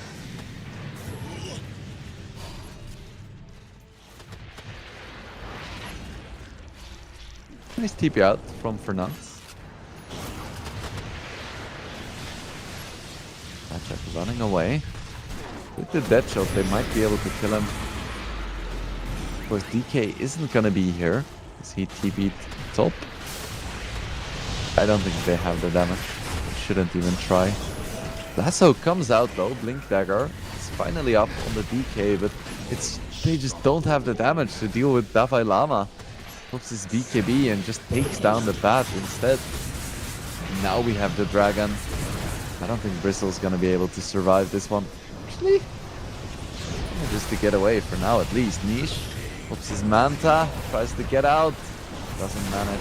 Crystallize comes in.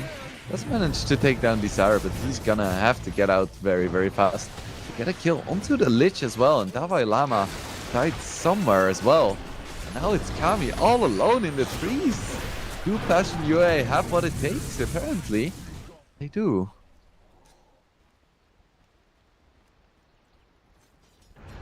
That was a really nice fight for Passion UA. It's a bit disjointed from Nightpulse trying to go in one by one, and then they kind of tried to focus the Bristleback, didn't quite manage, and that finally bought enough time for the rest of the Passion UA heroes to do something. Good buyback from Invoker as well.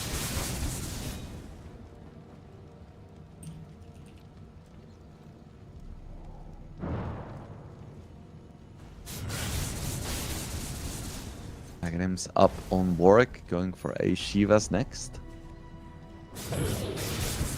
Radiant's middle tower is under attack. There's a Light Collector. That item is really only good during the night. You don't really care about HP regen on most heroes. The mana regen during the night can be quite nice. The rune of illusion. Because during a fight, it's kind of worthless. You would rather have a random tier 1 neutral item than Light Collector.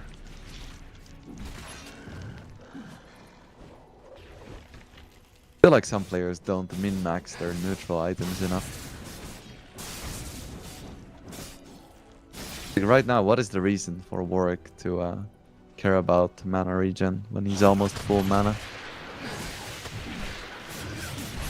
Come on, Warwick. Get your sweaty game on. That Dalai Lama picks up 2 bounty runes.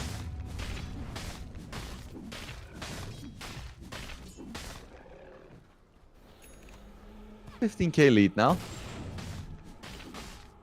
Still very significant. But Passion UA have shown that they're not out of this just yet.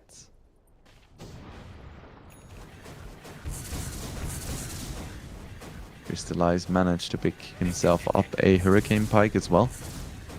That's gonna help quite a lot against most of what Nightpulse has. Kami is almost 6 slotted, which is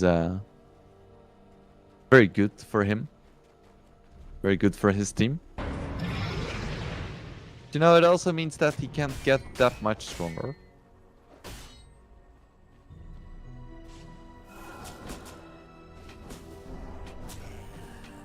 I didn't even notice this, but Fernandes has a freaking Midas.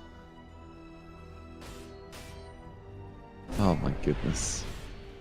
Dear pub teammates, please do not replicate this build. This stunt was performed by professionals. Do not try this at home. Radiant are scanning.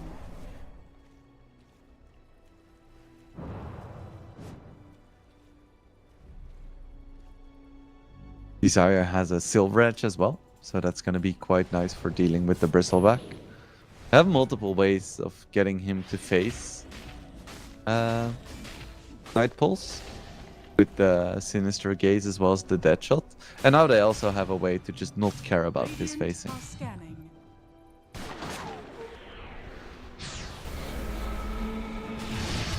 Yeah, Fernandes, you ain't making it out here.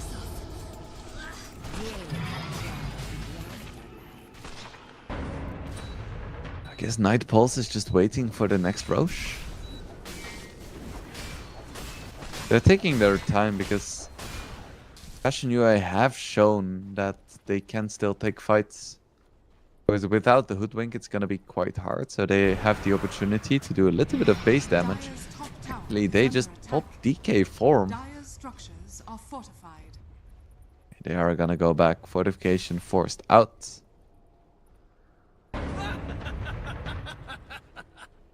Back to Roche they go. I have more than a minute to take it on the Dire side, so that's not a problem at all.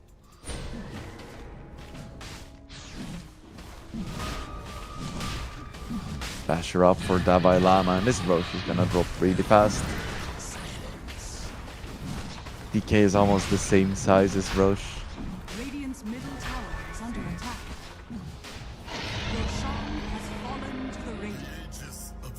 Still gonna go to DK. Of course, he isn't the best Aegis carrier because he only has a single dragon form. But he is kind of the only hero who can push on Night Pulse. And as a general rule, it tends to be nice to put your Aegis on the hero that's gonna be hitting the towers. Because he's gonna be facing the most risk. This sustains, good remains. Radiant's middle tower is under attack. Fernance almost has his Gleipnir. I feel like it may have been better to just buy a Forest Staff, but of course, this is a Hoodwink player. And they do like their farm and their aggressive items.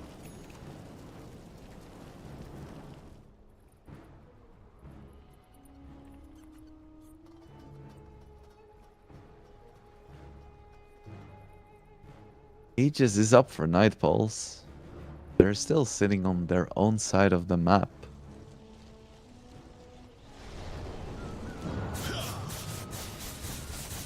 Just chilling. Crystallize. Oh no. Be careful, my friend. Going for that deep ancient farm. He's gonna go for a Revenant's Brooch. He's like, I just don't want to deal with all of this armor. Which is fair enough. And this is one reason why having a Mjolnir is really nice. You just put it on one of the big treants and it's gonna clear creep waves really fast and really safely. A big treant can clean up a normal creep wave as well, but it just makes it much faster. Ulti pulled by Dalai Lama. This could be a big fight. They immediately catch the Invoker with the Chain Frost. Down he goes. Doesn't have a buyback this time. Can they find more? Hoodwink getting incredibly low. Gets bashed down. 2 down for Passion UA. And they have to cut their losses. No way they can still fight here. 2 free kills for Night Pulse. And the pushing has begun. Radiant's middle tower. A Silver Edge picked up by DK as well. Everything to counter this Bristle. Dire's top tower. 70 seconds without Invoker. There should be at least 1 set of racks, possibly 2.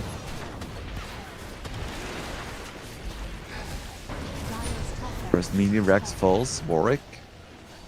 His Lincoln Sphere popped. Why did he get the Lincolns? I guess for the Link Lasso. That's the scariest thing. Or an eventual Hex when Invoker gets it. But of course, Lincolns doesn't really do that much against Invoker because he can just freely invoke Cold Snap and instantly break your Lincolns and then Hex. So that's the first set of racks down. Invoker is gonna respawn, so no 2 sets just yet. As the first tier 4 neutral items come out. Ninja Gear picked up by Crystallize, interesting choice. The DK I fully get it, but I don't think it's super useful on a Prophet. As he has his global teleport anyway.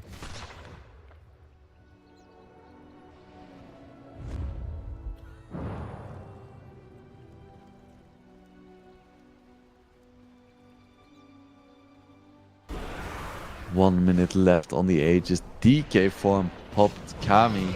He wants to deal some serious damage with this Aegis.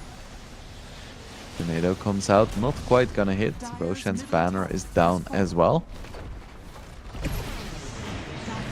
At least the range Rax is gonna fall. Batchuk gets engaged upon, but Nightfall's very hesitant to really engage and commit onto this Bristleback for good reason. Spider getting very low as well. Ember is gonna jump in, gets immediately leashed though. Manages to kill the trees. I guess that's one reason to have a Light Collector. Dalai Lama goes very deep, pops BKB, is gonna be able to make it out. Buyback from the Batrider. Lasso hasn't been used just yet.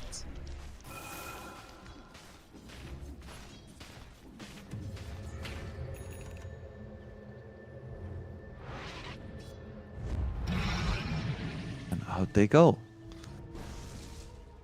2 melee Rex down. Just 1 set remaining on the bottom lane and 1 ranged Rex in the top lane still standing for Passion UA.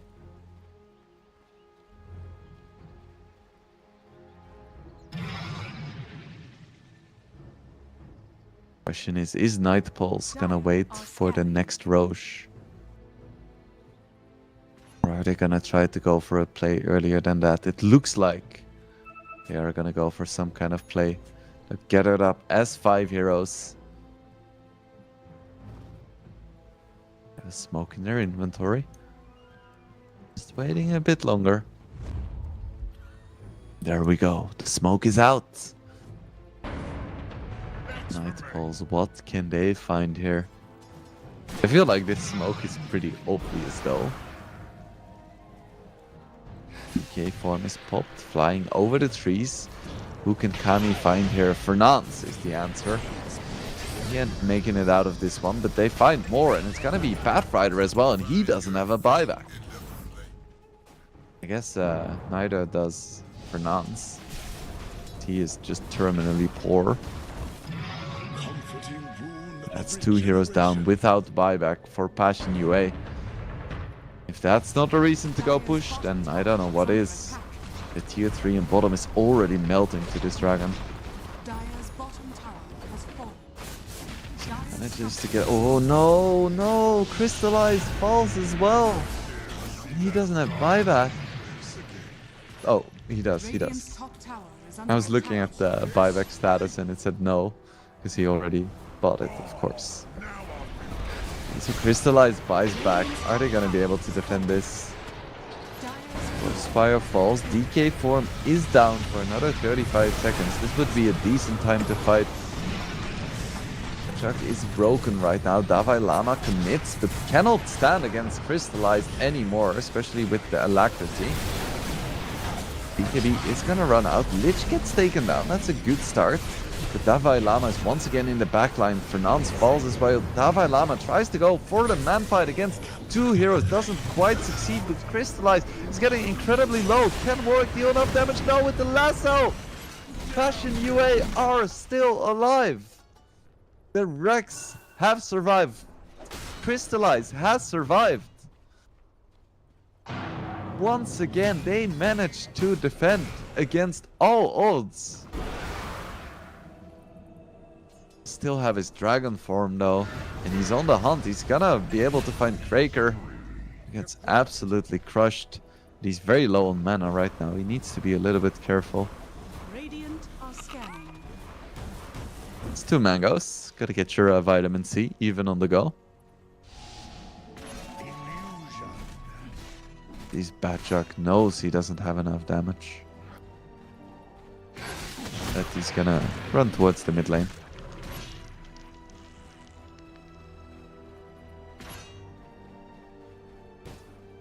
23k gold lead. It still doesn't feel like Passion UA is completely out of the game. Niche has a Parasma. Radiant's top tower is under attack. Gonna push out the top lane, send some Forge Spirits and chill.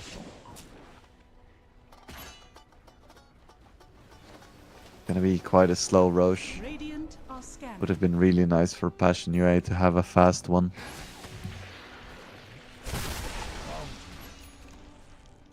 But no luck.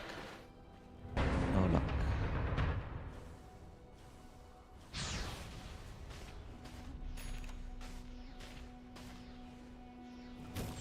Now the smoke picked up for Nightpulse. Have to be careful to not get too impatient. Roche is spawning. Gonna be another dire Roche. Scanning. 4, 3, 2, 1, and he just runs out while it spawns. Oh, very sad.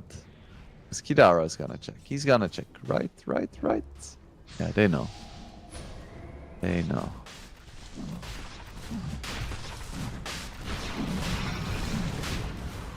I have a feeling this Roche is once again gonna die quite quickly. Wonder who's gonna pick up the Aegis this time. Gonna be Kami again? Fallen to the Radiant. Radiant's middle tower is under No, attack. it's gonna be Warwick instead. Radiant's middle tower has fallen. Aghanim Scepter for Desire as well, so he gets that weird ability where you kind of stun someone, but also they can still do stuff, but they take less damage. It's like, what is happening? Revenant's Brooch now for Nature's Prophet. Gonna help his damage quite a bit.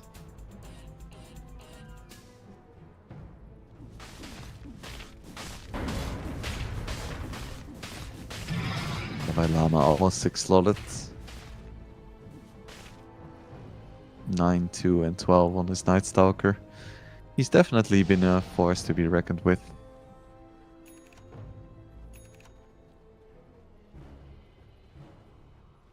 Crystallize, once he has his Plasma finished, he's gonna deal a lot of damage, despite being 3 and 7.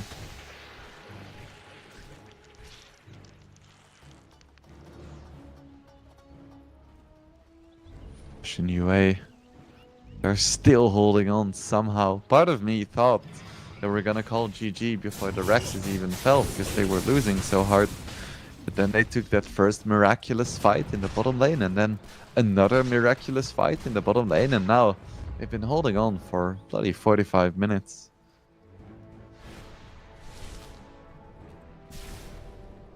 Moonshard picked up for Kami.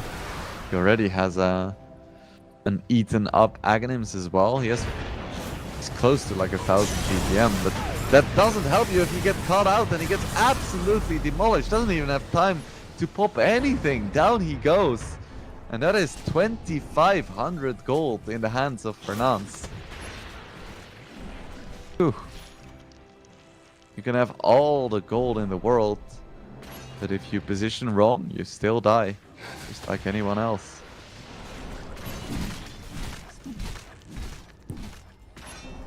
Passion UA still alive. The rune of haste. Radiant are scanning. Never refuse gold given. Yeah, now Passion UA are on the offensive. They're like, let's go force this buyback. We have a chance to bloody win this game. Not knowing that this Dragonite doesn't have a buyback. This could very well just be a set of racks. Look at the damage from the Treants. Crystallize with his level 25. These Treants are insanely strong. Radiant's middle tower. They just try to end the game here? Is that an option? Is that in the cards? Radiant's middle barracks has fallen. Radiant's They're just bottom running tower bottom. is under attack. Doing some good damage to the tier 3 there. 20 seconds for DK.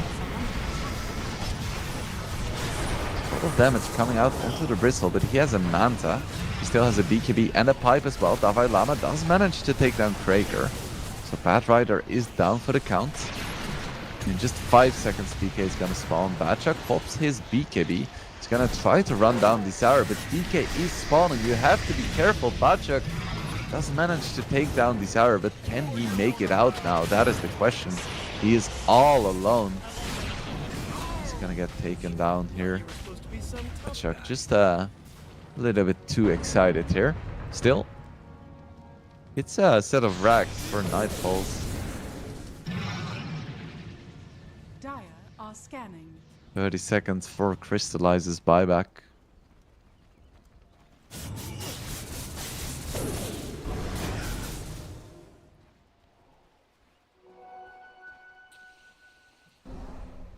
Kami eats his Moonshard.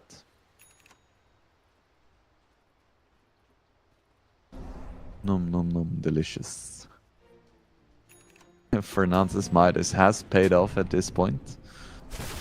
Warriors of the wood. It's going for a Dire's Daedalus. turret has been killed. Ah, what a game.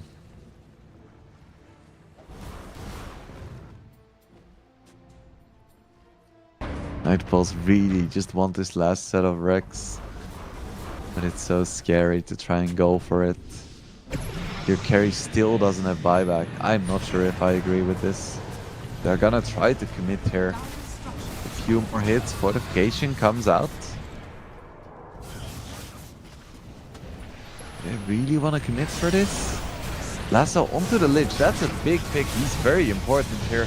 They're gonna lose Batrider, but that is a perfectly valid trade. He buys back immediately. BKBs are popped. Fernance goes down, buys back as well. Now Kami is into deep, doesn't have anything, goes down again. He doesn't have buyback. 100 seconds, no Dragonite. Why? Why did you do this, Night Pulse? This could be the end of the game now. If Passion UA realizes what you have done, they could just run down the mid lane. Oh, are they gonna realize this? He didn't buy back last time, not because he didn't want to, but because he couldn't buy back. Back in the mid lane. All that Nightfalls needs to do now is try to stop this push, and they find Desire. Tornado is gonna miss. Desire still has a buyback as well, so he should be fine. I don't think he's gonna make it out here. Lasso comes out, down goes Desire. 50 seconds until Kami respawns, but Passion, I don't think they realize the severity of that pickoff. 35 seconds for DK to come back. Moving towards the bottom lane. They don't want to risk it for the biscuit. Instead, they're just gonna take their second set of racks here. They definitely had the damage to end this. They're still gonna try to go for it, but they wasted so much damage now on the racks. We have the buyback from the Murta. Auric jumps in. They don't have the DK just yet. It's a bit of a disjointed engagement. Still, Passion UA is gonna respect the advantage of Night Pulse. They're gonna try to go back. Stun comes out onto the Nature's Prophet. This is gonna be a nice kill. Crystallize goes down. Does still have buyback. All of the waves are very pushed in though. Fernance. It's gonna go down. Doesn't have buyback. So now the tables have turned. It's Passion UA up against the ropes. It should at least be Mega Creep for Night Pulse. Invoker needs to be a little bit careful. Does still have buyback. Niche goes for the Radial Deafening Blast. Looks very cool, doesn't do that much. Crystallize needs to be incredibly careful here. Night Pulse, they just take the Mega Creeps. They take the Mega Creeps. And just wait for Roche now and then try to force a fight. So at this point, if they did their homework, if they wrote down their notes, they're gonna know that Passion UA doesn't have a single buyback. All of them have been used in the past 4 minutes.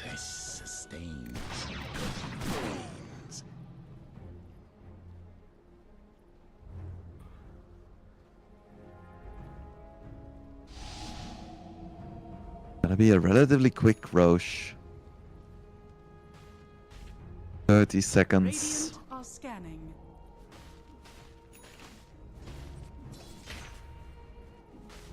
AC up for Dalai Lama.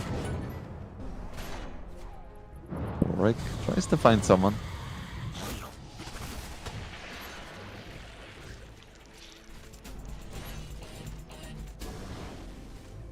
Dire are scanning. Roche is gonna spawn. Gonna spawn on the Radiant side this time.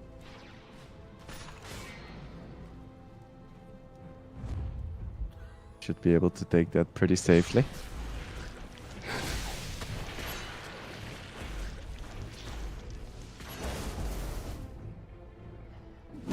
Oh, never mind. It's on the Dire side.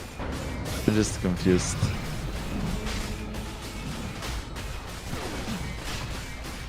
Maybe a quick one again. Who's gonna pick it up this time? I would give it to the DK. Oh, it's gonna be Dalai Lama. I guess at this point, Dava is also 6 slotted, so might as well.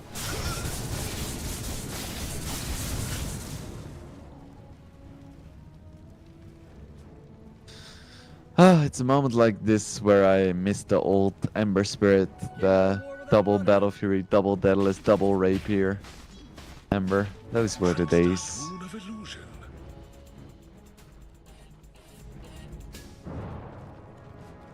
Radiant are So we have Aegis now. We have a 40k gold lead. We know the enemy doesn't have buyback. What do we do? What do we do? Dire's courier has been killed. We take the enemy tormentor. Hell yes. Gotta get that shard. Or desire. Amazing. He gets some spell lifesteal. Pick. And I guess some spell amplification.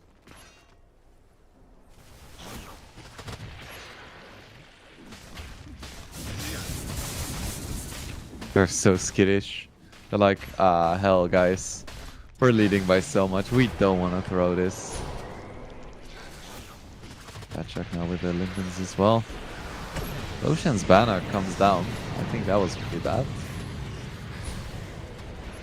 Gets 3-shotted by the Bristle. Lasso comes out. They are going to be able to kill Warwick immediately. Big fight happening now. Huge deafening blast. And Kami takes a lot of damage here. Really isn't the raid boss he used to be. Davai Lama getting incredibly low as well. It's a 40k gold lead in favor of Nightfalls, but it doesn't feel like that at all. Passion UA on the hunt right now. Can they find Kami? Doesn't look like they can, but it was very, very close. That would have been a big kill. Passion UA still holding on somehow. 4 more minutes and we're gonna get tier 5 neutral items. I feel like you don't really want to go into a super late game match against Nature's Prophet Invoker.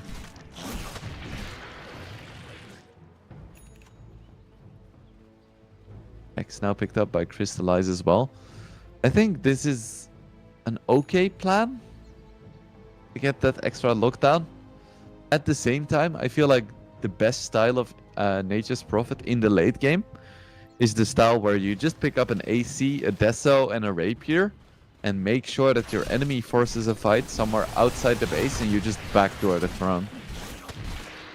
It only takes you like 10-15 seconds if you have 2 greater treants and you're self-hitting.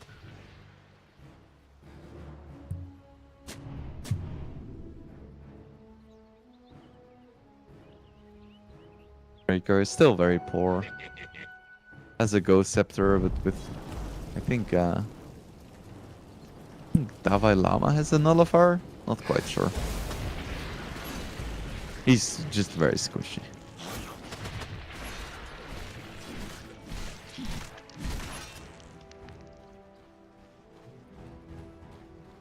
So, Aegis has a few minutes left, I guess.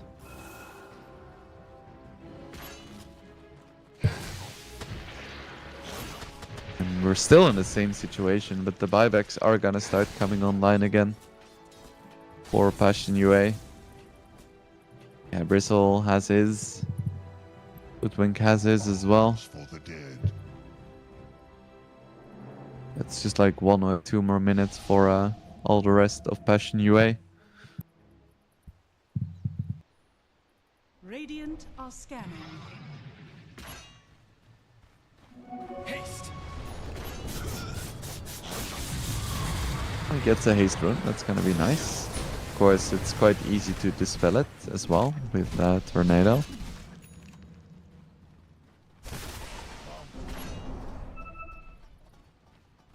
Man, this game is gonna get so rough once Crystallize gets his level 30. Gets the 0 cooldown teleports.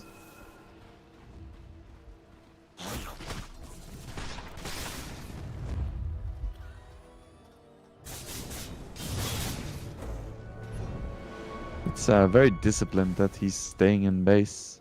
If I were the Prophet, I would constantly just TP to the top lane and just kneel near one of your greater treants. Oh, but they find Bachak. This could be a big one.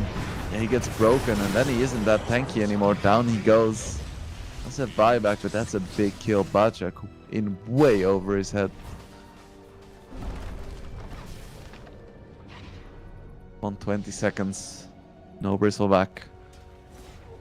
Does have his buyback. Really doesn't want to use it, but he's gonna have to. Dalai Lama and Kami pop their ultimates, absolutely demolish Kraker. Lasso doesn't matter. Now Crystallize tries the man fight. I don't think this is what you want to do, my friend. He gets taken down as well, and he doesn't have a buyback. That's the first of Bastion UA's permanently dead heroes. He's gonna have it in 5 seconds, but he doesn't have the gold. Bastion UA still trying to hold on somehow. Bachak trying to run in, but he has to be so careful. He doesn't have buyback. If he falls, it's all over for Bastion UA. And currently, they just don't have the damage to deal with these raid bosses on Night Pulse. Bachak still surviving, getting low. Just 1000 HP left.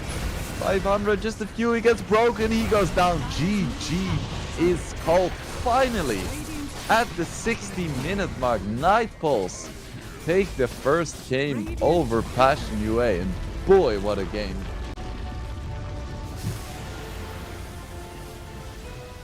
And there were so many moments where I was like, oh, I cannot believe Night Pulse through this game. Passion UA is gonna win this for sure now. Then somehow Night Pulse, they held it together and they managed to snatch victory from the jaws of defeat. Oh, what a game. If all games in these two best of threes are gonna be like this, then I'm gonna be one very pleased caster. But for now, I'm gonna need to get some honey to soothe my throat from all of the screaming. So you guys stay hydrated as well, and we will be back with you for game number 2 between Night Pulse and Passion UA. The battle begins.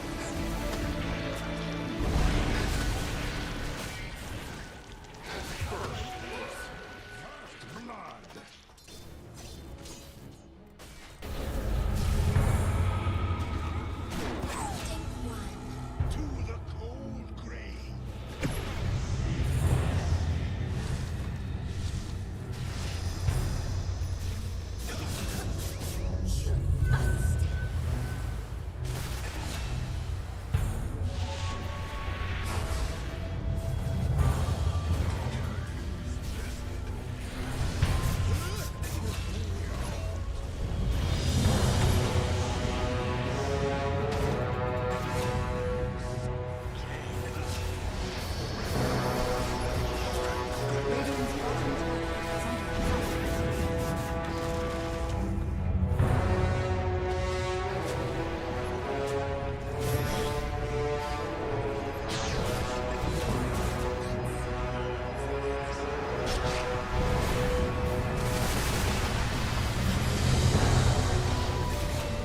Dire's bottom tower is under attack. Tower is under attack. Dire's bottom tower is under attack.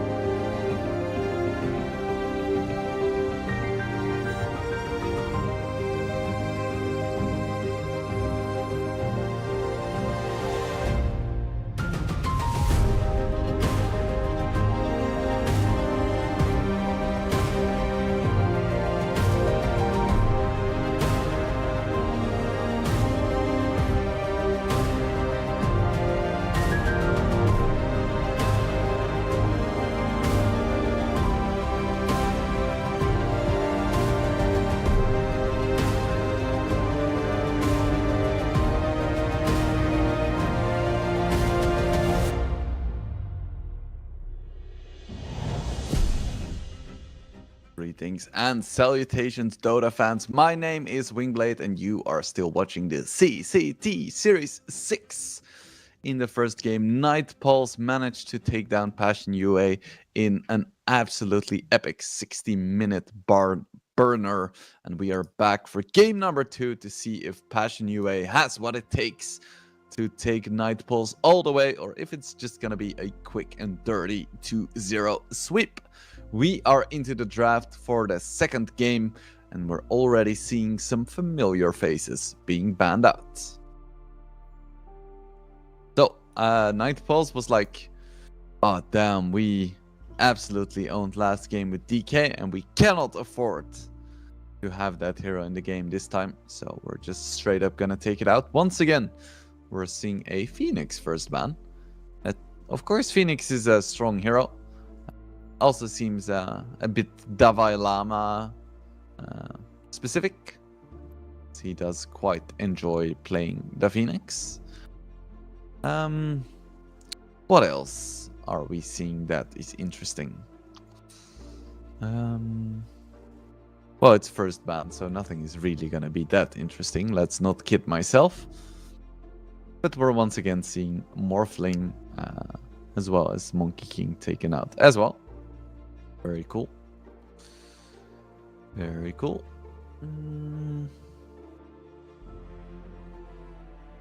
So let's see what is still in the... Okay, well, Bristleback is still in the pool.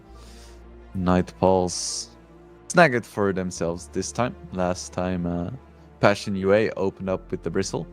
It's curious to me that Night Pulse apparently values Bristleback over DK. They could have banned out Bristle as well and just picked the DK. But this is fair enough. How is Passion UA gonna try to deal with this hero? I feel like the Murta and the Lich did very well actually. 2 ways of making sure that this hero faces you, and then a few silver edges on top. They did manage to take down Batchuck when it really counted. So I think that was a solid approach. Do you want to first pick those heroes? I'm not as convinced. But we'll see. We'll see what their approach is gonna be. It is gonna be the Lich again. I do quite like that.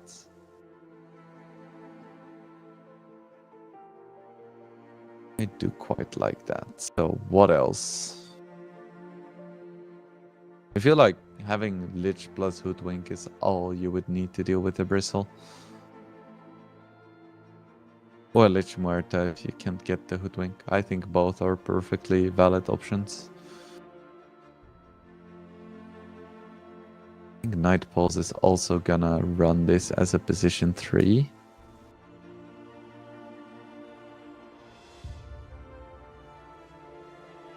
Maybe they want to do it carry as well. So, Night Pulse are gonna ban out PA and Templar Assassin as their next 2 bans. PA is a pretty decent carry hero these days. I haven't said that for a long time, because I feel like PA hasn't been in the meta for years. Like every once in a while she's tried out, but she's never been like a meta mainstay like the past 5 years or something. So it's cool to see that she's actually seen as a decent hero now. And TA is banned out because TA is very good in lane against Bristle. Just double melt and down he goes. And then in the mid game she's still pretty okay against him. Just a lot of burst damage. A lot of control as well with the refraction and the fucking psionic traps on the floor.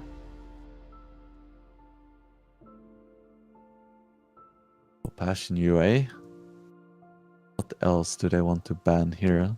Like, from this Lich pick, we don't really know which direction they want to go with their draft.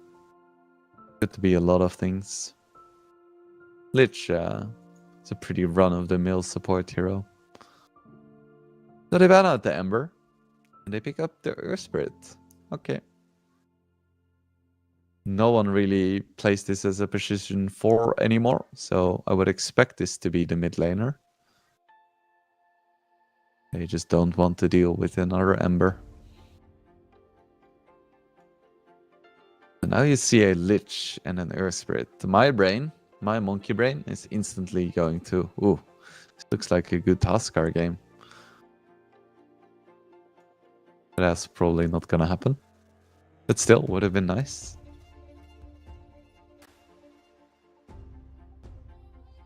We see a Lich and we see an Earth Spirit. You want a good mid matchup? You don't necessarily need to pick that right now because you have second pick. No, wait. Nightfall's at first pick.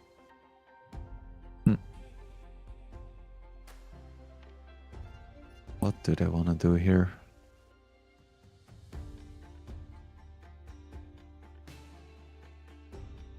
They do pick up the Warlock this time. It got banned out in the second phase last time. Now they get their signature Warlock. Pretty strong together with Pangolier and Bristle. You're gonna have a lot of like spread AoE damage and control in team fights. I already think that it would be wise for Passion UA to pick the kind of lineup that is good at getting pickoffs and maneuvering the map, as opposed to trying to play into this team fight lineup. And they pick up a Bloodseeker, one of the classic Pangolier counters. He starts rolling, you just pop on a Rupture, and he cannot do anything. And they pick up a Murta as well. So, taking a page out of Nightpulse's book last game. Last game, Nightpulse went for a Murta plus Lich to counter Bristleback, and they do the same. So, Nightpulse picked up a Pangolier into the Earth Spirit, which is like a super even lane, I suppose. It's like the classic lane where both heroes kind of do the same thing. Both use spells to secure their CS, are annoyingly tanky and gank side lanes. And they do finally pick up Davai Lama's Enigma. So even more team fight for Nemiga. I wonder which carry they're... Wait. I don't think they're picking a carry. Because they have Enigma, Pango, and Bristle. So this might just be a position 1 Bristle.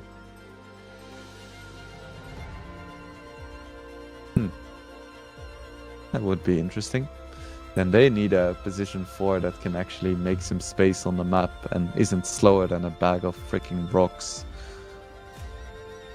Because my god, this Nightpulse lineup is so predictable. And I don't mean in terms of their picks, I mean in terms of their map movements. Because they're gonna fight around their ultis, that's pretty much all they can do. But you want that one hero that can create some chaos, find some pickoffs, create some space on the map. Of course, the style that Davai Lama plays on his Enigma isn't like super black hole oriented. It's more of a focus on eidolons and drums and early pressure. So it's not entirely true what I'm saying, but once you hit the mid game, I think it holds true. So Passion UA, they ban out the Tusk as well as the Punch. Not a ban we see in Pro Dota too often. Also worth noting that the most contested hero of this patch and this tournament, Alchemist, has been ignored in both drafts. Oh, never mind. In the previous... Was it even? No, maybe it was first banned as well. This game it's first banned. Maybe it wasn't first banned in the previous game as well. Never mind me. What is their boss 4 gonna be? They still have 45 seconds of reserve time. So, Nightpulse banned out the Doom and Timbercell for Passion UA. Butchuck Heroes. I wonder what they want for their offlane. It's gonna be a Shaker.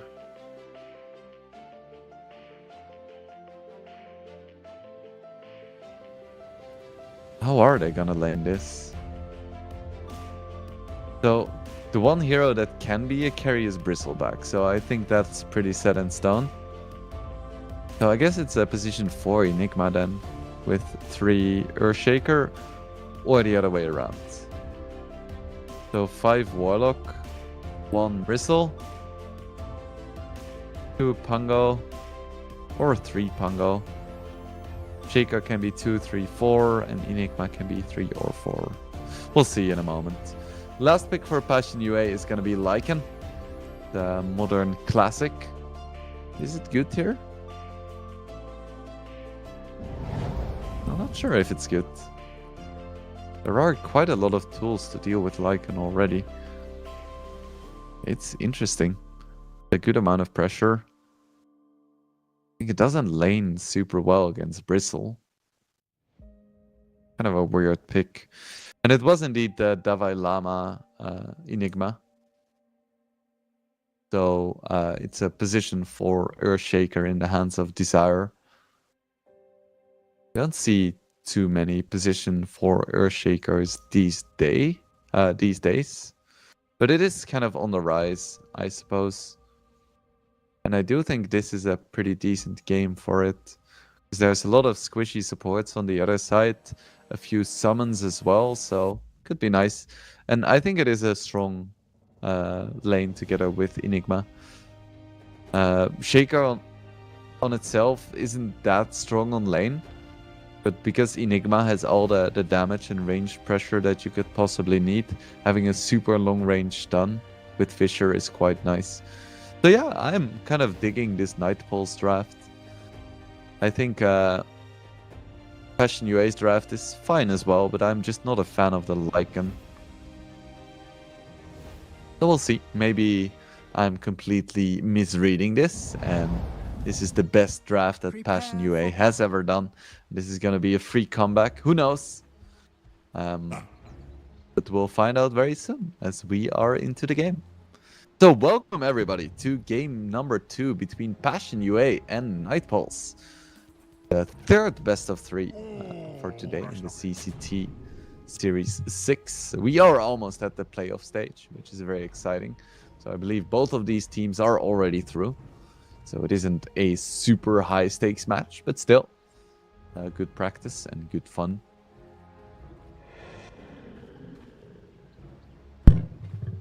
See if we see another case of double smokes. And some clash 30 seconds at the to runes. battle.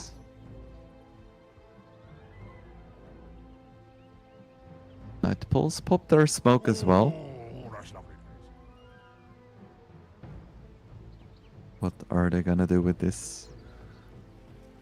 Warlock level 1 is very strong. Bristle's pretty decent too. Yeah, both teams have a lot to offer. It's all gonna be about who finds who first. The battle Baker and begins. Bachak, they're kind of in the middle of everyone, but so is Kidaro. That shot is gonna miss. Was that intentional? He's gonna escape. I don't think he would have died with the dead shot, but it would have been a little bit scary. It's gonna be the classic 2 bounty runes going to either team.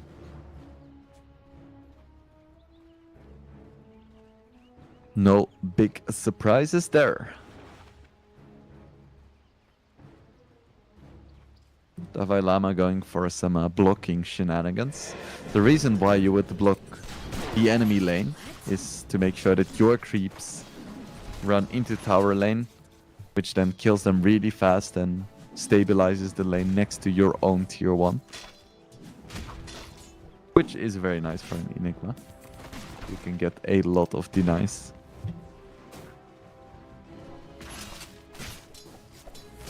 It's gonna be a Kami Bristleback carry together with a Warlock. They should be having an absolutely fine time in this top lane. They might even be able to get some kills. They get a decent fatal bonds and then some upheaval action.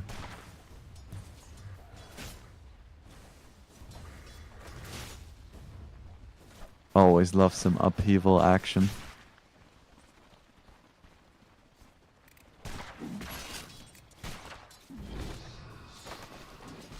have the first Fatal Bonds coming out. I've been playing Dota for over 10 years now, and I still wouldn't be able to tell you exactly how much damage this spell does. Because it feels like it either does nothing and you out-regen it, or it just kills your entire team.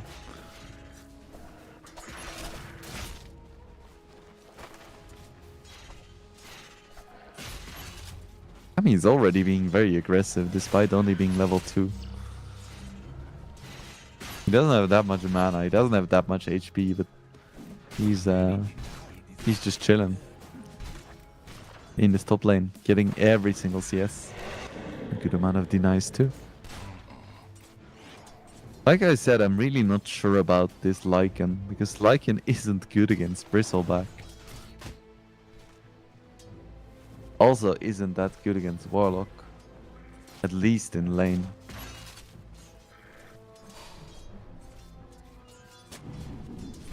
We'll see if Bachak can make it work.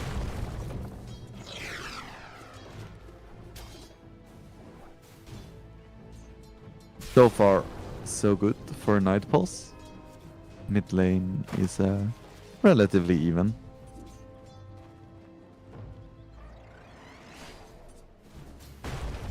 Ooh, Crystallize gets blocked. He should be able to make it out. Lama getting a little bit low as well. Getting some creep aggro. Rika very, very low. Everyone is very, very low. Except for Desire. There's still a Blood Grenade on Kraker. I don't think Desire is gonna be able to get the kill here. It's a decent Fissure, but Kraker can just run around. Desire goes for another Enchant Totem. But he isn't gonna be close enough, I think. Ooh. Is Desire gonna be able to get this kill? No, right? Nah. No chance. Good pressure though, as Kraker needs to go back to base now. Doesn't have any HP, doesn't have any mana. Because Lich cannot just fly in some mana regen either.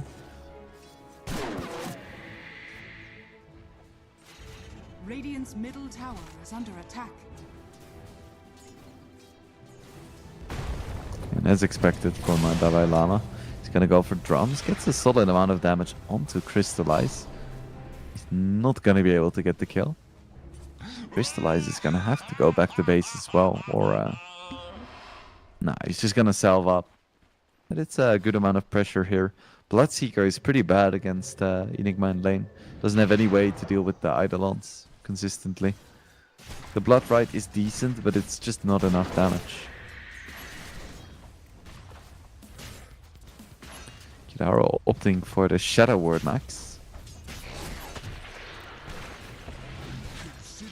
Needs to be just a little bit careful. Quite low. He still has sticks and a Fairy Fire. The jump in from Niche. Doesn't have Boulder Smash though, so it's just for shits and giggles. Still no first blood, 5 minutes in. Would have expected to see one out of bot lane. I just woke up. Leave me alone. Such luck. And Lycan is going for a Midas first item. Like, give me the money. I want to go late game. Which is also kind of strange. Radiant's courier has been killed. Going late game against Enigma is always scary, no matter what the rest of the teams look like. The only exception to that, I think, would be a Silencer. Because even if you're playing against Rubik, it's still scary. Radiant's middle tower is under attack.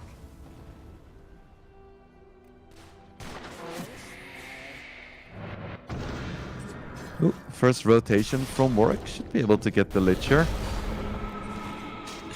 Silence comes out. Sinister Gaze. It's being a little bit annoying. Warwick misses. Desire managed to get the Blood Grenade, but Warwick took a lot of time here. Very nice shield crash onto 3 heroes though. Gets a big shield. Must need to be a little bit careful here. Niche pops his ulti as well. Dalai Lama isn't gonna be able to TP out, gets taken down by Crystallize, and Desire is also gonna die to him. So Crystallize gets a nice double kill there. Nightpulse definitely overextending. Dire are scanning. Meanwhile, Bristle still having fun in the top lane. Looks like he's rushing an Aghanim Scepter. Kidaro trying to steal the Wisdom Rune. I don't think that's gonna happen, sir. Tries to go for a TP out, no chance. Dire's middle Just tower gonna is under add some attack. more money and XP to the Wisdom Rune.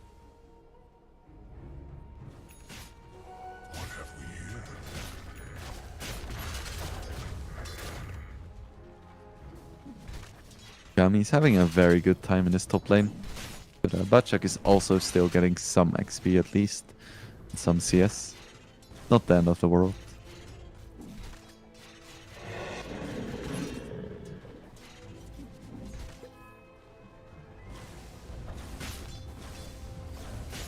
Yeah, he's gonna get the full creep wave now. Feels good, man.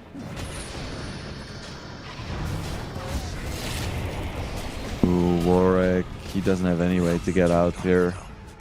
Used all of his spells just to farm creeps and gets punished hard. Desire falls as well. Really nice start for Passion UA here. Dara manages to snag that one. Is gonna pay for it with his life. Radiant's bottom tower is under attack. Onage. Passion UA looking so good right now. Lama is gonna be fine though. Still had his black hole, and when the silence expired, Crystallize did not want to be close. He's gonna go for a Radiance, so it's gonna be the Radiance Aghanim's Bloodstone kind of build. I think that's the right call against the Bristle. Could add a Silver Edge somewhere in the mix. Dire are scanning.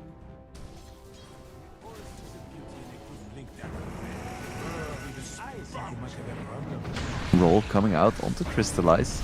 I don't think he's gonna be able to make it out of this one. The Fisher comes out.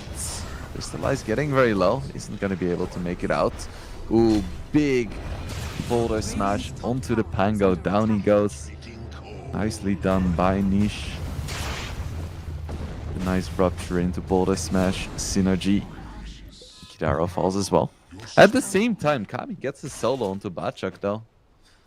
I think overall it was still worth it for Nightfalls, losing their mid and position 5 for position 1 and position 3. That's a good trade. Didn't even have to use Black Hole.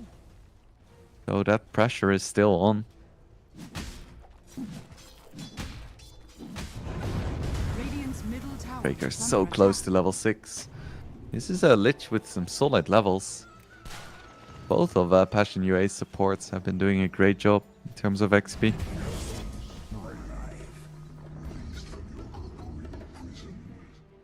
There we have the black hole. Dalai Lama uses it, finds a kill onto Crystallize. All according to Kaikaku. Just wait. Gonna be an HOD next for Dalai Lama, really doubling down on the summons. I think it's a fine call. Get those aura items, get that early pressure. Radiant's bottom tower is under attack.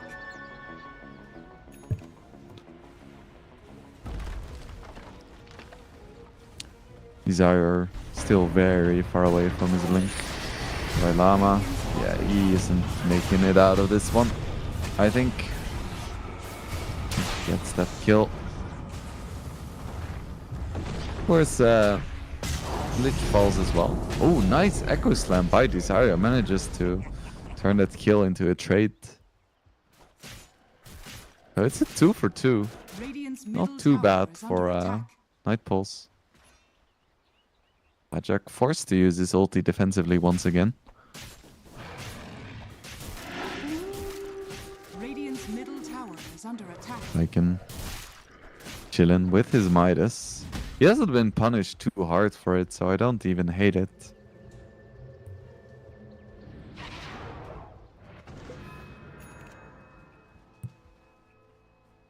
Niche is going for a quick BKB.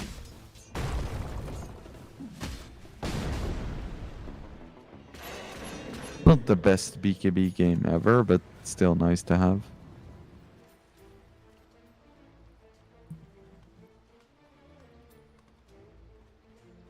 Come on, Kidara, you can do it. You can get that level 6. Dire's Classic bottom tower is sacrificial under warlock. I hope he at least has the facet that gives him the Book of the Dead.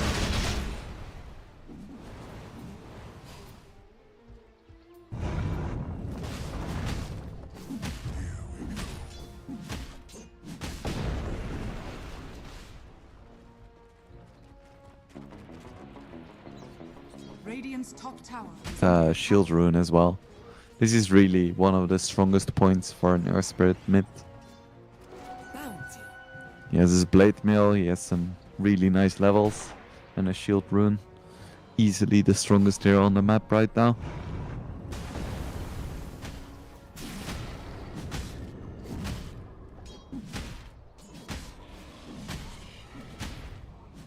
At the same time, Bristle is closing in on his Aghanim Dire Scepter. are scanning.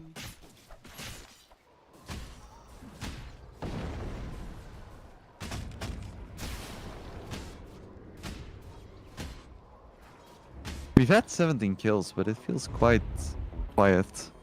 And as I say that, Passion UA is gonna go for a smoke. They want this Bristle before he spirals out of control. Can they find him though? That's the next question. And can they kill him before reinforcements show up? To Dire's catch him top right tower between is the under towers, attack. that would be Radiant are perfect. scanning. And they know he's gonna be close. He has his Aghanims.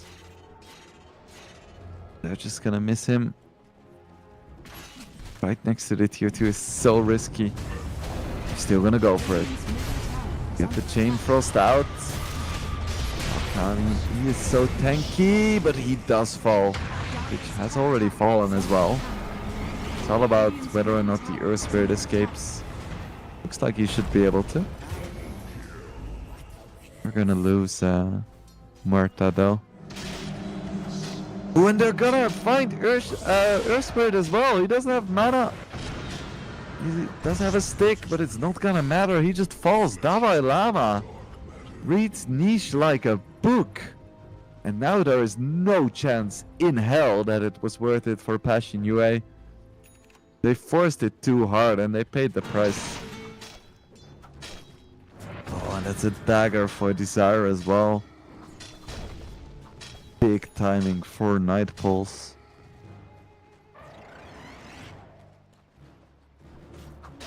What do you do now? Radiant's top tower is He under does have the attack. Book of the Dead, no worries. Dire's middle I love how tower the is under facet attack. icon is just XP. A little something extra. Once again, Crystallize is farming, but isn't that farmed. Feels just like last game. Dalai Lama getting harassed by wolves. Big wolves. Does once again manage to find a trait out of a normal death. Oh, and Kidaro gets bullied by wolves. Goodbye, sir.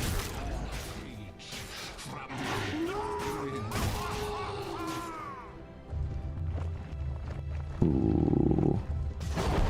Rupture kill. Oh, there we have the blink reveal. The Sire! He gets a triple kill by himself.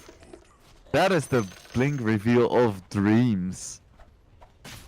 First your Pangolier barely makes it out, then when the enemy team is feeling confident, that's the blink reveal. That's why I love watching Desire. That's a big swing as well. Instantly killing the Bloodseeker and the Marta, and then with some assistance from your carry cleaning up the enemy mid. Radiant's middle tower is under attack. Absolutely beautiful. Bajak does have his max level wolves now, and he's gonna get shard as well. So that's gonna be a lot of map pressure. Radiant's top tower is under attack.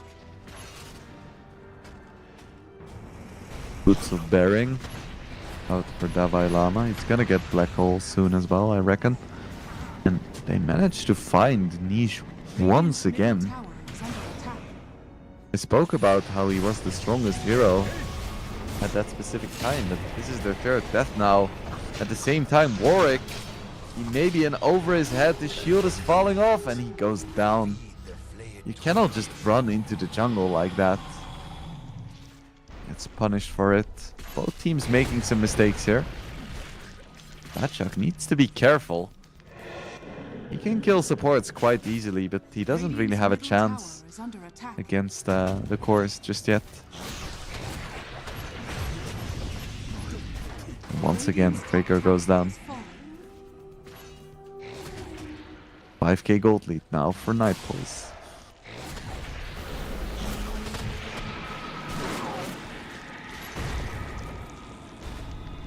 Still has his ulti.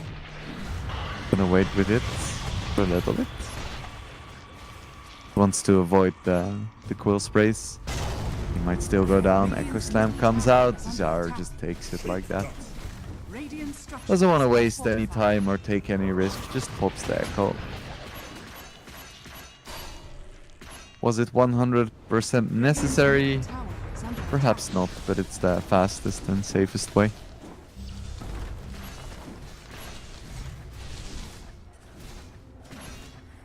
Of pressure coming out from Nightpulse now, getting that tier 2. A lot of this is because of the threat of the black hole. Dalai Lama is incredibly strong right now.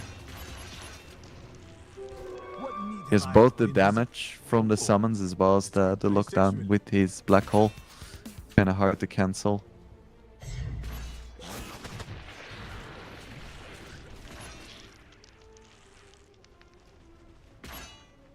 He gets an Iron Talon, even more farming.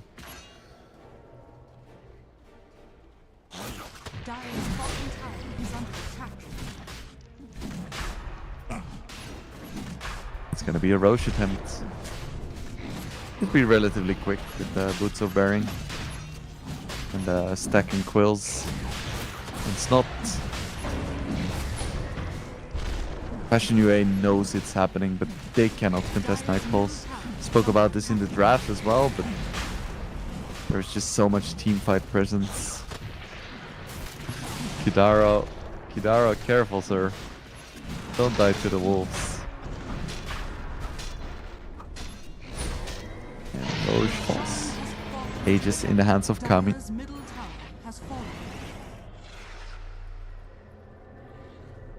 There is a BKB on Niche now, so that's probably gonna help them a little bit in these fights, but at the same time, a lot of the threats from Nightpulse aren't magic.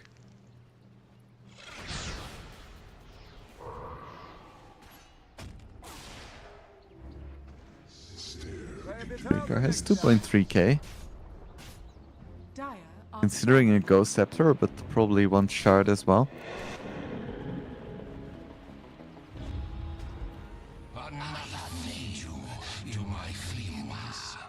Dire are scanning.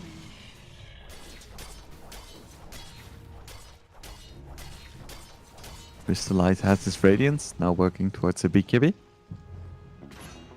I reckon he just wants to farm for a little bit longer. He isn't ready to fight just yet. Gets caught, Niche in very deep. He might be able to burst this Pango, and that would be a nice start of the fight.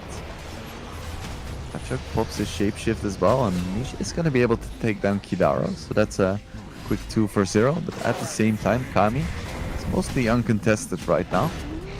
He's very tanky. He did use his Bloodstone already. 600 HP right now. Ulti does... Oh no, doesn't get ulti. Actually, it's gonna be Desire who takes down Bachuk. And he didn't even need to use his ulti there. Sabachuk just stuck around a little bit too long. All things considered, it's still pretty decent for Passion UA though. Getting a nice 2 for 2. Tower has fallen.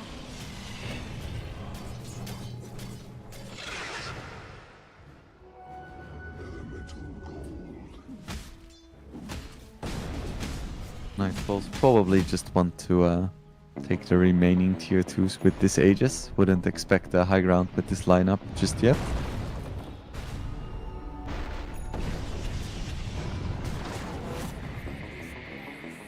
Full Soda Crest purchased by Lich, so no Shard, no Go Scepter. Wants to beef up his course. There we have the roll coming out from Warwick. Oh, but he mistimes his jump. Doesn't jump over the shop, instead he's stuck. But at the same time, Kami does manage to take down Crystallize, and Davai Lama does manage to take down Kraker. It's a free 2 kills. It feels very easy for Nightfalls right now. We're in a very good situation.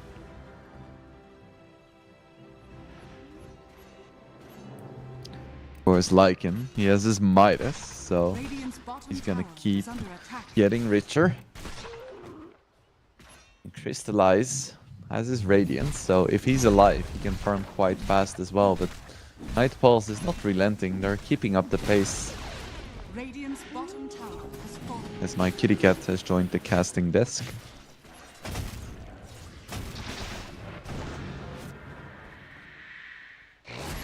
We might see some high ground pressure. Still a little bit of time left on the Aegis. So.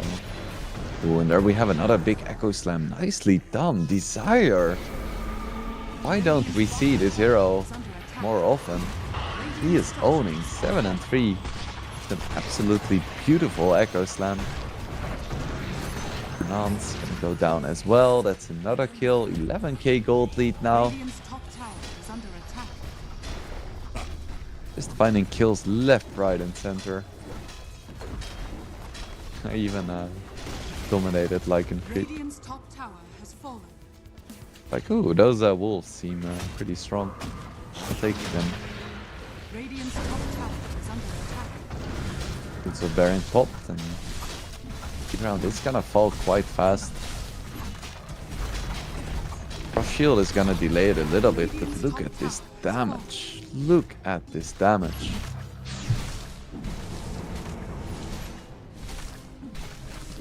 So range racks down. Radiant's top barracks Still has 20 fallen. seconds left on the Aegis. Should be able to take this racks in Radiant's that top time. barracks are under attack. The Eidolons as well. He's just gonna go back. Doesn't want to risk it. As we see the start of a fight, they know there is no Echo Slam. There is still Black Hole. Davai Lama doesn't have a BKB. Doesn't need it though. Finds it onto everyone. No one can cancel this Black Hole. Crystallize falls. Niche falls. Fernand falls. GG is called. Nightfalls. They took their sweet time in the previous game, but now they just completely roll over Passion UA. No chance whatsoever. They hit their timing, they capitalize, and they just end the game. 25 minutes is all it took. What a performance by Nightfalls. Ichi, my cat, also really enjoyed this game. That's why he joined the casting desk.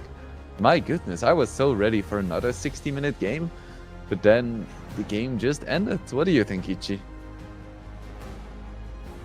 Yeah, he's not very talkative right now, but yeah, he definitely agrees with me, that's for sure. So, suddenly this best of 3 is over. Nightfalls takes it 2-0. But of course, this is not the last we have seen of the CCT for today. We have one more best of 3 left in store for you guys. Maybe we can take a brief look at the schedule before we go into a break. Can we? Yes, we can. Of course, we can. The final match of the day is going to be between Zero Tenacity and 4 Pirates. And I think you're going to want to stick around for this one, as both of these teams are currently 1-1. So this is one of those matches that's going to decide whether or not you make it to the playoffs. And get a chance at 30,000 USD. So stick around. We will be back in, I would say, roughly 45 minutes. So get some food, get some tea, cuddle your little kitty, and then I'll see you back after the break.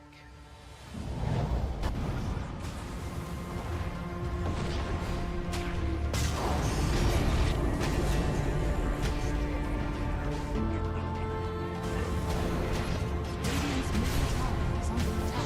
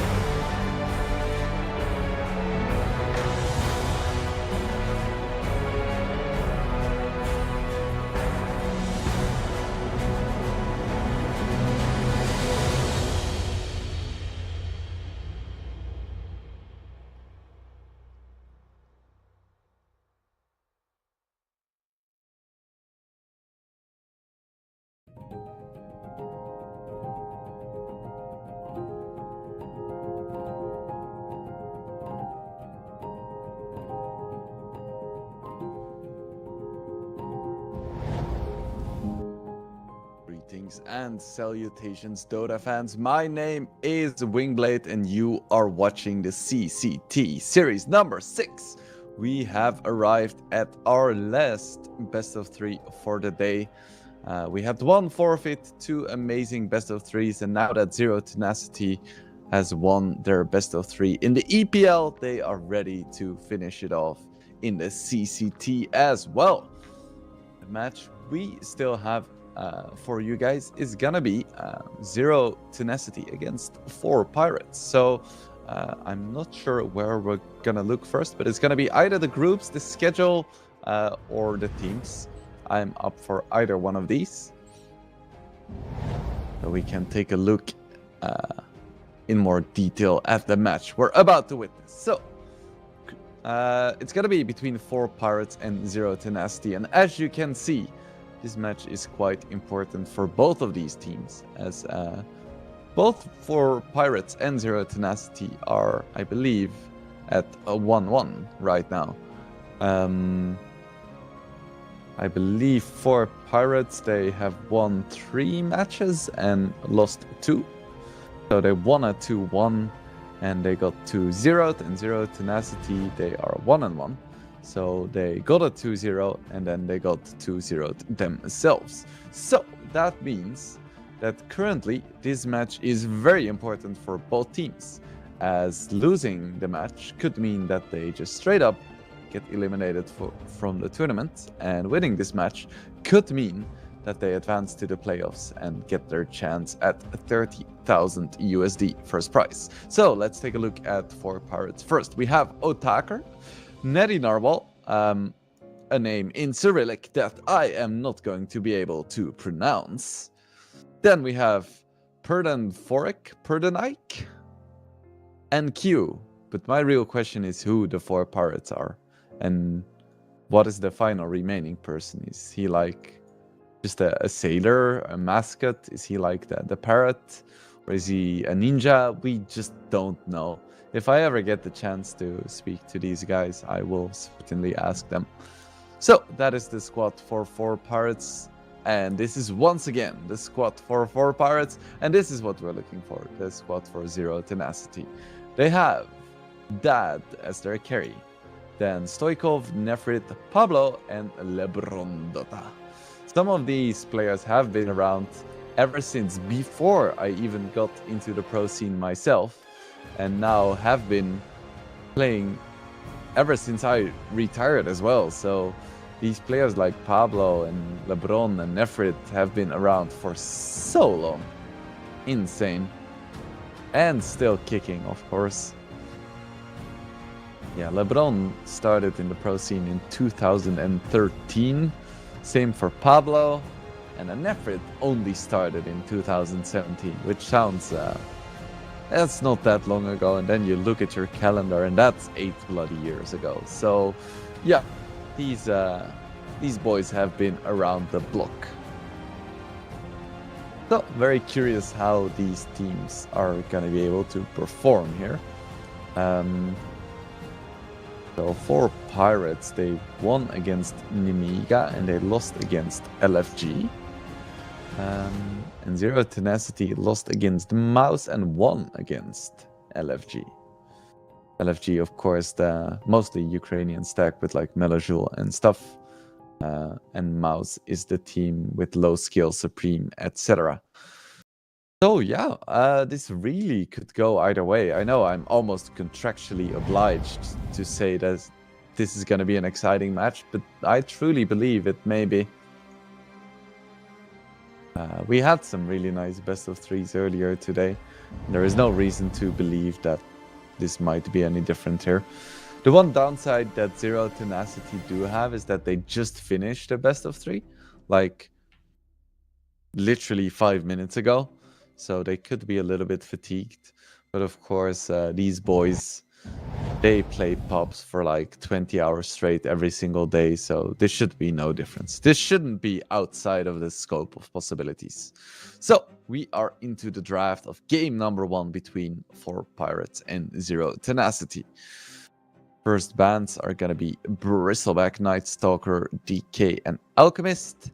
The 4 pirates are gonna ban Morphling, Nyx, and Phoenix, and then pick themselves up a nice Lycanthrope as their first pick. So, Zero Tenacity are just gonna respond with a Gyrocopter. Interesting.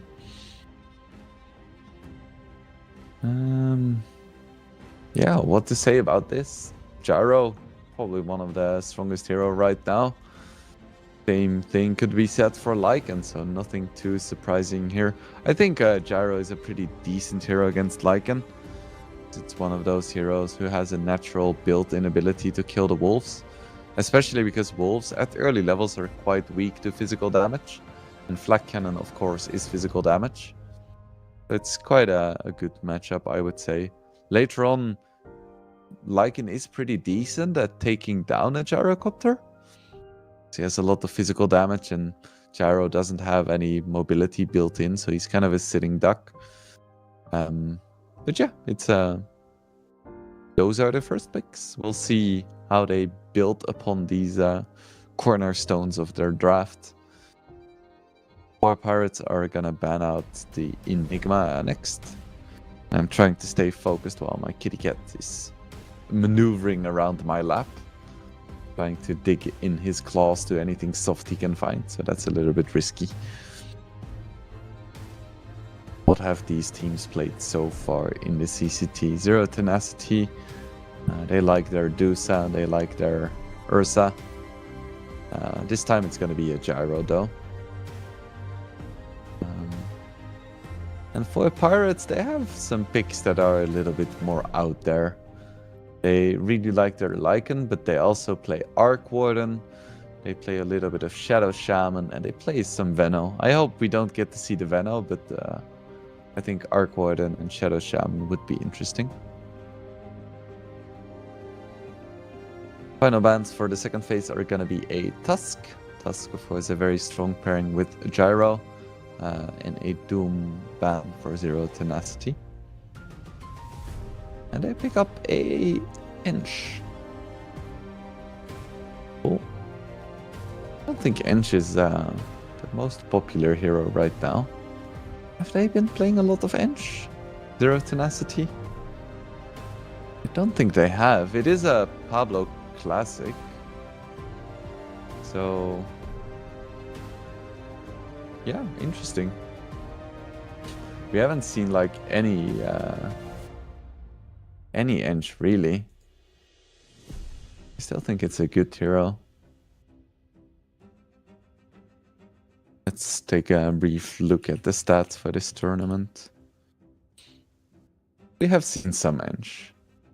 There were a few picks with mediocre results. 25% win rate, 4 picks. There were a few bans as well. I guess stealing the wolves would be quite nice. Especially if this is like the... not sure what it's called. Either pack leader or alpha wolf. Like the high level wolf facet. Just stealing that is quite nice. As a support, when Lycan is like level 11, you're not gonna have any fun. You're just gonna get ran down by 2 overpowered wolves. You need a hero that can actually deal with it. Next pick is gonna be a Dawnbreaker, so getting a bit of that global presence.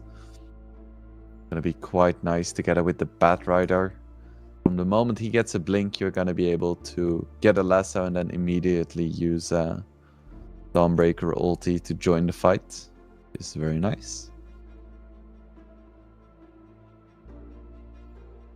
Part of me kind of wants Zero Tenacity to play Gyro as a mid or a support and then just pick an Ursa.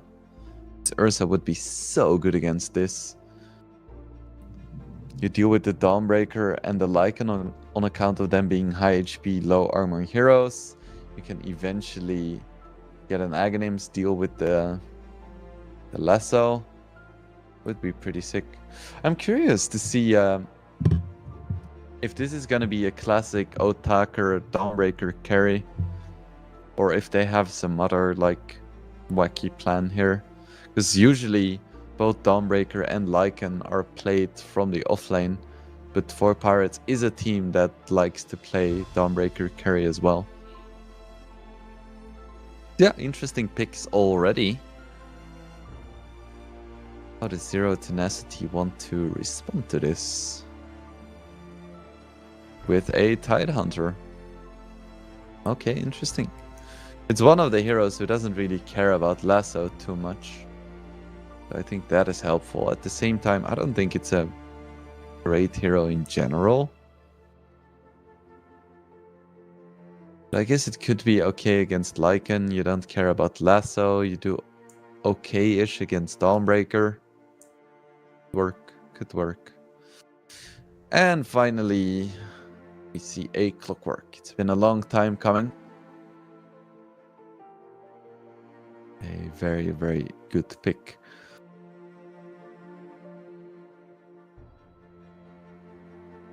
I'm curious if Clockwork would be played if he had to use the old cogs. Because everyone just picks the same facet, and that's kind of what made him good. I wonder if there would be any Clockwork picks if he just had the old cogs. Oh well, we can hypothesize about facets and hypotheticals forever. 4 Pirates, they pick up a Sniper next. They really are playing a different patch or something.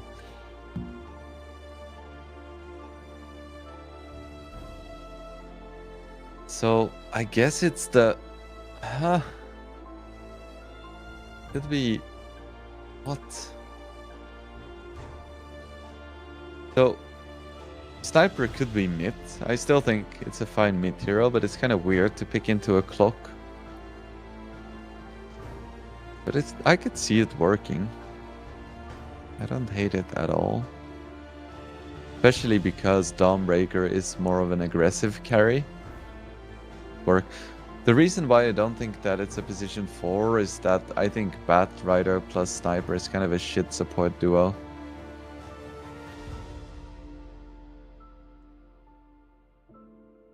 Sniper mid. Interesting. It is good against Tide. It's good against Gyro. It's not the worst. Tango ban coming out from 4 Pirates. They really want to make sure that they can protect the Sniper now. Zero Tenacity is banning out support, so they agree with my hypothesis that it's a mid Sniper, and they ban out Lich and Shadow Demon. One more ban for Zero Tenacity. I reckon it's going to be some kind of jump hero for mid lane. So I would say Earth Spirit is the hero to ban. It's gonna be Ember Spirit. It's a similar concept.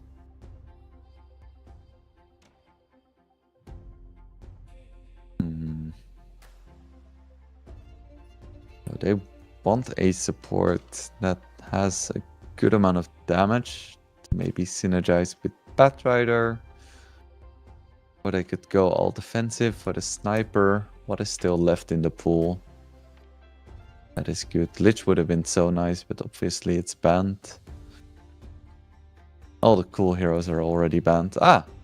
We spoke about this at the start of the draft, but Shadow Shaman. I like the hero. I think it's a bad Shadow Shaman game. He's weak against Clockwork. Doesn't really do anything to Tide. Dies to random gyrocopter damage. Yeah, I'm not a huge fan of this. So for mid, I would pick something like a Tiny or something. Just blow up all of these squishy heroes. Yeah, and that's exactly what they do. Zero Tenacity, they finish up their draft with a Tiny. Usually when the drafts are completed, I have a decent idea of like what the strengths of each draft are and which team I expect to be favored. But these drafts are so strange. Like seeing... Wait, it is a mid Sniper, right? Let me just...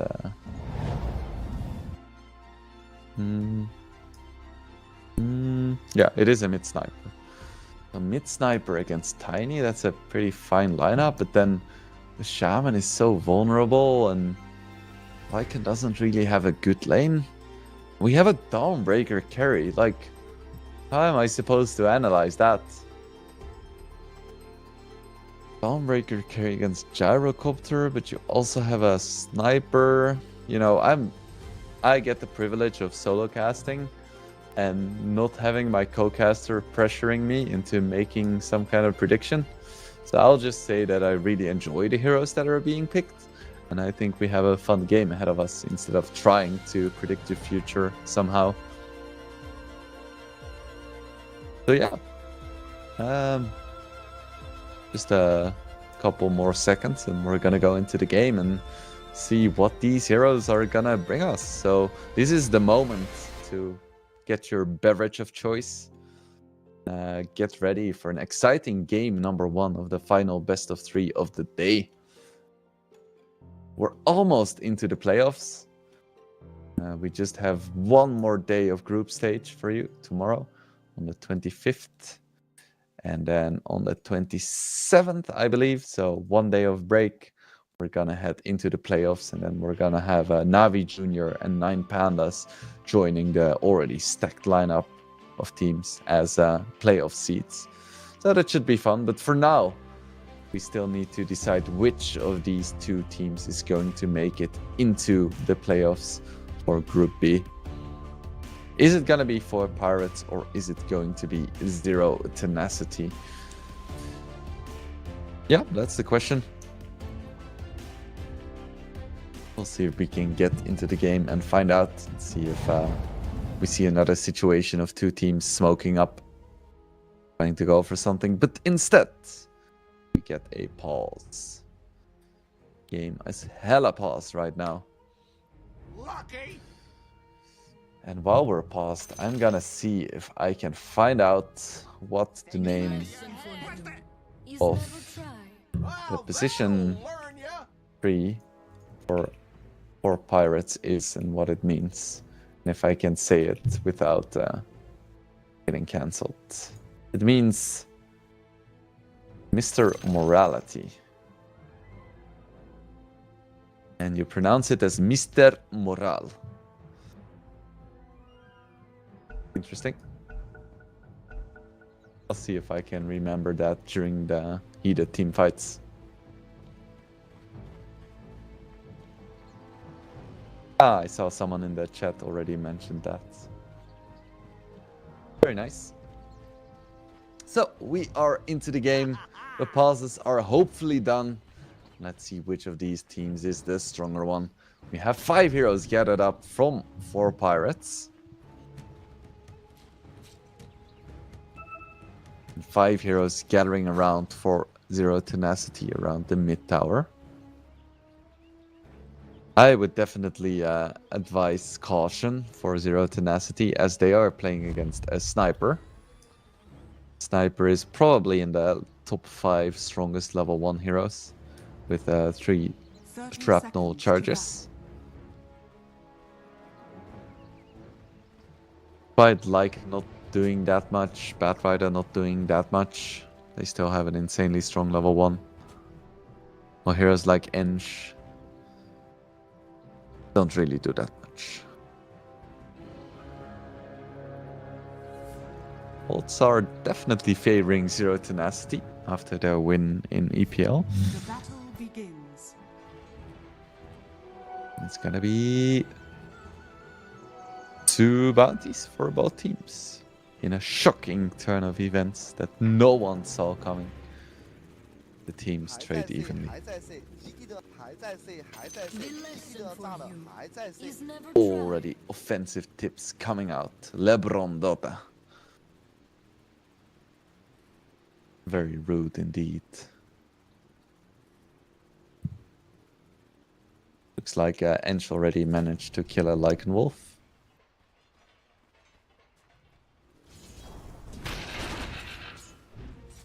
Red 2 skilling. Oh. Ah.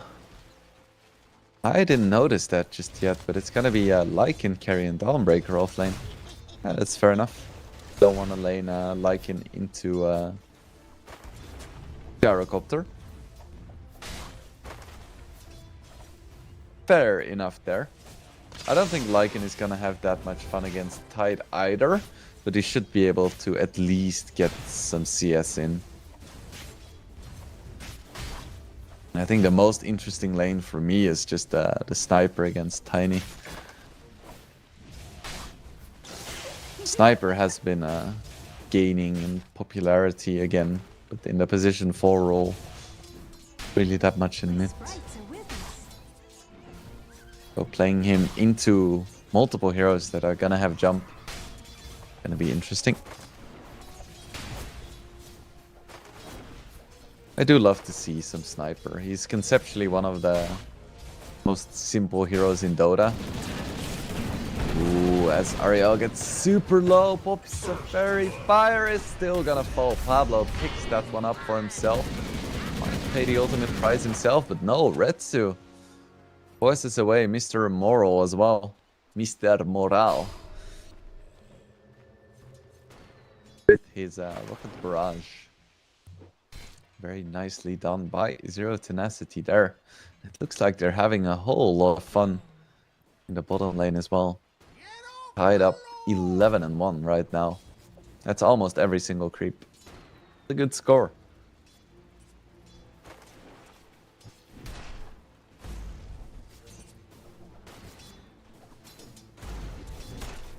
I wonder how this Dawnbreaker is gonna do in this lane. Because Gyro isn't like the strongest laner, but he's had a really good start so far. This is always scary.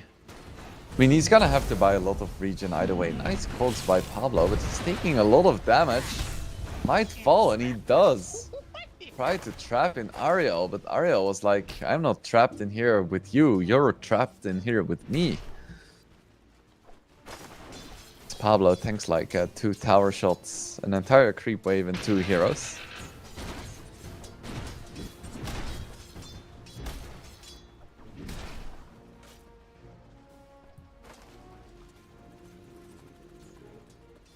Tide still just absolutely owning in the bottom lane, 19-1.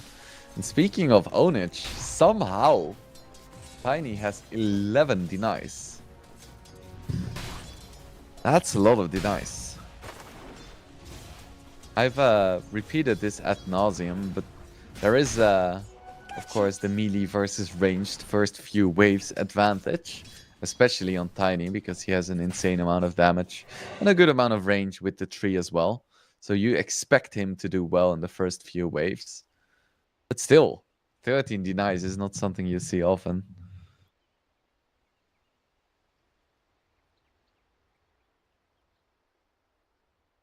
Ooh, I was worried we were gonna have to yap through another long pause, but it's just a quickie.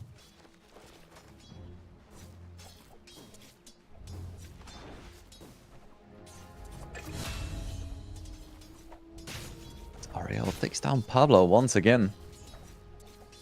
The equilibrium is starting to shift a little bit in the top lane. Pablo got that nice first blood, but then died twice. So he needs to be a little bit careful, actually. Still has the Lotus, so I would expect him to be fine. Structures are fortified. He's gonna drop some regen.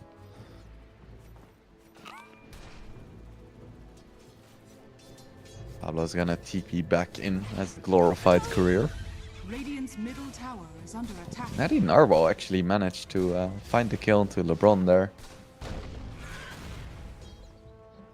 Taking a solid amount of damage from the Centaur. Yeah, LeBron tried to go for some kind of rotation on his inch, but Shadow Shaman was ahead of the curve. Knew what was coming.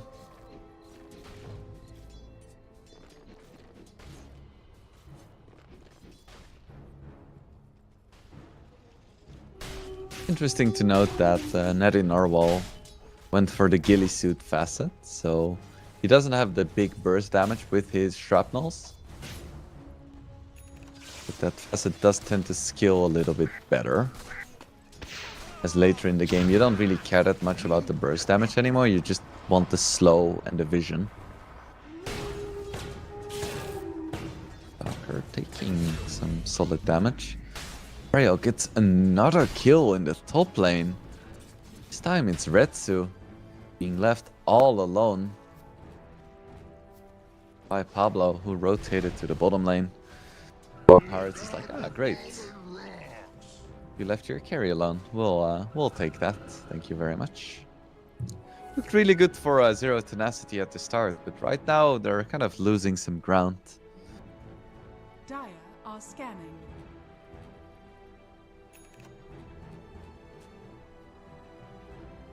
In the mid lane, we have to mention this, that Tiny is still absolutely owning. We cannot no longer attribute this to the first few waves media advantage, because we're 7 minutes into the game and Otaka is going to be in a lot of trouble now. Manages to find his way out of the cogs and is trying to tank some battery assault with the wolves, but then blocks himself with a new spawn and dies for it. Ariel gets another kill onto LeBron, and Pablo could be in trouble as well. Firefly is going to be expiring soon, but this is a lot of sticky napalm. One more hit, not even necessary. Down goes Pablo, and I think Pathfinder is 5-0 at this point. Nefrit, one more hit. He's gonna get it. So, Radiant's courier has been Ariel killed. loses the courier as well. That's a pretty even trade, I would say. That's a strange manner of conduct. Meanwhile, Sniper is still chilling in the mid lane. Radiant are scanning. Pretty much even in terms of net worth with the Tiny. Dire's middle It's just tower gonna be a is little under bit lower attack. level of all of the denies.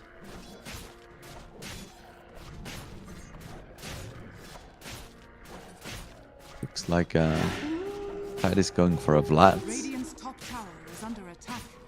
One of the few heroes that still buys that item every once in a while. Makes sense. Pablo is gonna go down again. And now Mr. Moral is level 6.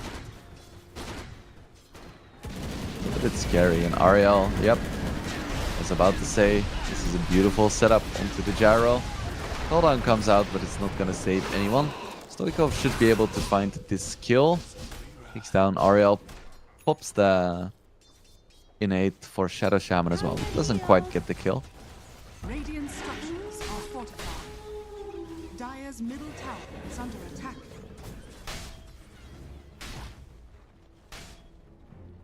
Attacker had to pop his ulti defensively. 8 and 4 in favor of the Pirates, but gold is slightly in favor of Zero Radiant's Tenacity. bottom tower has fallen. Mostly due to Tide just free farming his lane.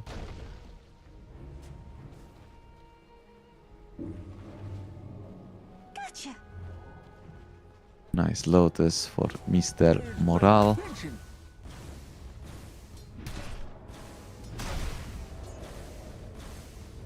He's gonna go for an Echo Saber, so a little bit more of a semi-carry Dawnbreaker style. Could go for something like Pipe Aghanim's as well. Play more team-oriented. He feels like there is some more space. I think that's a pretty good assessment. Eddie Narwhal seeing a lot of creeps there. Gonna kill all of the little skellies, as well as the summoner.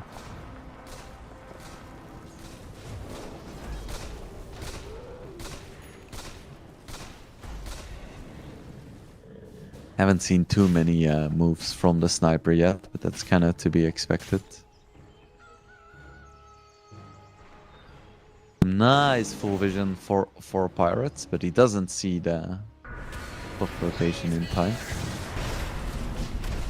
As we see the Solo Guardian coming out and Stoikov falling. Nice rotation by Perda Nike. Setting up for the Solo Guardian. Such a lethal combo at this stage of the game. I feel like at any stage of the game, probably.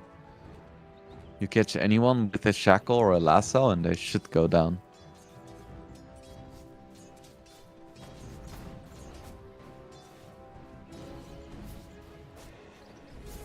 Ron going for some nice drums. They're gonna have a really nice timing from Zero to Nasty. Now that they have the Vlads on Tide, they're gonna get drums on Shaman soon and then a blink on Tiny. That's kind of go time. If you can kill the sniper a few times. Radiant's bottom tower is under attack. Attacker is going for already has his Midas. Well, this last series as well seems to be a popular choice for these Lycans. You want your levels quickly.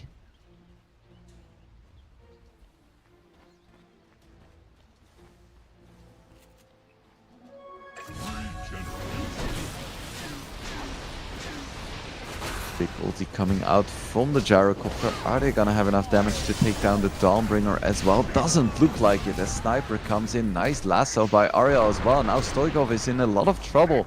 He has phase boots and a windlace, but he isn't gonna be fast enough with all of the stacks of sticky napalm. Mr. Morale gets a double kill there. 4 Pirates looking extremely dominant right now. Fleet feet. Dire's middle tower is under attack. Frit hasn't really joined any fights yet. Maybe that's what's gonna make the difference. But the Knight gets a nice shackle out. Should be able to clean up Pablo here. May get a return kill, but yeah, I don't think you really want to commit for this. If you come close, you can get stunned for such a long time, and the moment you do, there's gonna be a TP and you're just gonna die. Dire's top tower is under attack. Oh, Saber is out now for the Dawnbreaker. He is very farmed, for sure.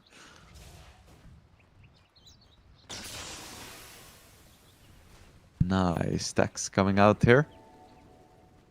They have some really good Dire's stack middle takers tower as is well. under attack. A sniper with 3 stacks of shrapnel. With the 3 charges. Dire's top tower With is this under specific attack. facet, so it's not the scatter shot, but the ghillie suit. That means you have a... I'm not sure what the maximum damage is of a full shrapnel charge, but it's a lot.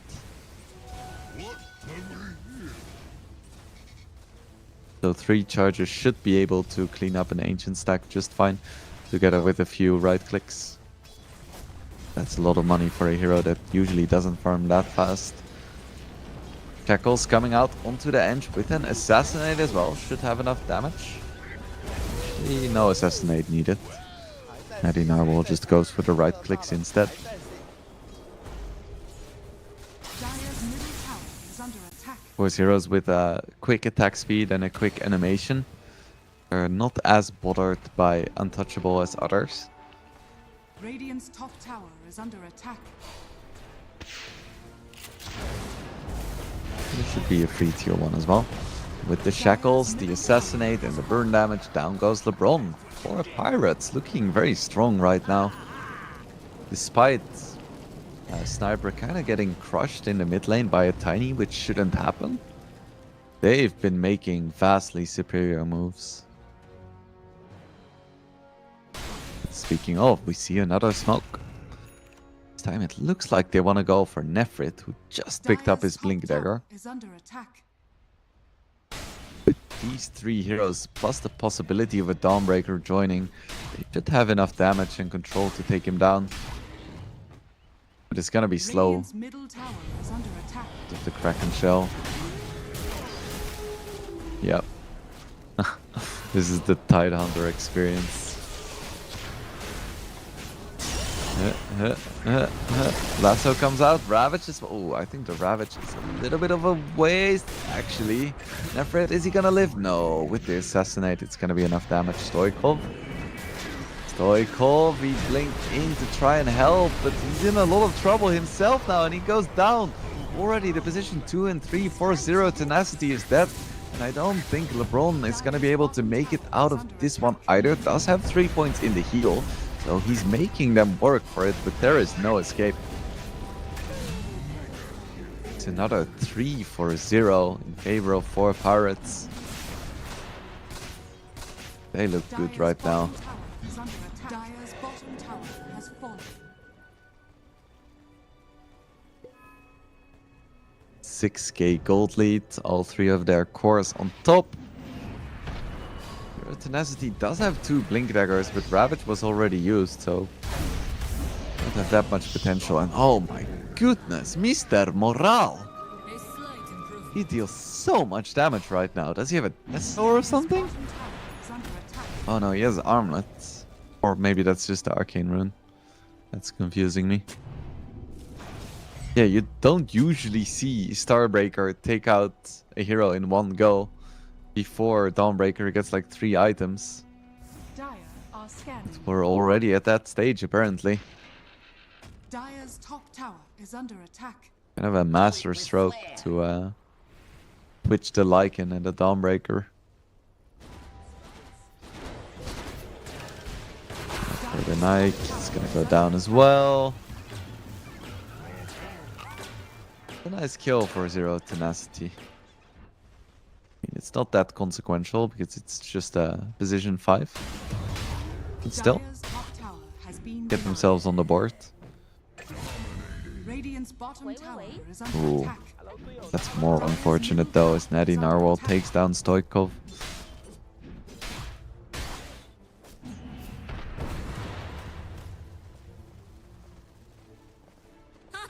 This Tiny did so well in lane. Now he's struggling to do anything. Even though looking at this 4 Pirates lineup, you would think that he would be able to get a few kills every Dire's now and middle then. tower is under attack. Because Tiny +1 hero kills Sniper, Shadow Shaman and Batrider, no problem. Just hasn't been able to find the right jumps.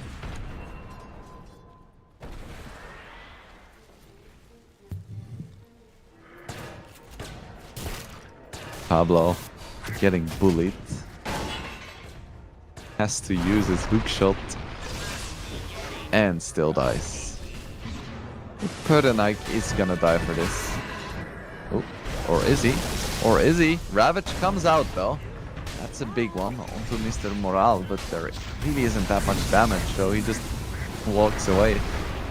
Now a jump in from Stoikov. Pulls onto both the Sniper and the Dawnbreaker. It's a lot of damage, and there is Gyro joining the fight finally. Takes down the Sniper and the Dawnbreaker. Trying to fight here. Who's gonna win? It's gonna be Retsu. Stoikov incredibly low. Gyrocopter gets lassoed back. The fight isn't over just yet. Otaker's cleanup crew has arrived. It's a pretty decent fight. 4-0 Tenacity, all things considered. They were behind by quite a lot, and they managed to take down both the Sniper and the Dawnbreaker. Not too shabby.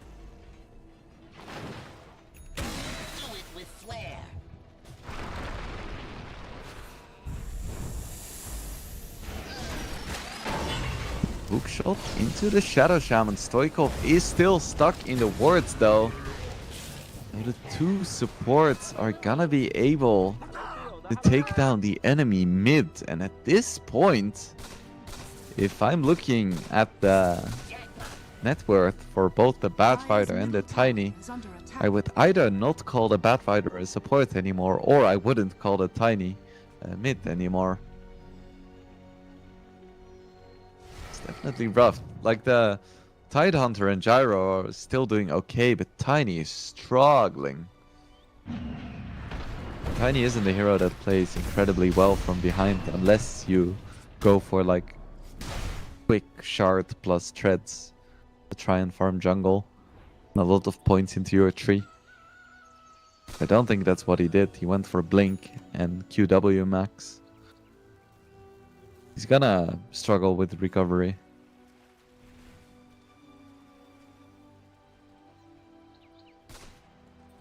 Mighty Narwhal has a Mjolnir, Dragon Lance as well, and a Grove Bow.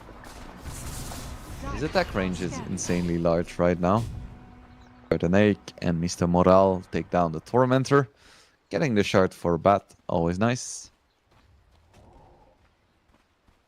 Meanwhile, Dire hasn't really made any attempt to try and take the Tormentor. Radiant's middle tower has been I denied. have a few decent Dire shards, are I would say. scanning. I think best one is probably Radiant are Tides. scanning.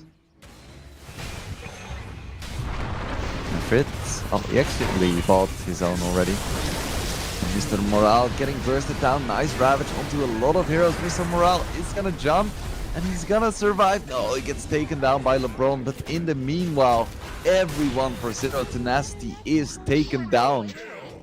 Trying to kill this one Dawnbreaker. And they do manage, but what do they lose in the process? Everyone. And now they're tier 2 as well, and potentially even more. Dire's structures are fortified. This is rough. This is rough.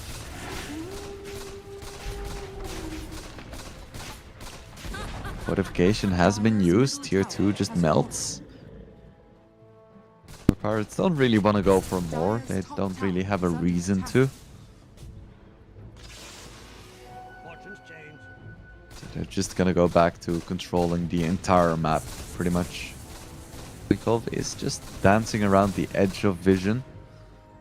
Can't really do much here, and he's now overtaken by the Batrider.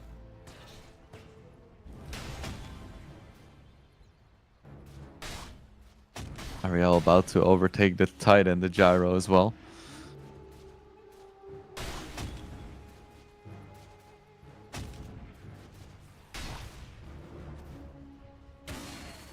He's even going for a Witchblade. Just the full mid bat build.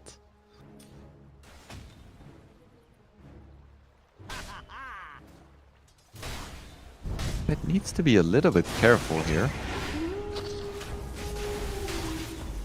We see the harpoon coming out, but Nefrit is still a tanky matter.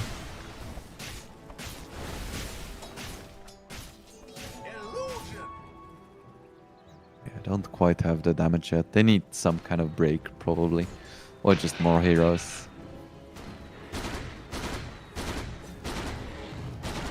Retsu does have his Aghanims, as well as Chrysalis. He's gonna get a BKB soon, and that's gonna be helpful, but it's not gonna be like a fight-winning item, I would say. So if you look at this 4 Pirates lineup, they still have a lot of tools that go through. Solar Guardian's gonna go through, Lasso is gonna go through, all of Lycan's damage, most of Sniper's damage as well. Radiant Yeah, are it's gonna scanning. be rough for him. He just needs more. He needs a Satanic and he needs a Rapier. Then he's gonna be able to stand his ground and live.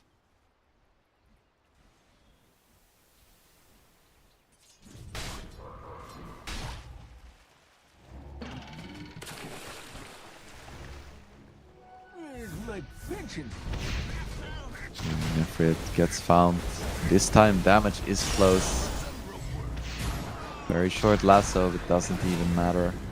Natty Narwhal deals Radiant's top more tower than is enough under damage. attack.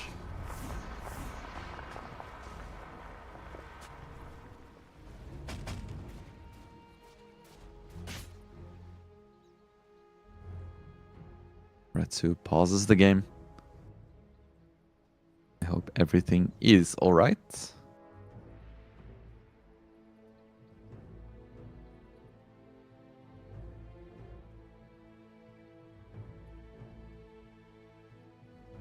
I'll keep you guys updated if I find out the reason.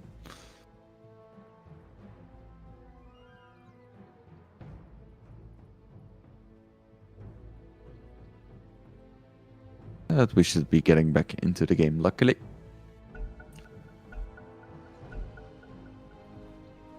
Yeah, but this is quite a dire Dire's situation bottom tower for is under attack. Zero Tenacity.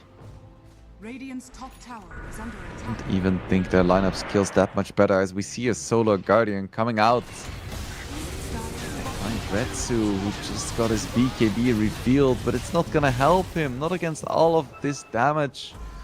5 heroes for 4 pirates, and all LeBron and Stoikov can do is run. Is under attack. Run for your life. LeBron might be able to make it out. That is nice at least. Yeah, every single fight that Zero Tenacity participates in is just lost so fast.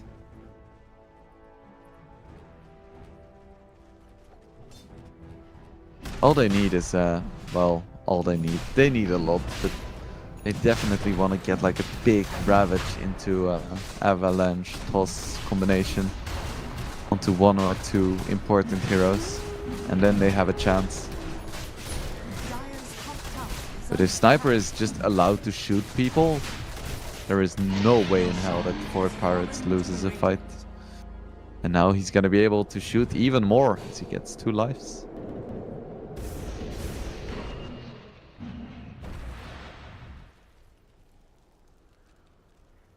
We are just chilling, looking at the twin gates. They are quite beautiful. I appreciate the observer for conveying that message. As Otak heard 2 shots Retsu, just like him thinks. Wait. And keep in mind, this is Lycan with less points in Feral Impulse.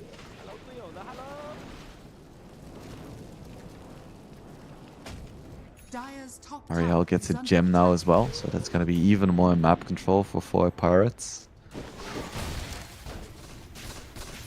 Dire's structures are fortified. Dire's bottom tower is under attack. Mighty Narwhal just chilling on the low ground. Now we get Serpent Wards as well. Dire's bottom tower has fallen. It's so hard to initiate into this 4 pirates lineup, Has fallen. because everyone can stand Dire's so far bottom away. barracks has fallen. Sniper for obvious reasons. Dawnbreaker can just join the fight at any time. Like, how do you even engage into this? Dire's middle tower is I under don't really attack. know. The second set of racks taking low. Stoikov jumps in, right clicks. There we have the Ravage jump in onto everyone, but there isn't that much damage follow up. Or is there? Otaker gets bursted down. That's a really good start of the fight. And now they get the first life out of Sniper as well, and they might be able to turn this into a successful fight. However, Stoikov and Retsu are falling back. It's just gonna be the Lycan dying in exchange for the Tidehunter, who did have to buy back. So all things considered, it's not the end of the world for Zero Tenacity, but I also don't really think it's what they were looking for there. Just getting a single kill and having to buy back and use all of your spells. Radiant are scanning.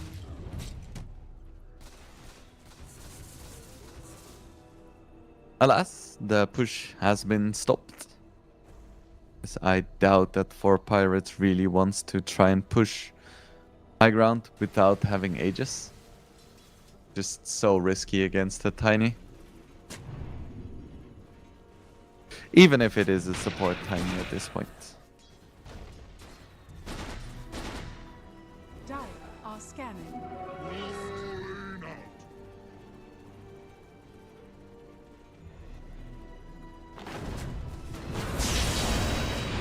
You see a big lasso, but it's reflected. I don't think it matters though. Retsu is still gonna die. So Ariel definitely did his job. Even though he gives up a big streak, it's definitely worth it. LeBron gets 2-shotted by Otaker. Pablo gets taken down as well. Only Nefrit is left alive, but he doesn't have Ravage, he doesn't have damage, he doesn't have anything. Zero Tenacity are just crumbling. That was very thoughtful. And now with the Serpent Wards, they should be able to claim their second set of racks. But an Ache tries to go for a Tidehunter as well. Hookshot isn't quite gonna miss. Buyback from both Pablo and Stoikov. Stoikov jumps in with his BKB. If they can get the kill, onto Natty Narwhal. That would be really big. He's standing his ground, dealing a lot of damage. Still alive for now, but Stoikov finally manages to get the kill. But they had to buy back how many heroes? 3 heroes for that. Considering the state of the game, that was worth it, but that's not a good sign.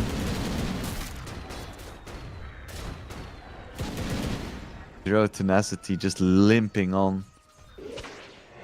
Always on the cusp of losing, but never quite. Something for everybody.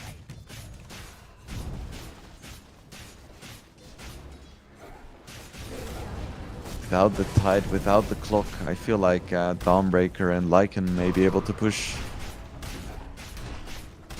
Dire's Still middle backdoor protection for now, but a creep wave is coming in. tower has fallen. Titanic now on Dawnbreaker as well. Lebron trying his best, but just doesn't have enough damage to repel this. Usually with a toss back, but I feel like both the Shaman and the Batfighter are gonna be ready for it.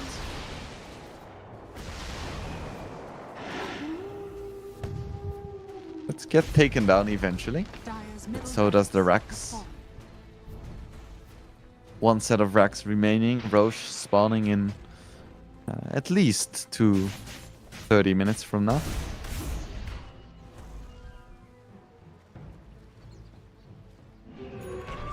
The Meg finds an Invis rune.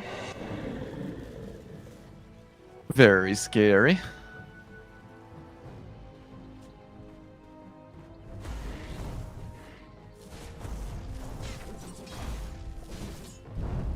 Arya still just chilling. Almost has a BKB now. That's gonna be a big deal. I said how the BKB for Zero Tenacity doesn't really do that much, but against Zero Tenacity, it's pretty sick. Takes Ravage out of the equation if you use it in time. And that's the biggest one. Big smoke from Zero Tenacity though. They want to find something here, but what can they find? I don't think Dawnbreaker is the best target. They may not have a choice. DD for Stoikov is nice. He can get the jump to a crucial hero. Give them a chance in fights.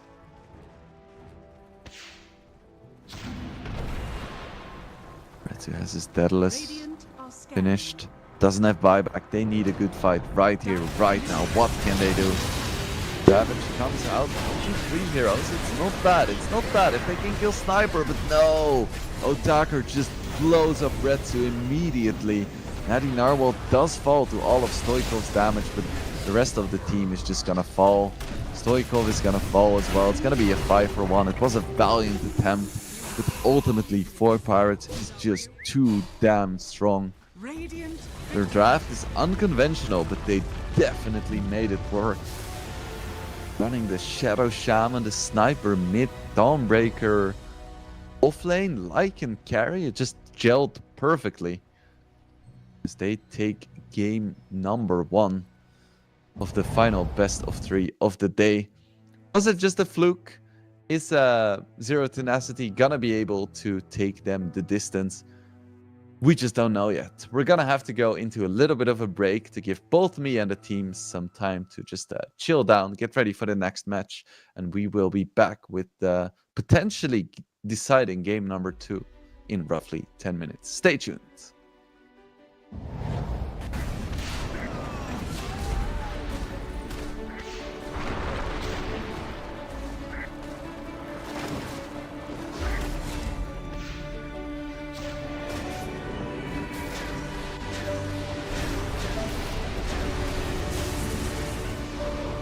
is under attack.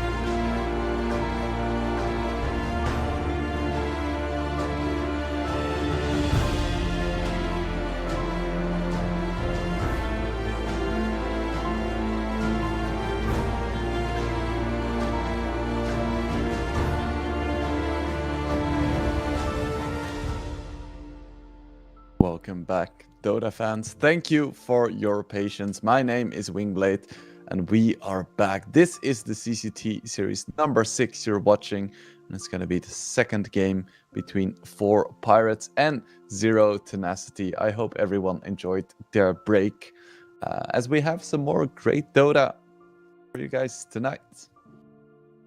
Luckily, we waited with the game as well until we were back, so you missed absolutely nothing.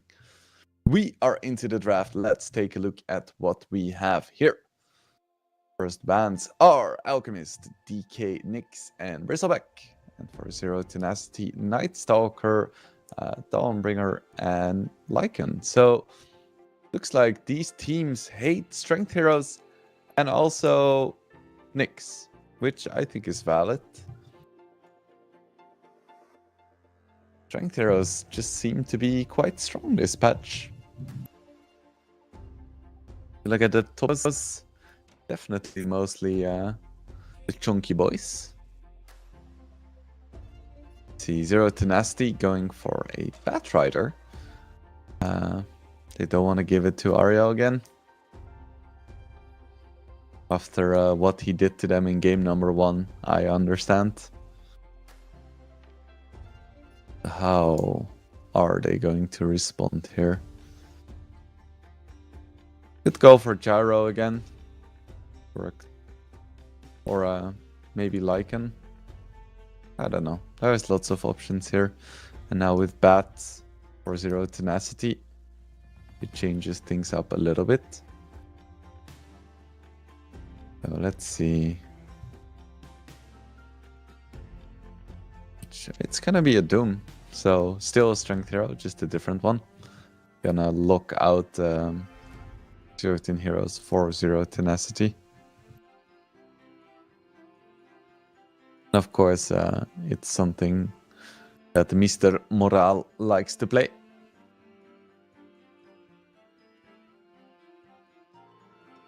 Ban is gonna be Netty Narwhal's Invoker.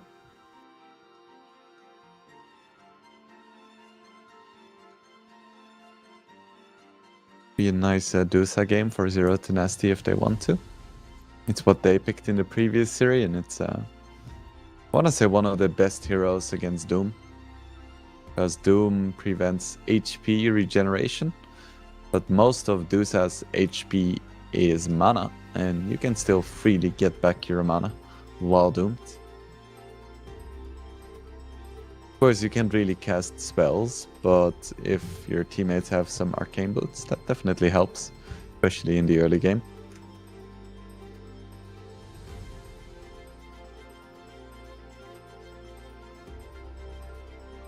Zero Tenacity are taking their time on this 5th ban, and it's gonna be the Shadow Shaman, so interesting. It's a hero that not a lot of teams are playing right now, but 4 Pirates used it very well in the previous game, so it's a good ban, I think.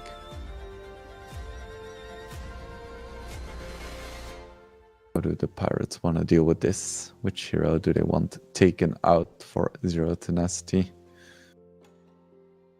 We've heard a lot of buzz about Lina, but we haven't really seen her at all today. Interestingly enough, it's gonna be the Enigma ban. And a Phoenix pick.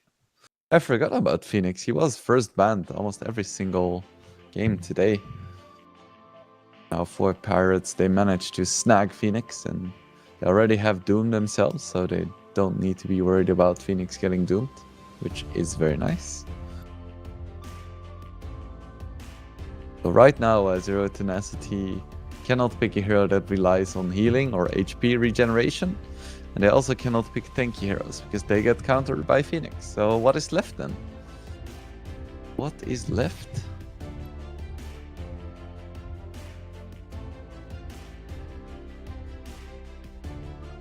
So you definitely don't want to pick Morphling. That's maybe an option for Pirates themselves. It's definitely one of the strongest carries. Also don't want to pick DK.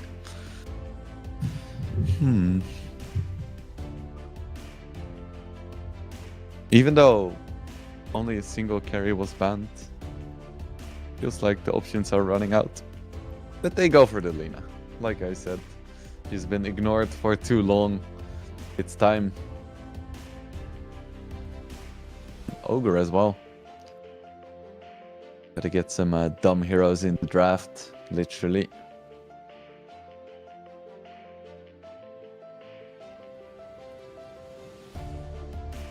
So I wonder who they're gonna pick as their carry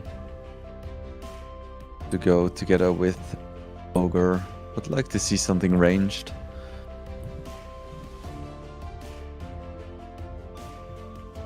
You want to make sure that you have a good lane with Ogre, and if you have double melee, you're just gonna get punished by Doom +1. You need a strong ranged hero. Speaking of, there we have Sniper again. Very strong against Ogre. Pretty alright against Lina, I suppose. And Clock as well. That's another buffer to place in front of this Sniper. It's gonna be a position 5 Clock, position 4 Phoenix. Probably want to get a range carry as well for Pirates. For Zero Tenacity, I would love to see a Centaur. I think it's definitely 100% the best pick here, because it is a way to get on top of the Sniper for your entire team, and also it's the perfect answer to a Doom. One of your heroes gets doomed, you just press Stampede, everyone runs away, waits for Doom to run out, and then you re-engage. I go for Spectre. Can still go for a Centaur later. This would make their lanes a little bit more awkward, but they can just play Spectre plus Batrider and then pick a ranged off lane to go together with Ogre. Or even double melee, you can do that well, but you want to make sure that you have a ranged hero together with the Spectre. Spectre is without a doubt super good against Sniper though. Especially with the new ulti. I mean, it's been in the game for quite a while now. But Shadow Step is definitely better than Haunt for dealing with heroes like Sniper.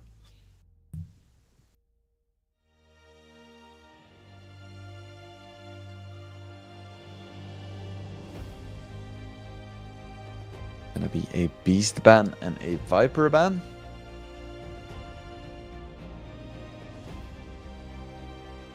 Viper ban is interesting. Because I would expect to see a carry from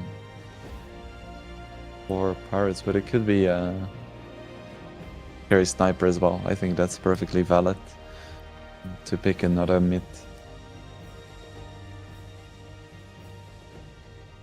Zero Tenacity, they most likely need their offlaner, but they could do something like Bat plus Ogre as well for their offlane.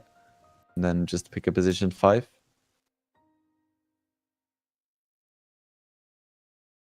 Could be classic Warlock Spectre lane. But I think position 5 does like to play Batrider every once in a while. Classic LeBron Dota. Position 5 Bat.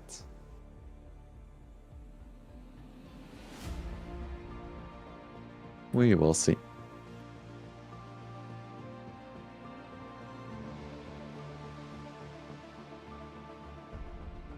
And a bit of reserve time being used here.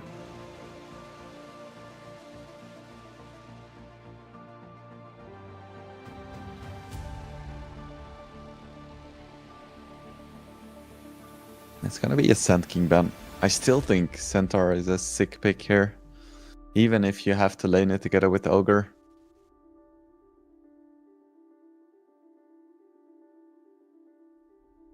So final ban, probably gonna be a mid or a carry.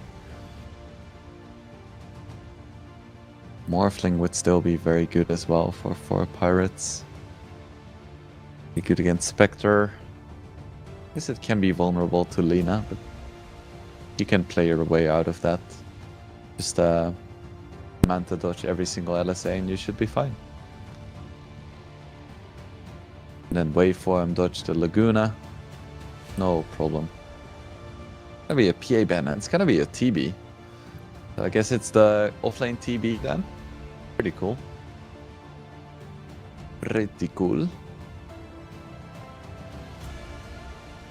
I'm not sure if you still wanna go Morphling carry. I would like to see Sniper carry. I think it's fine here. And then to pick a mid that actually does something. Like a Tiny or something.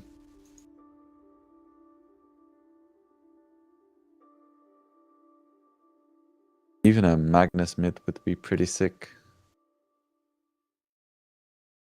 What's it gonna be here?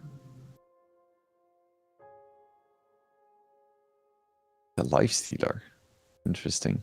So it is the Sniper mid, it's Lifestealer carry then.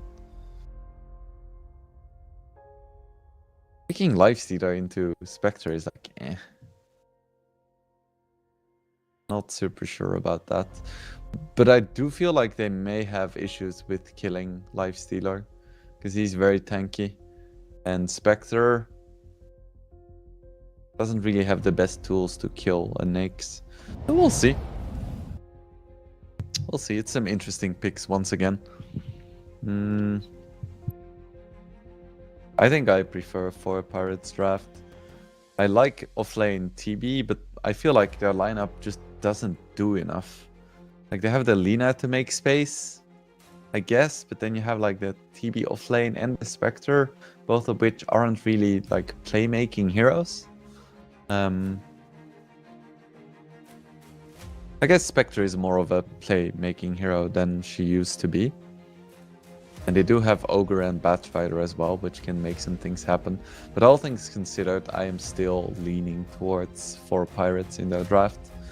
I thought the Sniper worked really well in game number 1, even though that feels like it was 3 hours ago at this point. It wasn't, but it feels that way. And the Nyx, I think, could work quite well. Does well against Ogre. Does pretty well against Bats, I want to say. Yeah, should be fine. And I think the Doom is very scary as well. A bit less scary because of the Terrorblade. The thing about Sunder is that it's not classified as a heal. It's just a percentage HP swap. Which means that it can be used to save heroes that are doomed. So that is something we can keep in mind. Might even be a... Yeah. So that is one of the few tools in the game that can actually save people that are under the effect of Ice Blast or Doom or any of those spells. Yeah, should be an interesting game once again. I like it when we have these teams that are not afraid to take some risks, to pick some weird heroes and see if they can make it work. So we are into the game. Game number 2 of the 4th best of 3 of the day. It's the second to last day of group stages. And the winner of this match could very well decide which one of these teams goes to playoffs. We have an early smoke from Zero Tenacity. Want to make something happen here. 4 Pirates haven't smoked just yet. May smoke in the future, may just not smoke at all. We don't know yet. They do go for the smoke still. Bit of a later smoke.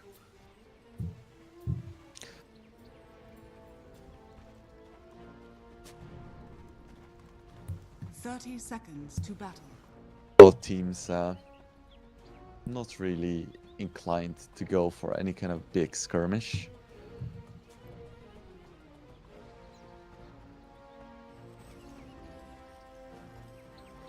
Ooh, an attacker has the armlet queued up. Or at least the Helm of Iron Will, which I assume will be an armlet. The battle Not gonna be the begins. mega greedy style.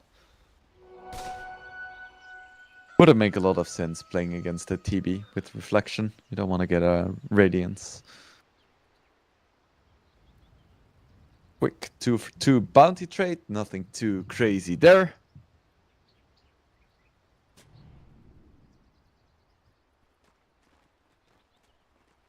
Mid lane. Lina is a very strong mid, so is Sniper, so I could see this mid lane going either way. Maybe slightly Sniper favored because of his insane attack animation and projectile speed. Because Lina has similar range, so that isn't really a concern just yet.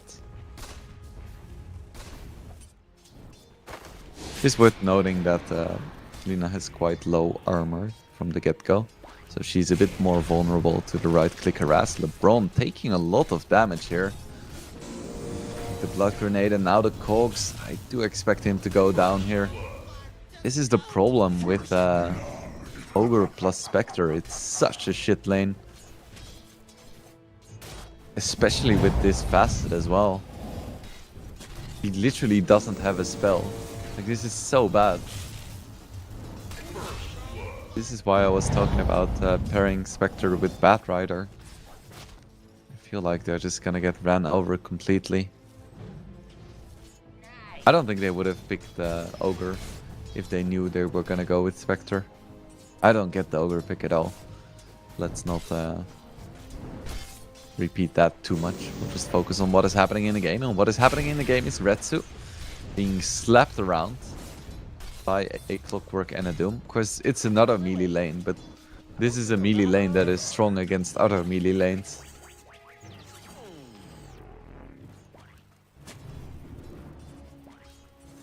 So good start for the Pirates.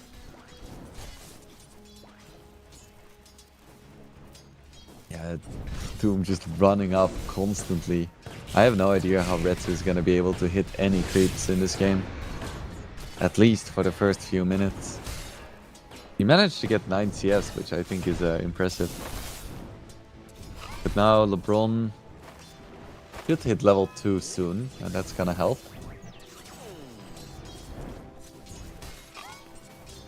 Getting that bonus skill points. Taking a lot of damage though already.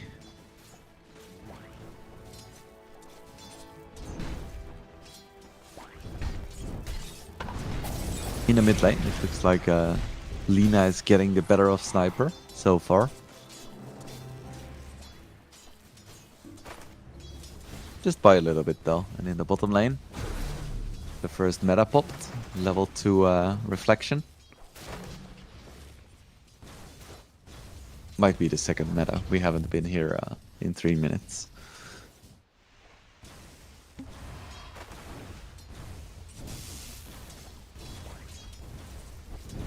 Chain Lightning doing a lot, or is it the Mana Burn? I think it's Chain Lightning, but those are two of the best spells you can get on Doom this early. So efficient for harassment. Getting the open wounds out, and Nefert is in a lot of trouble, has some one charges. Just one more hit, should do it. Down he goes, Otaker gets the kill, Pablo manages to get the return kill. Definitely worth it for Pirates, getting that kill towards Otaker. Dire's courier has been killed.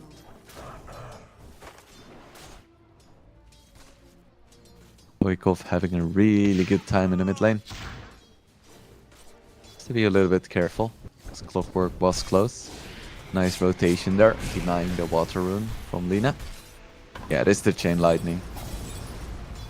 Such a pain. Has like no cooldown, it's very cheap and deals a good amount of damage.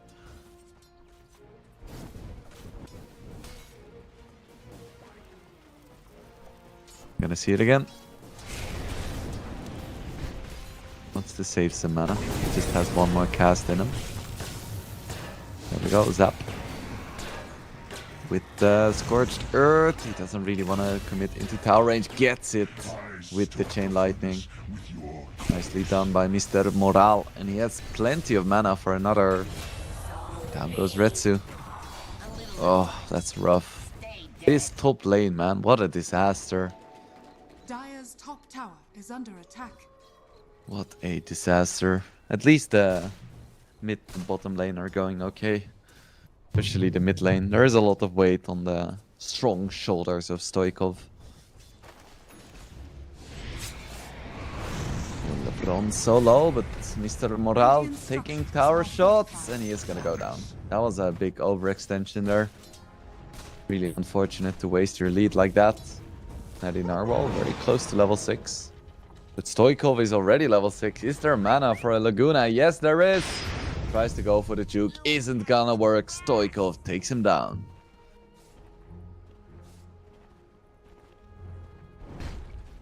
LeBron pulling creeps with 150 HP. That's the life of a position 5. Ariel still have the dive. Gonna use it. Can he make it out? It's a blood grenade on him. Should be fine, at least for now. Gonna have to go back in some capacity though. Attacker needs to be a little bit careful as well, as Stoikov is moving in. Doesn't have Laguna, but I don't think she needs Laguna to kill him. Isn't gonna be worth it though. Stoikov goes back to mid. Ooh, Nefrit took some tower shots, and now with the fire spirits, down he goes. Once again. Some sloppy gameplay here. Both teams, actually.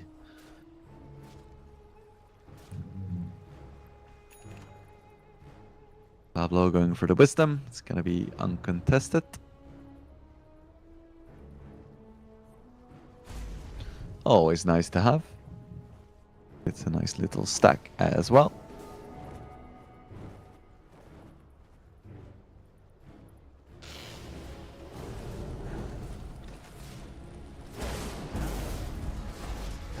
There's a Dagon in his emergency buy. Nefrit already kind of harassed out of lane. Ariel tries to TP out, doesn't work. It's the worst feeling. I have to go for the walk of shame. Meanwhile, LeBron is smoked in the mid lane. So Natty Narwhal needs to be very careful here. He shows might be in trouble, but so is Stoikov. As the clockwork moves in, we're still chilling in the bottom lane with the camera, but there was some action in mid. Clockwork actually goes down. Laguna used.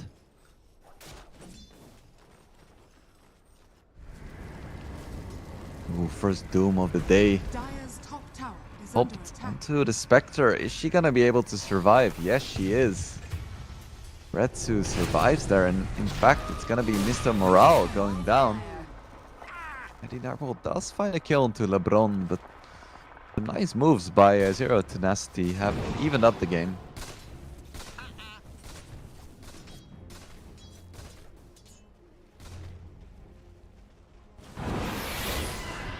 Ooh, nice move by Retsu, immediately coming in, and Natty Narwhal is gonna go down here. Retsu gets very low, not low enough. Stoikov gets open wounded, but she's incredibly fast. At the same time, Ariel manages to take down Retsu, and now Stoikov is so low, isn't gonna be able to make it out. So nice response here by 4 Pirates. They lose their mid, but what do they get in return? Well, everything. Another... no. Nothing left. Pablo makes it out.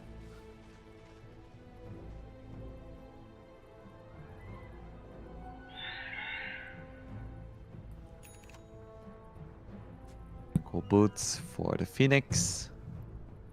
A shame that the Doom didn't work out in top lane.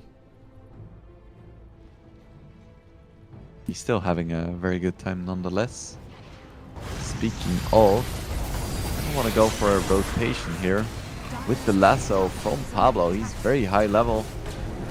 Retsu as well. Ariel comes in, has the egg. Is gonna pop it now. Doom is already dead, however. Gets the double though.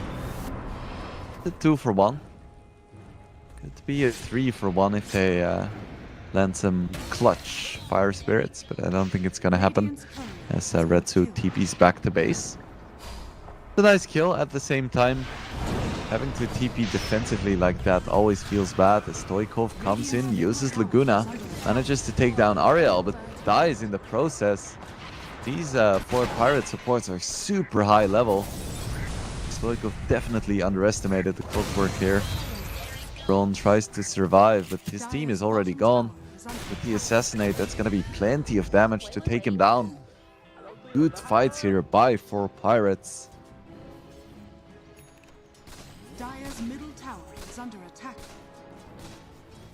I'm worried about Spectre. Doesn't really have any space on the map to farm. Every time she goes for something, it's a trade. Maybe they can manage to kill Doom, but nah, not really. He was forced to commit his ulti though. That's good.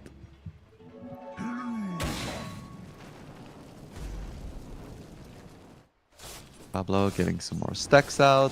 Always nice.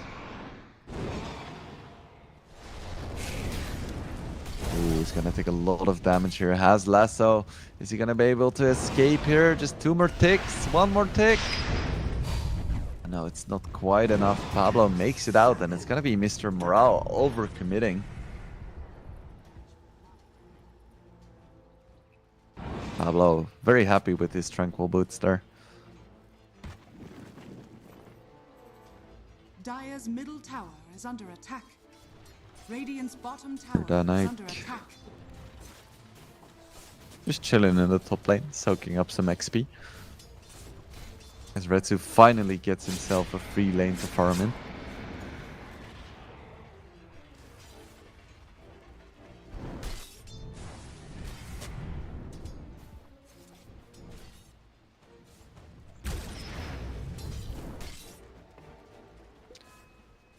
I wanna see Mr. Morale's items.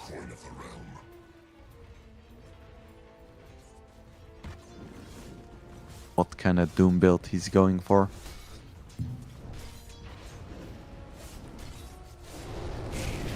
They want to go for another attempt onto Retsu, and they use a nice Phoenix bomb with the lifestealer.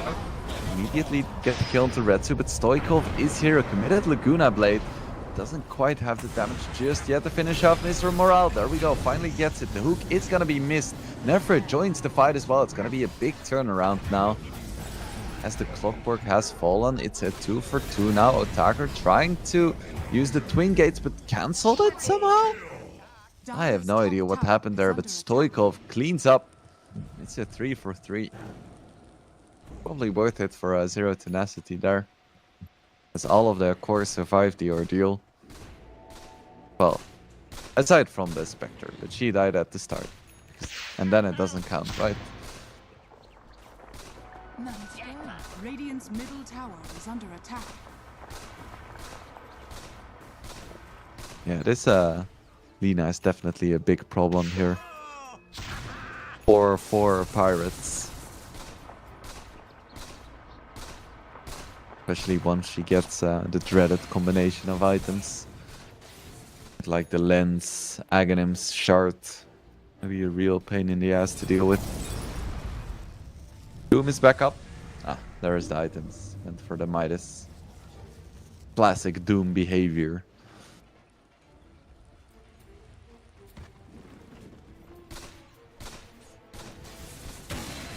And it's off.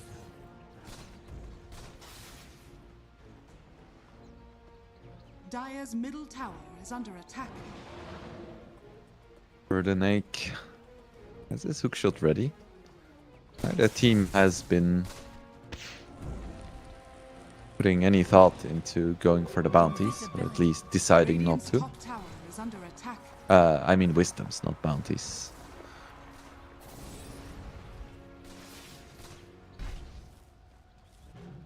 Stoikov with an Invis rune is gonna find Ariel. Doesn't have the damage quite yet. He's gonna be able to just melt down the egg, no problem whatsoever. I mean, popping egg against Lina is kind of optimistic. They hoped the team would arrive in time, but no such luck.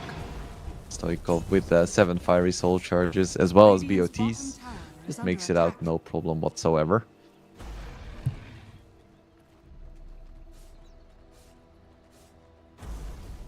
Blow's gotta be close to his blink at this point. Boom, there it goes. We find Retsu. No teammates nearby though. And Retsu also has a Midas. Gonna be Midas into Orchid for him. Good build against Lifestealer. Who doesn't really like going for items that dispel silences. Dire are scanning. Wants to rely on his rage. There we have the blink. Verdanake should be going down here. And then no man's land. Zero Tenacity looked quite bad earlier in the game. In terms of a net Dire's worth middle disadvantage. tower is under attack. Now, they've been making some stuff happen. And Radiant's bottom tower is under attack. they can get their levels and items. They have a scary lineup.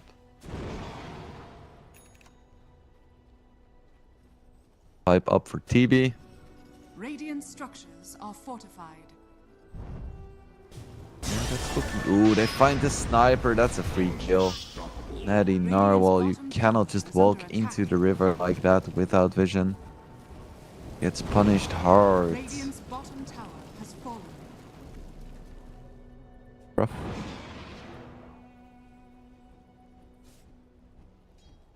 That's a good Blink Dagger refill by Pablo as well, but I don't even think it matters. Because Lina was close enough to probably get the LSA herself.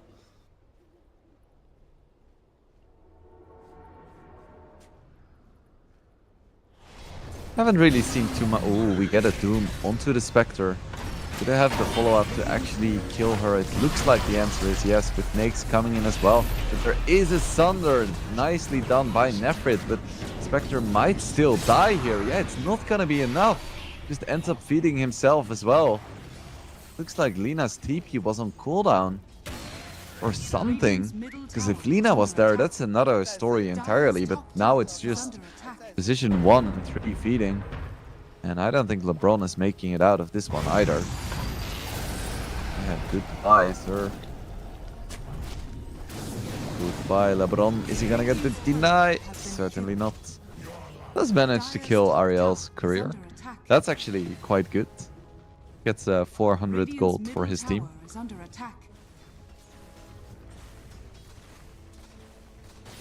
Lo has lasso ready and Lina is close. They find Natty Narwhal, just blow him up completely. No chance for escape there. Pablo could be in trouble, but Verdanake is quite low as well. Nice sidestep by Mr. Moral. Gonna be a 1-for-1 in the mid lane, but Natty Narwhal definitely doesn't want to give it up his life like that. Another nice sidestep there. He's got the fancy footwork. My goodness. He would have died for sure if he didn't dodge both of those. They still need an answer for Lina. I think the only way that 4 Pirates can play is to try and either jump the Lina or jump the Spectre. If they play defensively, they're just gonna get picked apart here by Zero Tenacity. Dire's top tower has been denied. Another free kill. Oh no. Yes, the Soda Crest. It's all good. Wasn't even close. When attacker is still going for Radiance? Radiant's top Really? tower is under attack. Wow. I wasn't expecting him to go for that against Reflection.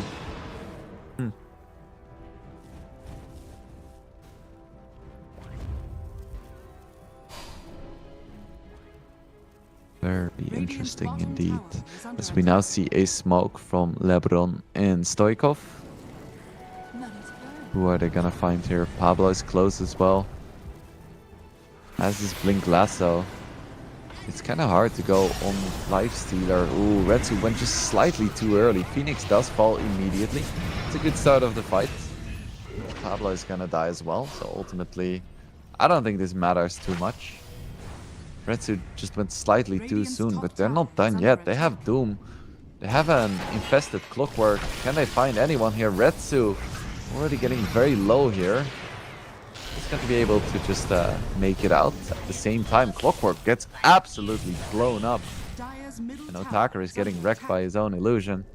This is one of the reasons why you don't want Radiance against TB. They end up just donating another kill to Zero Tenacity.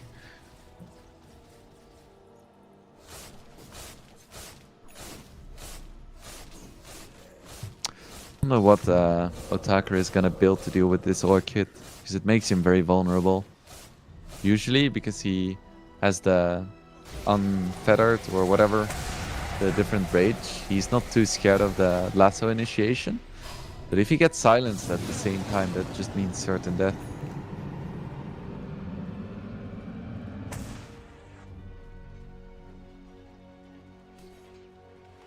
Would love to see them just play around their cooldowns now. Be super aggressive. Use the Doom. Use the Supernova. Use the Hook. Use the Infest. Just use everything.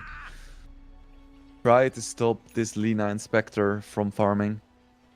Because I don't think you have a chance going super late against Spectre, Lina, TB. It's just too much.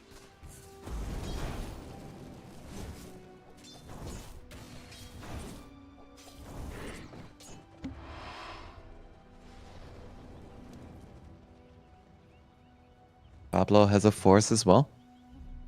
Wonder if he's gonna go for the Witchblade as well, like Ariel did. Try to overtake the enemy mid. A bit more unlikely in this game, but we'll see. Radiant are scanning. Ooh, actually managed to find a Nephrit there. That's a nice kill. Now there's no Doom protection. Be as Legan.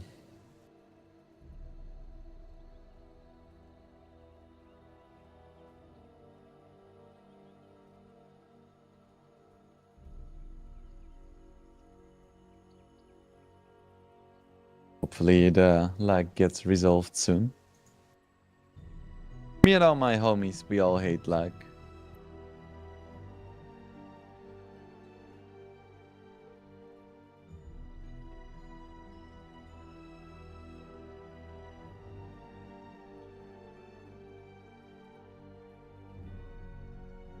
It's gonna be the Manta style for Otaker.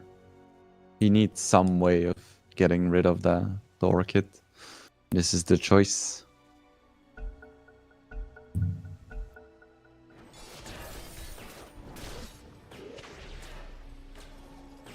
Ultimately, TB is definitely the best core for Zero Tenacity to get caught out. Ultimately, he's the sacrificial core, which 2 years ago would have been unfathomable. The hook isn't gonna hit. Pablo. Be able to make it out. Yep. Just chilling. Toykov is online. He's ready to go. Has the shard, Aghanims, Shadowlands, BOTs. It's go time. Ooh, and the bro. Oh, he gets a triple cast. First try. Yeah, I wouldn't want to go late game against this Zero Tenacity lineup. I think the Pirates are in trouble. See another smoke. Braun shows himself mid. I think the Pirates want something more than him. They want the big fish. Big fish is also hunting them at the same time. Gonna run into each other here. Lina's so close. Smoke breaks. She's so incredibly fast. She just runs away. She's gonna make it out. TP from Clockwork though. Find the Phoenix. Gonna be a TP out from Stoikov. And Clockwork doesn't quite see him. At least doesn't have a lasso anymore. He makes it out. Both teams just chilling, running away, surviving.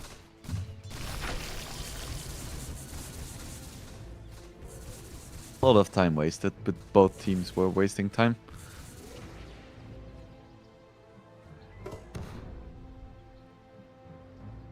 And Pablo just sitting in the trees. You know, why not? Radiant are scanning.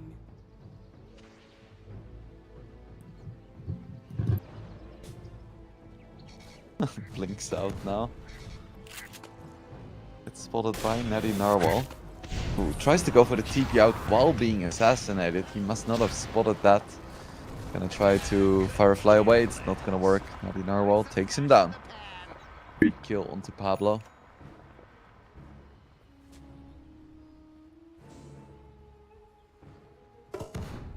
Navi Narwhal just goes back to base. He's out of mana. Ooh, Stoikov. He's gonna find Ariel here. But not in time.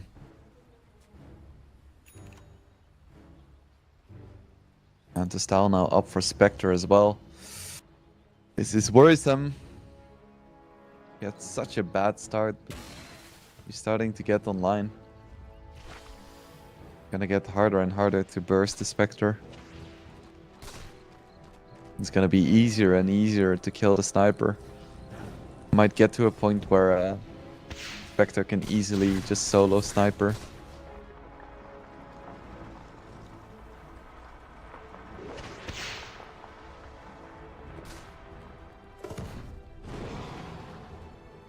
Not a smoke from for Pirates, but they're really struggling with finding the right targets. If they can find Lina, that would be huge.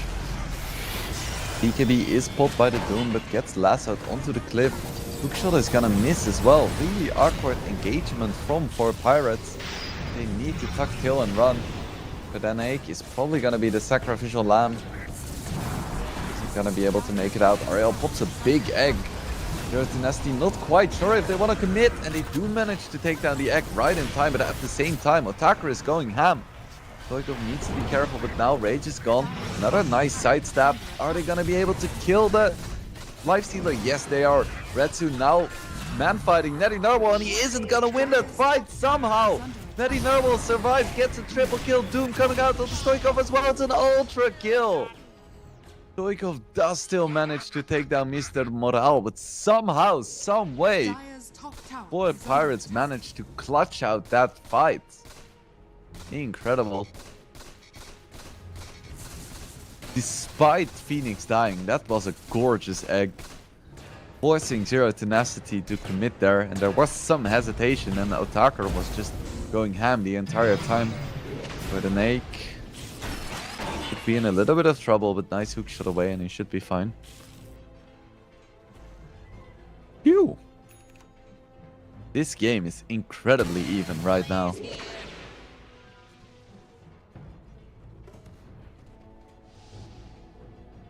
Radiant's middle tower is under attack.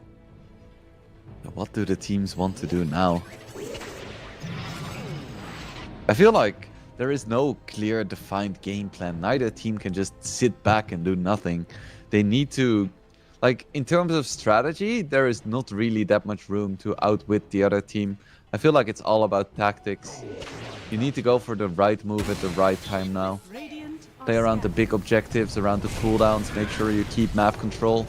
Get these pickoffs when you can get them. Pablo getting really low here. Should fall. Mr. Morale is tanky enough to survive.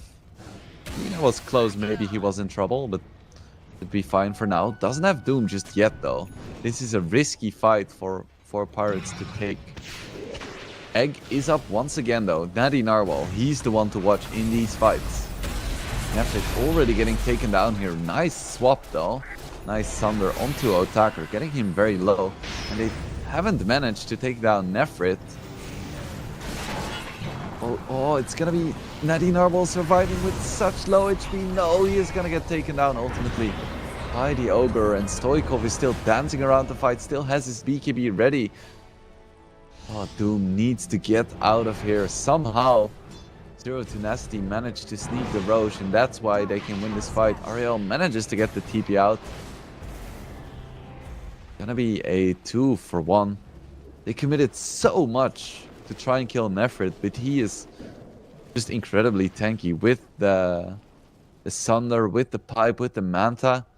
They tried to kill him, but just couldn't manage.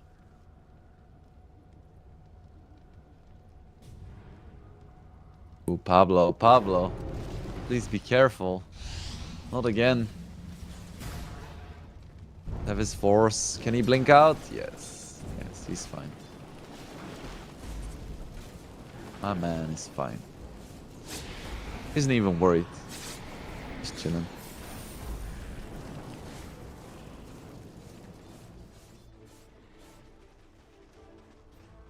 Pablo is actually going for an Aghanims. He wants to go for the big place. Dire's middle tower is under He attack. can find the right lasso targets. That could work. He's gonna be sick as hell when it happens.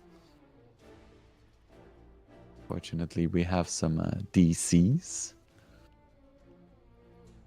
It's not the dream.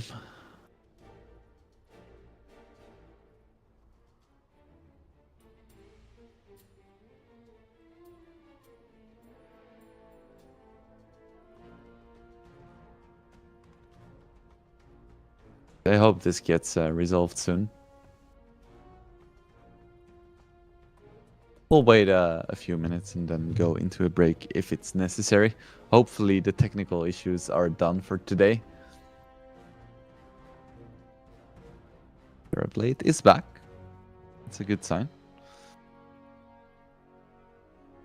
Let's hope Nettie Narwhal is fine as well. And imagine how scary Narwhal would be if they were on steroids. Luckily, this one is just natty.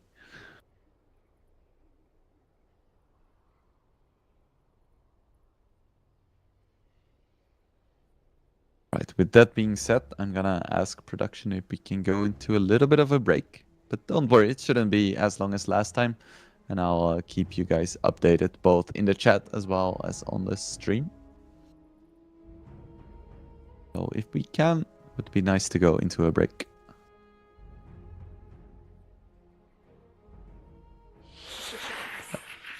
And if not, I'll just keep yapping. So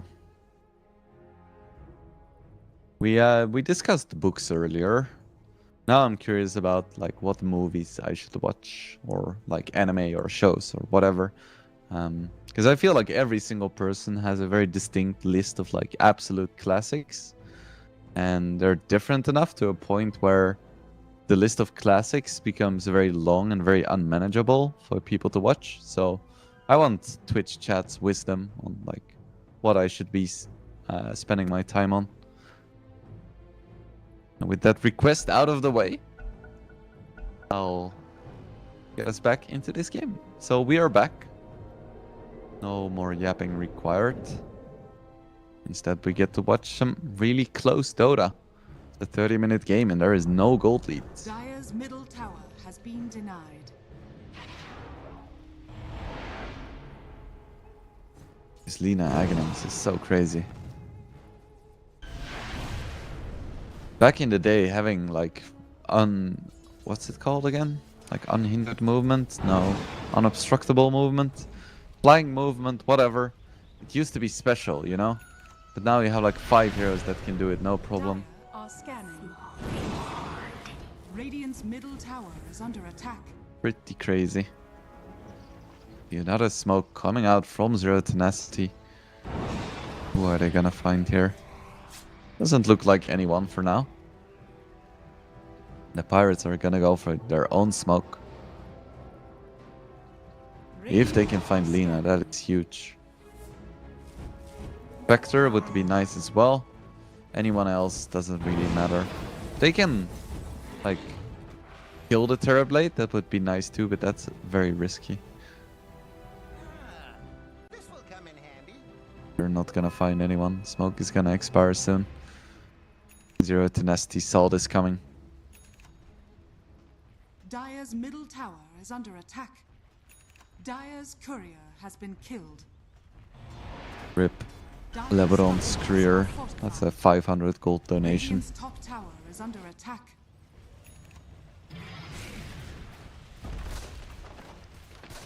Dire's bottom tower is under attack. Radiant's top Big tower move is onto falling. Nettie Narwhal. He immediately pops his Shadow Blade.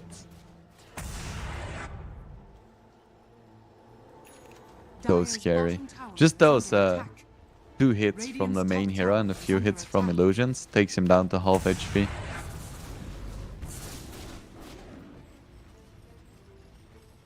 There is a gem now for Flora Pirates. I think that's a good shot.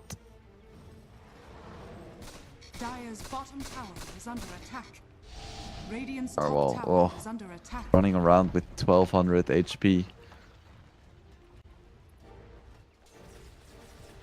Very scary. Radiant's top tower has fallen. Dire's bottom tower has Teams fallen. trade tier 2 in their respective offlanes. And now Z10 is going to be able to steal Radiant's the top tower Tormentor. is under That's a attack. nice shard for Pablo.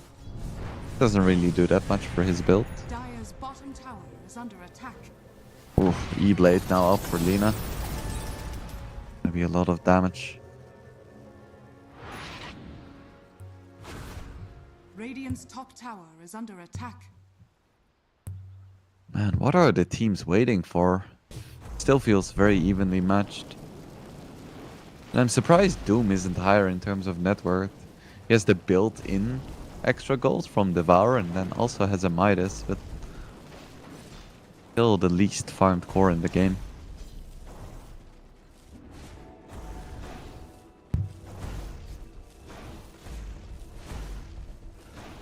Pablo almost has his Aghanims.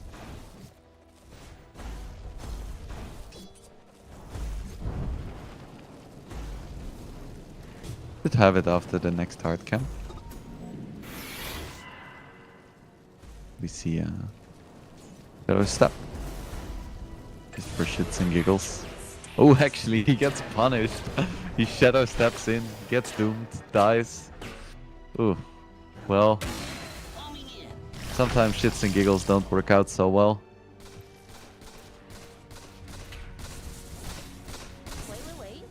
Pretty big opening for Pirates. They should be able to get a tier 2 of this. Of course, Roche cannot be up yet, so that's good for Zero Tenacity, but we're gonna lose a little bit of map control. Dire's middle tower is under attack.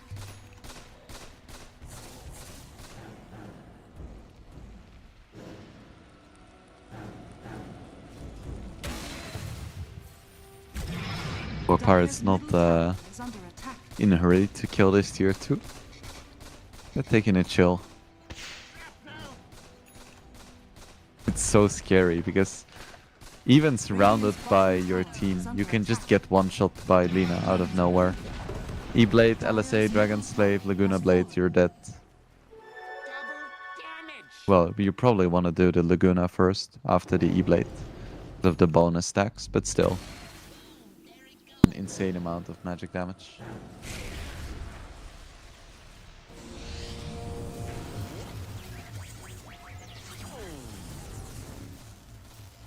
Dire are scanning.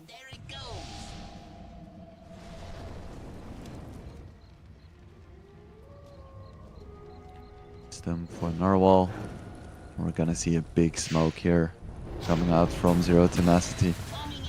I like this move from Otaker. Ooh, big lasso on the 2 targets. There we go. That's what we wanted from Pablo.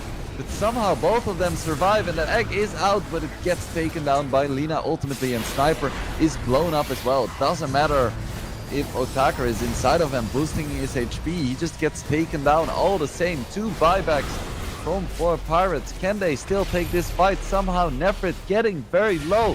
Man fighting Otaker. Is he gonna be able to make it out? Doesn't look like it. Phoenix gets a dieback as well.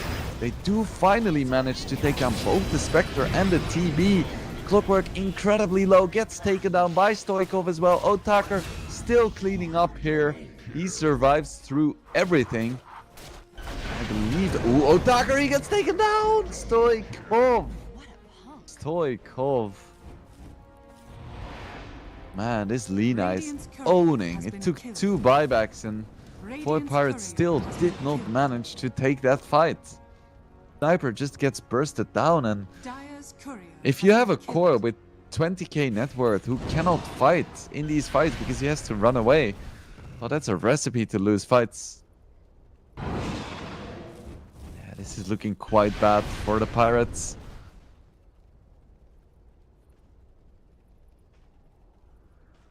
It's quite bad for the Pirates. They need to get the jump on Lina. It's the only way. But she is so incredibly slippery. And she's also running around with 3000 HP and an insane amount of magic resistance.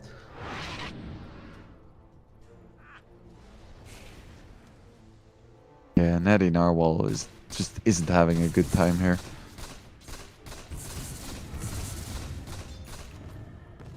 But to be fair, all of this started because of the beautiful lasso from Pablo. Getting 2 targets. If he can do that every fight, poor Pirates doesn't stand a chance.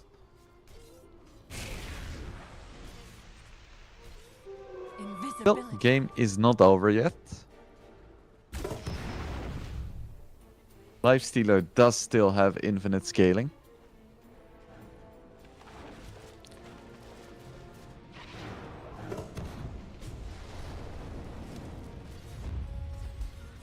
See another smoke coming out from 4 Pirates. Roche isn't up yet, but they don't know that. It could be. Where are they gonna find this time? Narwhal has to sit back. Has to not show himself. Can't find Pablo. That's a pretty good jump as well. They need to deal with Stoikov. That's the main thing. Even Zeal popped. Confederate as well. Ooh, Hex onto the Phoenix. It's a good start, but Doom gets absolutely demolished, and so does the Phoenix. Natty Narwhal is gonna be next. No chance for him to escape here. Their tenacity is just too damn strong. They lose 3, and honestly, well, they might lose more. No. Lasso onto the illusion. They lost 3 heroes, and I don't think they did a single point of damage, or at least nothing significant.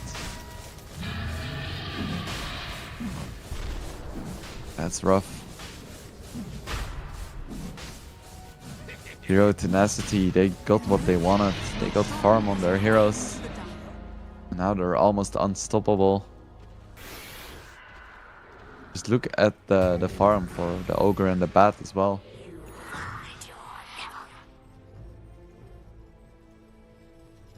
When you see LeBron running around with 16k net worth at 39 minutes, you're in trouble. And Otaker taking a good amount of damage here. Nice ulti onto his own illusion. Radiant's top tower has fallen. Radiant structures are fortified. Never just going ham on the Rex.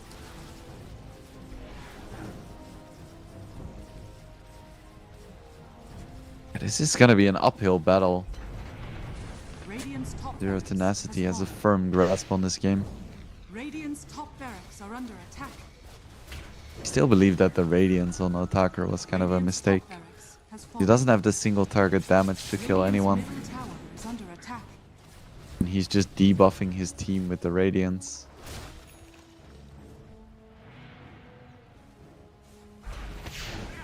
Lincoln's is up for Natty Narwhal, but he needs more.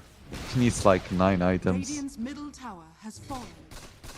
He needs to have a BKB as well. He needs a damage item. He needs a crit. And he needs a Satanic. And when he has those 9 items, he might stand a chance. If they can find a good target, that would be huge though. Hook shot in onto 3, that could be nice. Nice double lasso as well, but this time Sniper is dealing damage, and that's a big deal. These 2 heroes immediately fall, and they have the Doom on Lina as well, but she's so fast. She's so fast. What do you even do? Nefrit manages to get the Sunder off. Doom is still alive somehow. Finally Nefrit goes down. Doom has expired. Stoikov runs back in, pops BKB. Still has Laguna as well. Manages to take down the Phoenix.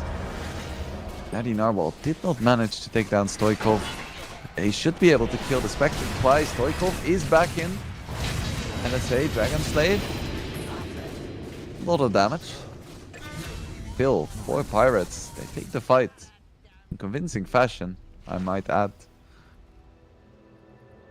Stoikov survives somehow. How do you even deal with this hero? He gets doomed. He gets focused by like 3 heroes and still just runs away. Crazy. Still, it's a sign of life Dire's for middle tower pirates. is under attack. Getting the tier 3 now. This is risky. Regeneration. This is so risky. Batrider is Dire's alive. structures are fortified. There is a gem on Lina. Natty Narwhal. He's gonna be in a lot of trouble here, I think. Dire's middle tower He's gonna is be under fine. attack. They didn't want to risk it. Radiant's middle tower is under attack. Phew. Games like this, they're all about vision now. You have to keep your cool. You need to pick the right fights. Because as we can see, 4 pirates can still win fights. If they get the right jump. Zero tenacity. They have so much weight on the shoulders of Pablo. He needs to find those big lassos.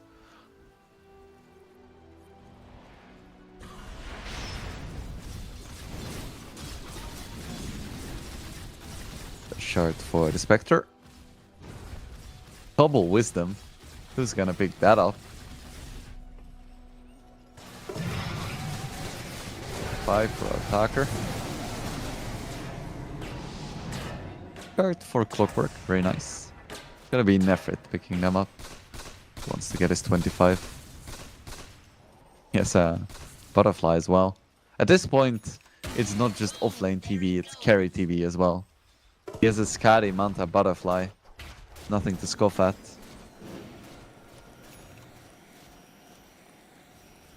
Skadi now for Spectre as well.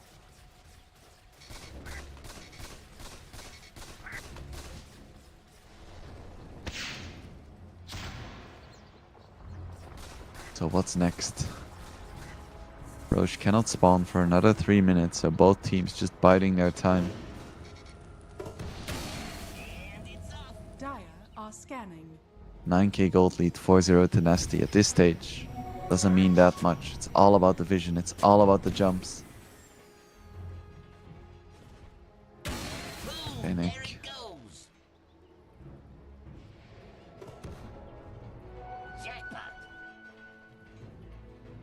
Playing with fire there. All alone. But Zero Tenacity didn't know that. They're gonna be pressuring the bottom lane, forcing 4 pirates to go back.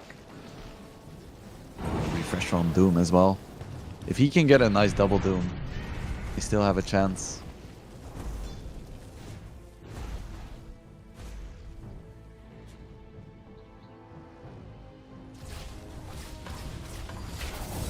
It's a long game of Dota, but I cannot complain too much as the games are very good.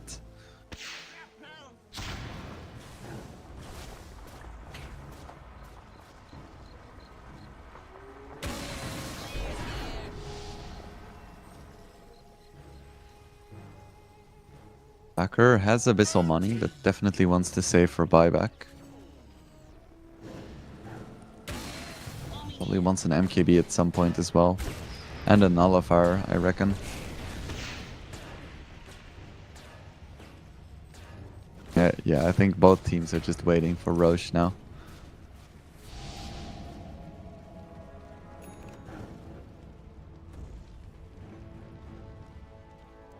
Almost 25 for Natty. Wonder which talent he's gonna go for. I think both would be quite nice for him.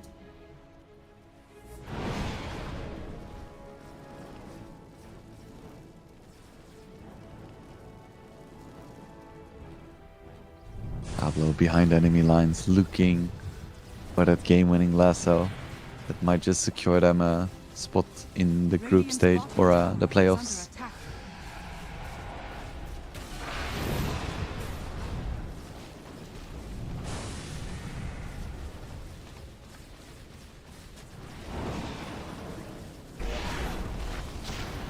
Nefrit just constantly pushing. There we have the jump onto the Ogre.